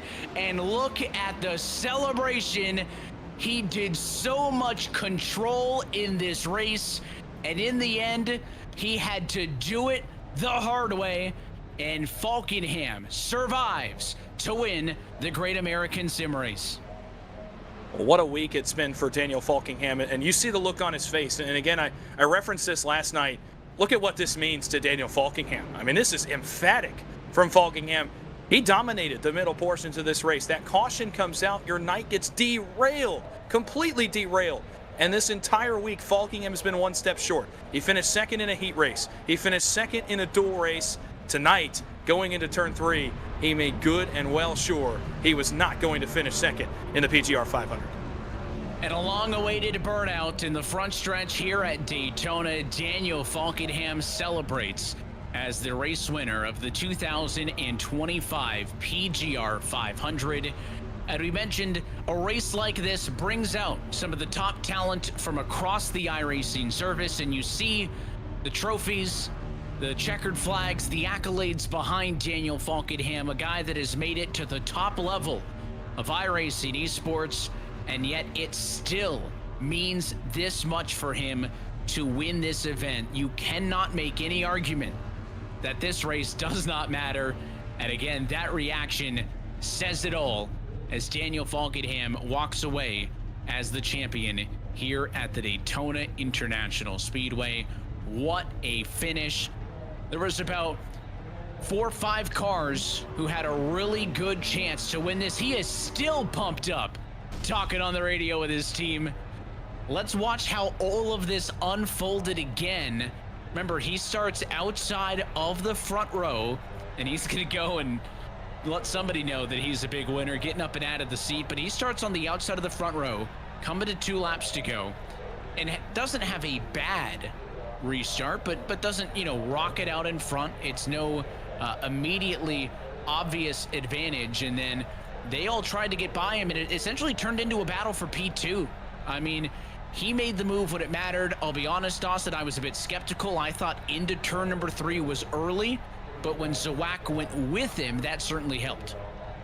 Well, absolutely, and kind of going down the backstretch, I noted that at Daytona in this car, how many times have we seen it? We saw it with Casey Kerwin. It takes me back to the Podium 500, or even last year with Max Brady and Cody Nagels. That is precisely the spot you want to be in if you're Daniel Falkingham. You want to be second, coming off turn 4, where you can turn up or turn down, go around the guy to your inside or outside, and win the race that way. But it didn't turn out that way. The cars from behind him, Matthew Zwack, Dylan Jones, got there, and a benefit of that they started to crash behind the race leader, that he was able to scoot just far enough away. Dylan Jones took a look. There was no dice around Zwack, and it was home free from there. For Daniel Falkingham, who had probably the best week of anyone this week at Daytona, he finishes it off with a crisp turn 3 move to win the race. As early as it may have been, the dice fell his way, and a huge win for Daniel Falkingham. We'll take one more opportunity to step aside, and when we come back, we'll talk with your top finishers. Daniel Falkingham is a PGR 500 champion. We talk to him in Victory Lane next.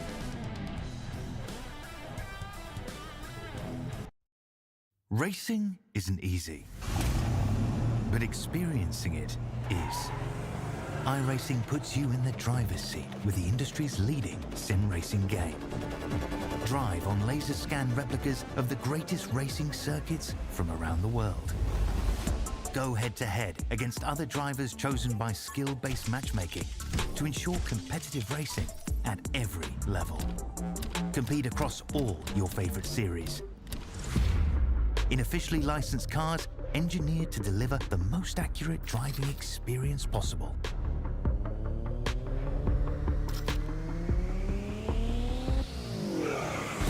Join a race or host your own with players from across the globe. Race against the computer or in a league with friends. Feel the thrill behind the wheel. Visit iRacing.com.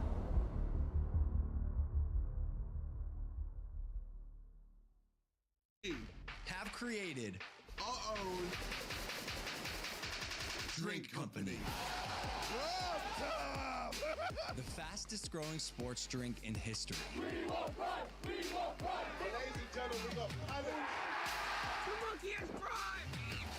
this season, we are hydrated. The official sports drink of the UFC. It's Pride! Oh, that's good.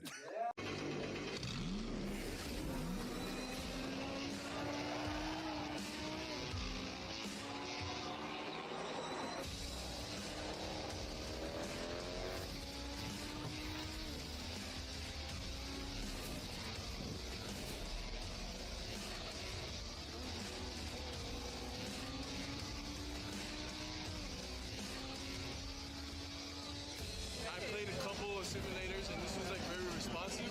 Especially the hydraulics and stuff, the motion and stuff was really, really on point. But you feel like you're really driving, it feels real. It adds so much to the experience. It's just really, really cool. It was pretty awesome.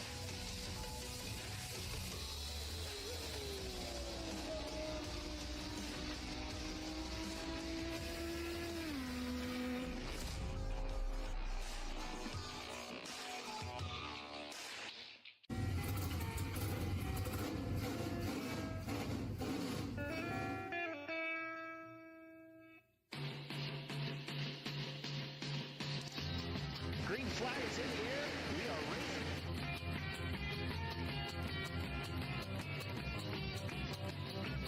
3x3.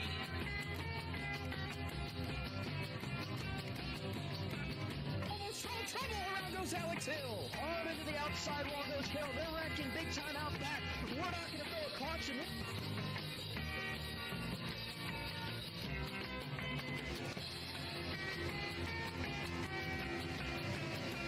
To the finish. Who gets it in the line? Cody Nagels wins it at Talladega.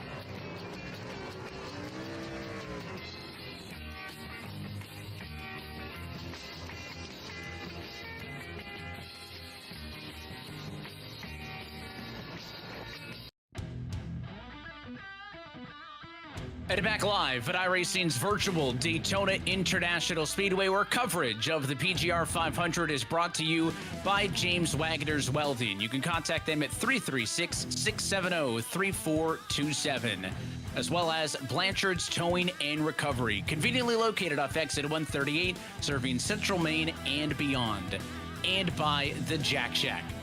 Big thanks to those partners for making tonight's broadcast possible. And a big thanks to the drivers for putting on a show. Let's go trackside and talk with tonight's PGR 500 champion. It goes to the driver of the number 39 machine. It is Daniel Falkingham, who walks out of here victorious when it is all said and done. We'll get him dialed up right now on the radio. And Daniel, congratulations. I mean, we saw the reaction across the line. So first question is, what does this mean to you? Oh man, dude, I was like, while I was waiting, I was trying to decide whether what was bigger, me winning at Indy in the Coke Series last year or this, but this one might have to top that, man, because I didn't win $2,000 for that other race, but man, dude, I can't believe we did that, man. I'm really speechless. Like, I don't know what to say, man. Like, I had a lot of things go right at the end of the race. A lot of that race went pretty perfect for me. But it's just like that last little bit at the end, it's going to get crazy with all these cautions and whatnot. But for me, man, this is probably now like top of the list for like probably biggest wins of my sim career. We'll talk about the end more in a moment, but first let's wind it back through the week, right? No guarantee to be in this race. Tell us through the qualifying processes and good results for you throughout the week, but good results that came up one spot short a couple times. Yeah, we were the bridesmaid all week. I was in a tie for the front row and qualifying with Zwack. He beat me to that, so I lost my guarantee on that. And then the heat race, I came up short $60 trying to win that. We lost to John Ward, and then we lost in a tiebreaker last night in the duel. We lost out on $100 there, but I had someone in my chat all week on my Twitch stream, and I was even thinking to myself, like, I'm just saving the win for the big one. And look what we just did, man. But yeah, felt like I think Dawson said it in the PGR chat, whatever, saying I was the bridesmaid all week, but we're finally the bride. So then you get into this race. It is crazy for the first 100 laps. I mean, it looked like a challenge to try to mess it up the way y'all were fighting for it. And then after halfway, things calm down a little bit. You guys get strategic. You ride single file, and you start to whittle this down to, at one point, we thought it was going to be you and 6 other cars fighting for the win. Evidently, that doesn't happen. Caution comes back out. You got to deal with all the chaos. Just kind of walk us through the highs and lows of those final 25.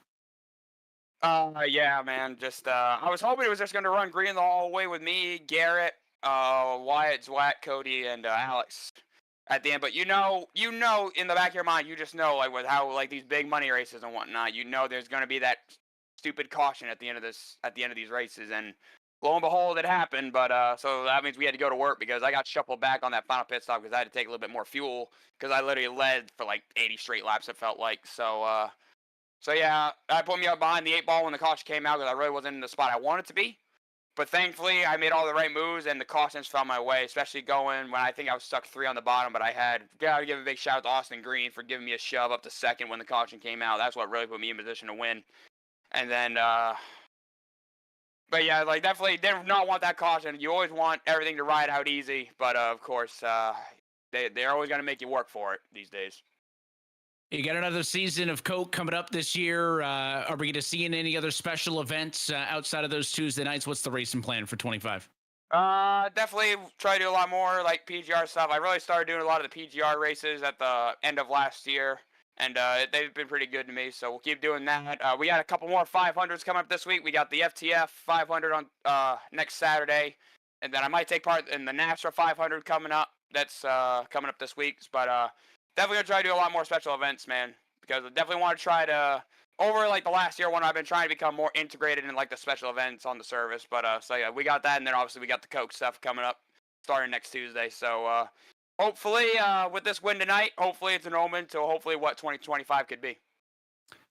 Well, and hopefully if you can keep this momentum going, I'll have a chance to chat with you next Tuesday night. But Daniel, congratulations on this win. You go back to celebrating and enjoy it, and we'll catch you next time. Yeah, I want to give a few shout-outs real quick if you let me. I just want to shout out Mike, Toscaro, Baker for putting this whole thing on. Thanks to everyone who came out all week. Shout out to, I want to give a special shout out to Garrett Maines, Graham, Eddie, Wyatt, Zwack, for like we were all working together throughout the whole race, and especially like went through those green flag pit stops. I need to give a special shout out to Zwack, man. If he wasn't there, man, I would have not won this race, like, because he gave me the shove I needed, and he was in the right position at the right time, even after he got wrecked. So, I just special shout out to Zwack, man. Forever owe to him. But shout out to all those guys. Shout out to you guys broadcasting. It's good to have you call me to a win, Evan. I know you missed out on Indy last year, but felt good to have you call me to a win this time around. But thanks to you guys broadcasting. Thanks to all the admins. So shout out to Six Karma Esports. Can't wait to represent them next Tuesday. Shout out to everyone watching the broadcast, and just shout out to EPI. They were on the car as well. Shout out to North Force Racing, and just thank everyone. Shout out to everyone in my Twitch chat as well for tuning in, and just thank you, everyone. This one means a lot. Appreciate you putting on a show for us, Dan. Congratulations. Thank you, Evan. Your race winner tonight from Daytona, $2,000 going to that man right there, Daniel Falkingham, race winner of the first annual PGR 500. And you heard the shout-outs, Dawson. Big part of that win, he accredits to Matthew Zawak, who comes home in second position in this race. I'll hand things off to you with the driver of the number 18 machine. As we wait for him to come up into the broadcast booth to get a talk to us, to get a word in with us here for a second. And again, what a huge part of the win for Daniel Falkingham is Matthew Zwack, as he pushes Falkingham in turn 3, gives him the boost that he needs to get into that position, to get in front and to win the race when the chaos starts behind him. We have him in here now. Matthew Zwack, our second place finisher. It's the boys in the broadcast booth. Do you have a copy? Yeah, I got you. Well, a mad scramble to the end. We'll start there. A final couple of race starts where you find yourself third in behind Daniel Falkingham. As the chaos starts off turn number 4, we see you kind of get tangled up. Is there anything you could have done differently? Take us through the last final mad dash to the checkered flag in the PGR 500.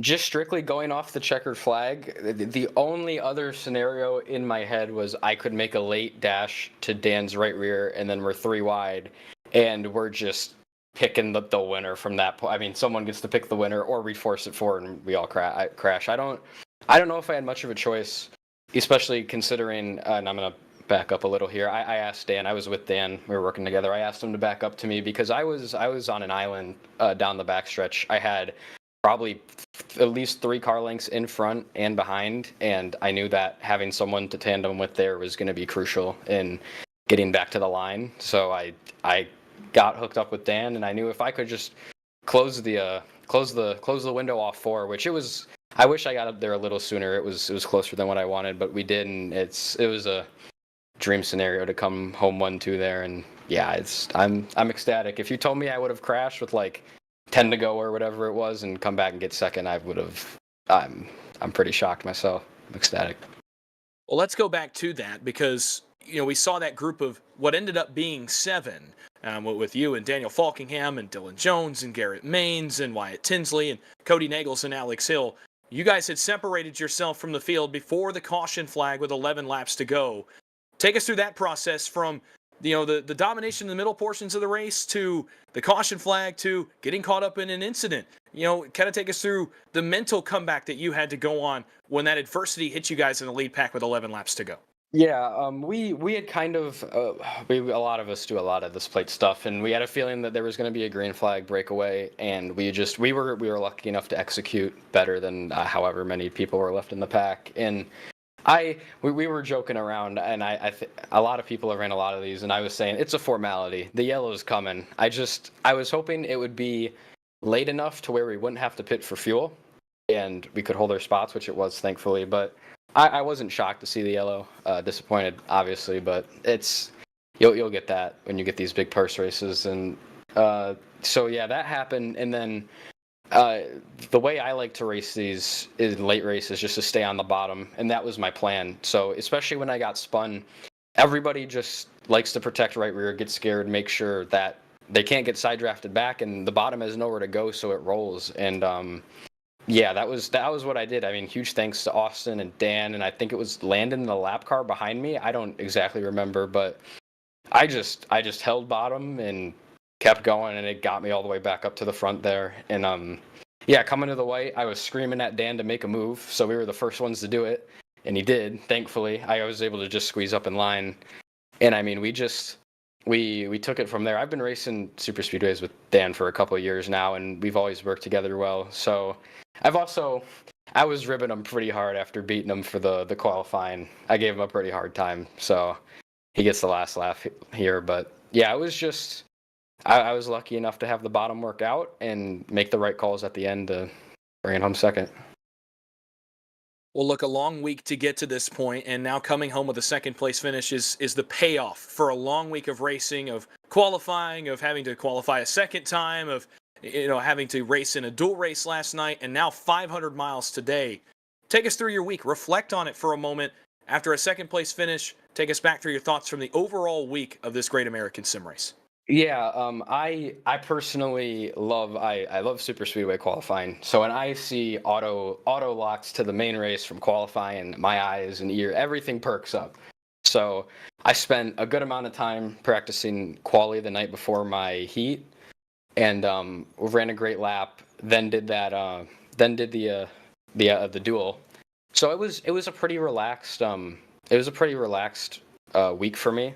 I guess until the main race, and from there I was just planning on staying up front. Led the first couple laps, and I mean from there we were going at it up front. It was really fun. It got a little crazy at times, but it was worth. And this car tends to break away a lot, so that was our plan, was just to stay up front the whole race. And I mean it is, after all the stuff going through with the co-crew agency and all that, not getting picked and whatever, it's nice to at least get something out of my pocket during Daytona week. So it's very rewarding. Probably the best feeling I've had in a while, bringing this home. Well, real quickly here before we let you go, it's a second place finish for you in the PGR 500, so do want to give you an opportunity for any thank you, shout outs you'd like to give on the way out. Obviously, Dan, the whole group we were working with, they know who they are. JDR Graphics made a great scheme. Yeah, that's about all I got. So thank you guys for putting it on. This is one of the first big money races I've done, and the PGR guys did an exceptional job. No real hiccups or problems, so good on them. Well, I want to thank you for talking to us as well. Congratulations on that second place finish. Go enjoy it a little bit. Take a breather after a long week of racing as well, and enjoy a second place finish here in the PGR 500. Thank you very much. Take care.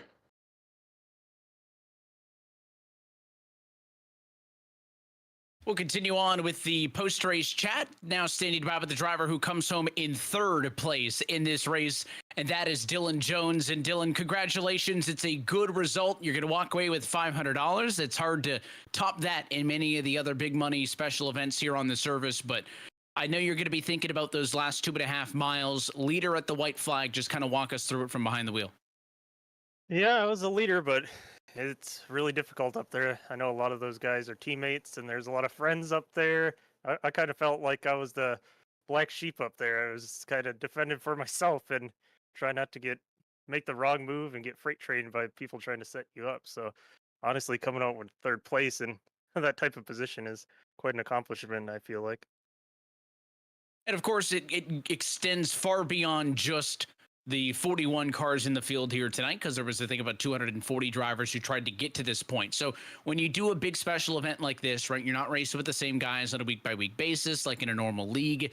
Just kind of tell us about what your experience was like even getting to tonight's big show. Oh, it's always a interesting ride. I've done quite a few of these big events over the years, been around, and it's hard. It's harder to make it than to finish. I feel like it was harder making it into the race than running up front at the end, because it is so easy to get knocked out on an elimination race, going through the heats and stuff. So it's always a fun, and it's always great when you can make it.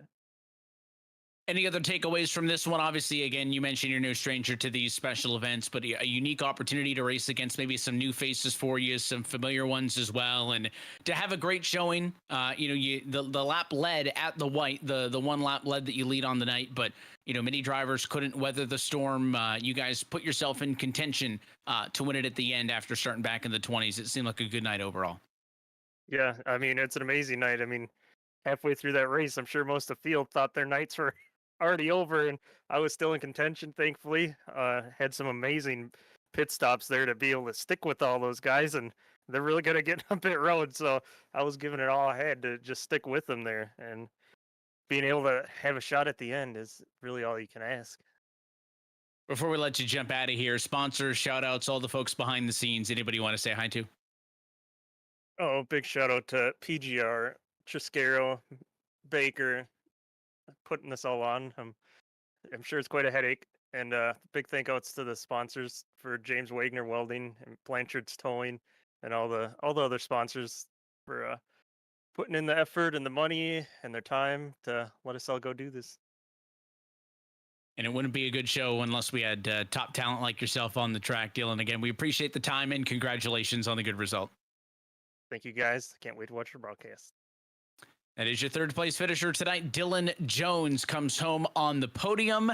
And our Austin Green, who we talked to on the pre-race show, Dawson, ends up fourth in the end. I'll hand things off to you to chat with him. And what a fun moment this is going to be as we welcome in our fourth place finisher tonight, a member of the PGR eSports team. Austin Green carries the banner for us broadcaster tonight. Austin, it's Evan and Dawson in the booth. Do you have a copy? Yeah, what's up, fellas? Well, look, on the last lap, I'm sure, obviously not the result you would have wanted. We saw you make the move to the top side, then had a look in 3 at the back bumper of Cody Nagels. Take us through the scramble at the end. Anything you wish you'd have done differently? What was the thought process for you on the final restart of tonight's race? Well, it's probably hard to say if there was anything I would have done differently because I didn't really exactly think about what I was doing as much at the time. I was kind of just trying to go wherever I saw daylight. I was working with Cody at the end, and looking back, I guess I probably should have jumped up with him, but I felt like once I was tandem with Dylan, I needed to just kind of stick with him.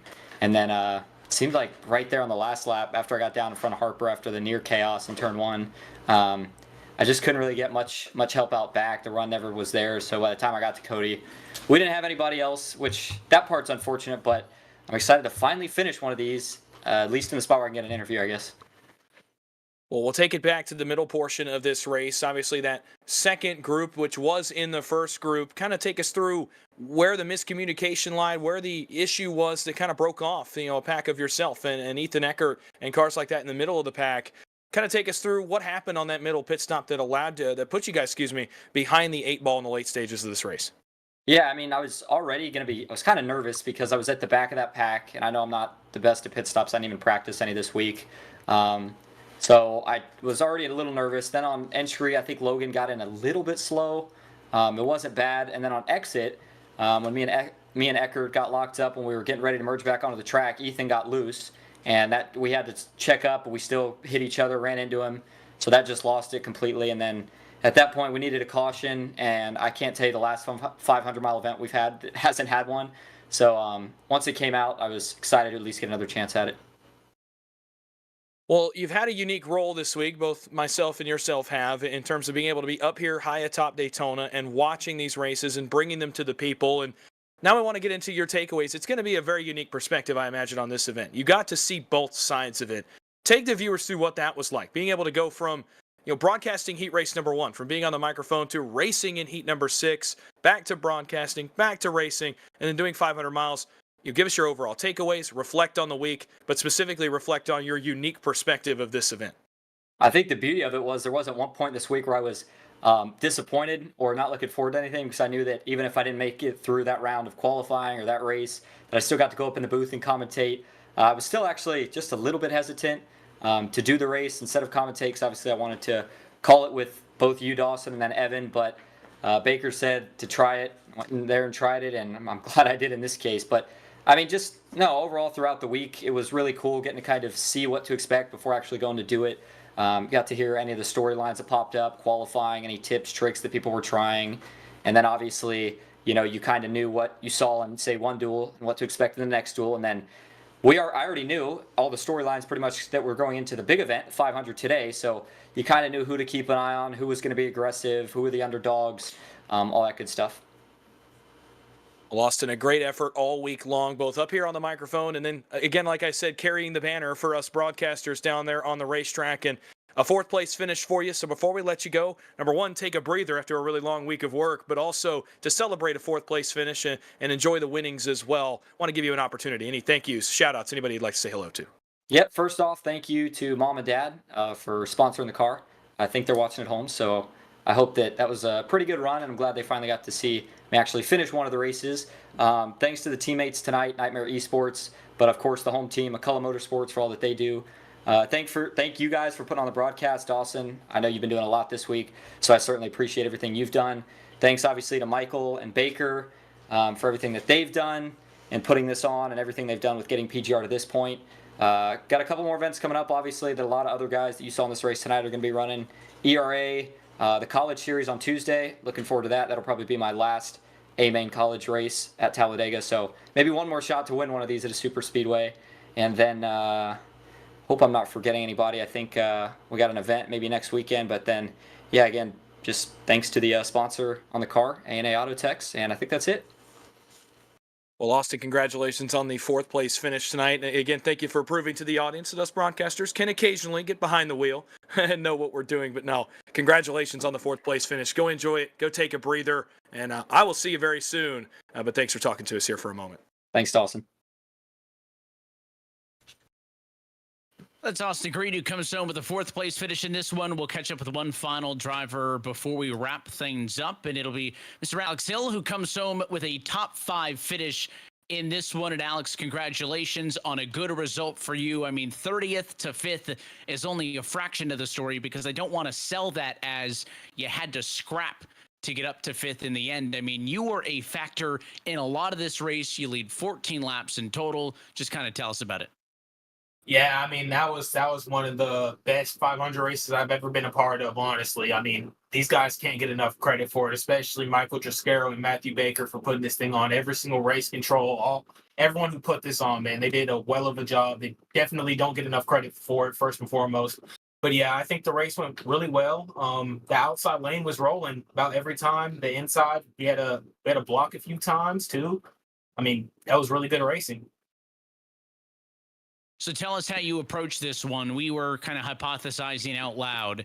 You know, it's a long race. You need to survive to get to the end. And apparently the only people that hypothesized that strategy was Dawson and I in the booth. I mean, those first 80 laps, basically, until we got to the first green flag pit cycle, you could have thought we were dual racing with 20 laps on the board, and that was it. I mean, it seemed intense from up here. Was it that intense from behind the wheel, and how did you try to manage participating in that, trying to make passes, while also making sure you had a race car to fight for the win with? Right. So, yeah, at the start, I was obviously in the back. We started in the back. The first about 10 to 20 laps, we were taking it really, really easy. And then I started seeing 3-4 wide. I'm like, oh, well, oh, man. So I go low, and we go to the front.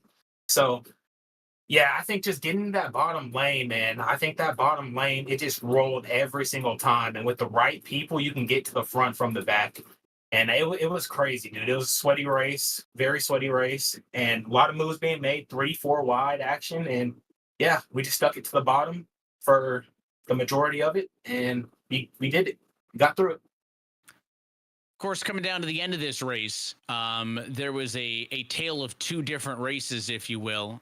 You were in position to be able to fight for this thing no matter what. Obviously, the late caution flag, though, meant that there were going to be many more drivers who were going to fight with it. So at one point, it's you, it's Wyatt, it's Cody. I'm sure you guys wanted it to just be the three of you, but then once that yellow comes out, how hard was it or easy to just kind of flip the switch and know that it was going to be a dogfight? Yeah, at first it was a 3-car breakaway, I believe, just us three, and then they eventually caught us. And then the caution came out, so that it really changed it up a whole lot, man. We really didn't want to see that caution. I don't think anyone in that front pack wanted to see that caution because we had the top 7 locked up basically. So yeah, it just changed our game plan. It just reset the whole field, and it was we were just starting from scratch, starting from the beginning. And at the end of the day, you're going to walk away with $250 in your pocket. Hopefully a positive experience for you.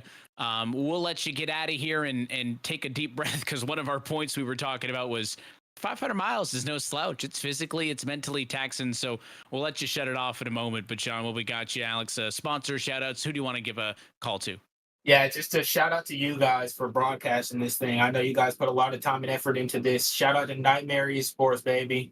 And just a final shout out to Baker and Mike, man. They don't get enough credit for this. We appreciate you being a part of this one. I'm sure they appreciate the kind words, Alex. Again, congratulations on a good result. Thank you, sir.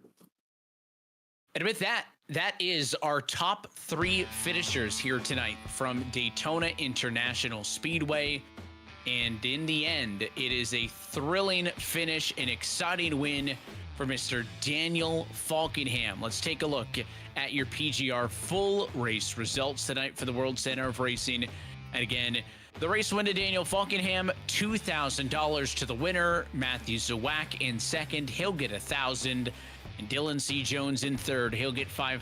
Payouts to everybody in the field, though. We heard from Austin Green, who comes home in fourth, and Sean Hill, who comes home in fifth. Cody Nagels had so many opportunities, it seemed like tonight that it was going to go his way.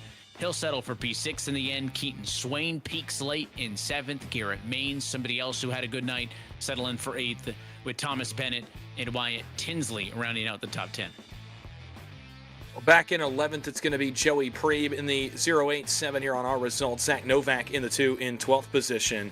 Stephen Miles had a quiet night, comes home in 13th place with Yakov Kirsanov as high as 6th on those last restarts. He'll come home 14th. Graham Bolin, it was a tough night after the opening green flag pit stop for the driver of the 48 machine, but he comes through late to get a 15th place finishing position with Nathan Harper back in the 16th spot, another man who led laps. Nick Seipel led early, could never make it back to the lead of this pack. He'll finish 17th. The pole sitter for the Great American Sim Race, Ethan Eckert, was inside the top 5 on the last lap with the third lane moving. He finishes in 18th after some chaos there in turn number 1. Briar LaPrade was 4 laps down at one point at the halfway point of this race. He comes back to finish as the final car on the lead lap in 19th position. And then Devin Sprekar finishes in 20th, the first car 1 lap down. Late penalty is going to move Garrett Maines down to 19th, so our results will not show that. These are unofficial results from the session, but no, Garrett Maines' result will be moved to 19th. That's going to bump a lot of the names we just looked at up 1 position, and it will make some changes in the monetary department. Jack Clemens, Jordan Slater, Logan York, Justin Champagne, and Dalton Millam all come home 1 lap off of the race leaders through position number 25. It's 2 laps down for Nash Brambilla. Quiet night in 26th. Landon Velke had some moments where it looked good for the 62. He ends up 3 laps down in 27th. James Wagoner up 4 laps down in 28th spot. Eddie Kerner off the mark by 7 in 29. And Aaron Brown rounds out your top 30.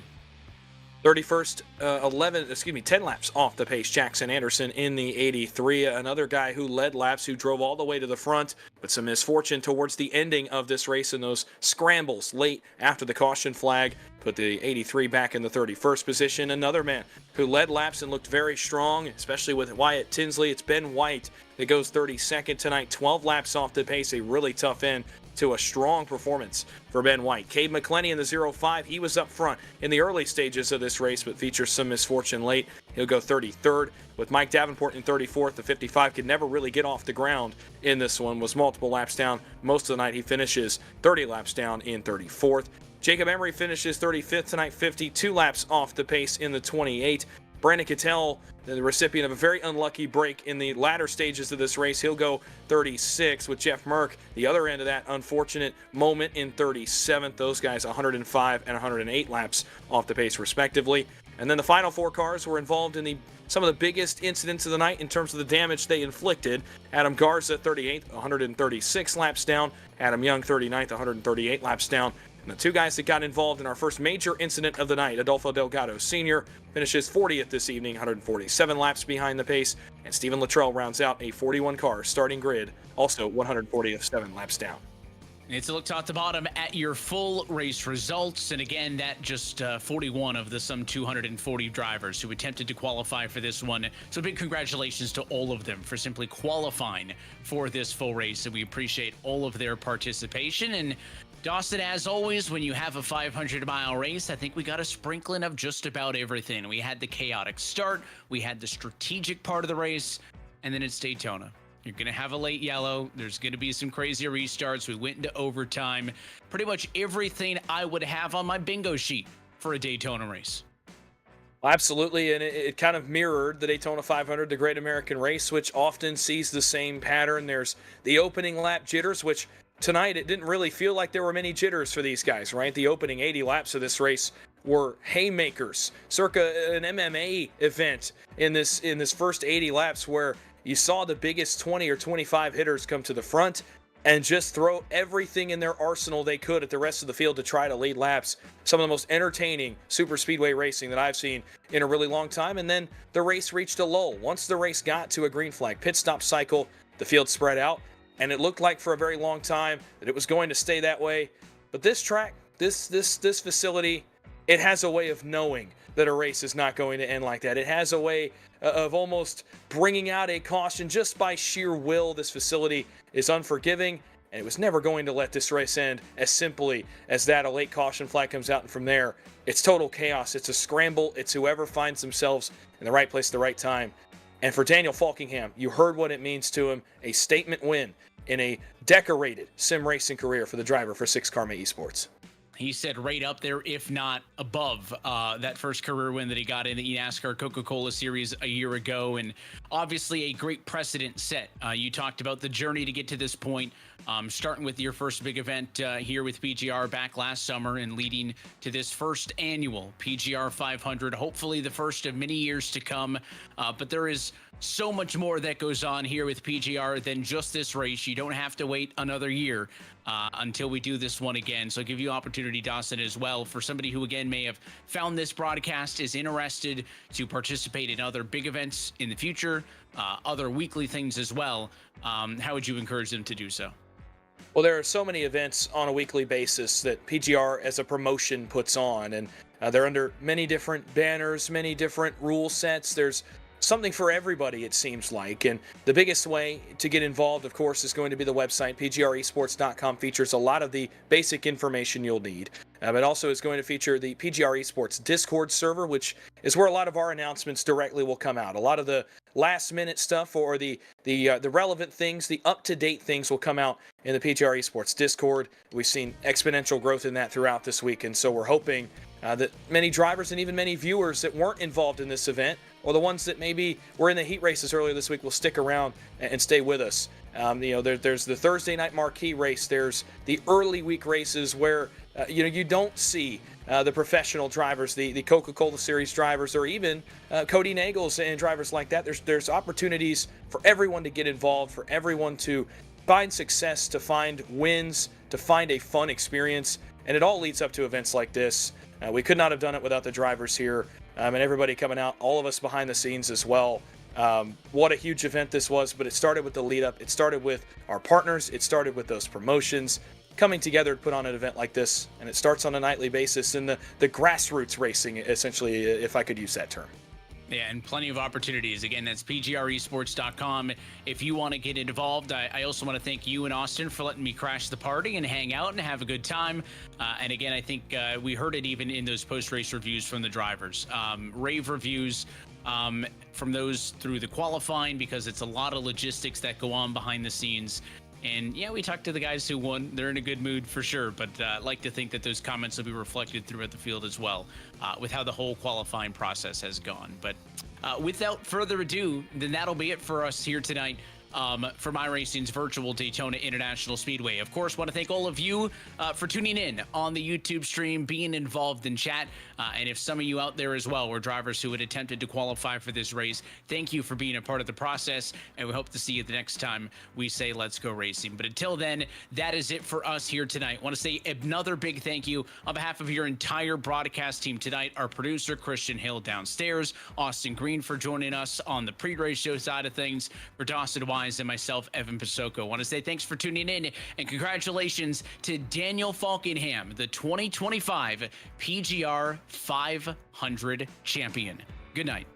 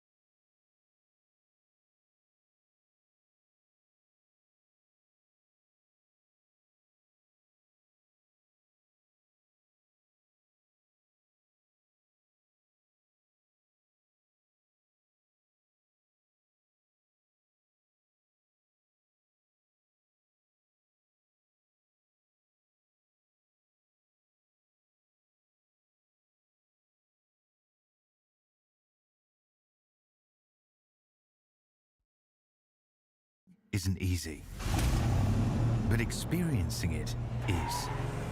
iRacing puts you in the driver's seat with the industry's leading sim racing game. Drive on laser scan replicas of the greatest racing circuits from around the world. Go head-to-head against other drivers chosen by skill-based matchmaking to ensure competitive racing at every level. Compete across all your favorite series. In officially licensed cars, engineered to deliver the most accurate driving experience possible.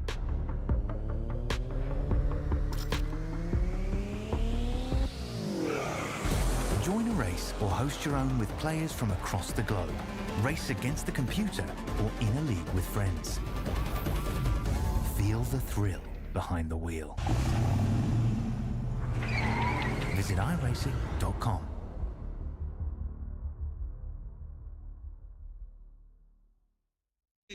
Have created our own drink company. The fastest growing sports drink in history. We will run! We will run! Ladies and gentlemen, we got paddles. The monkey has prime! This season, we are hydrated! The official sports drink of the UFC. It's time! Oh, that's good.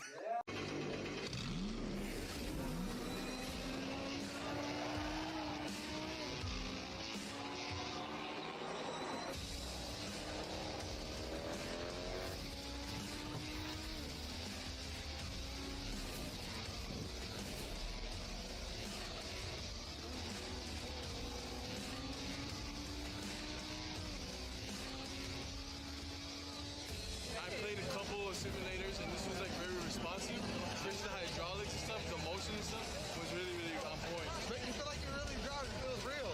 It adds so much to the experience. It's just really, really cool. It was pretty awesome.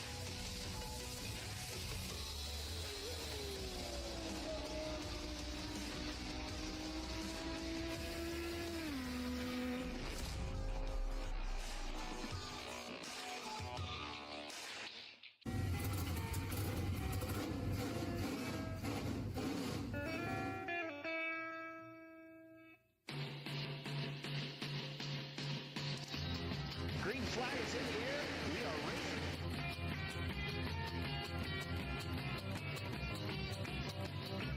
3x3.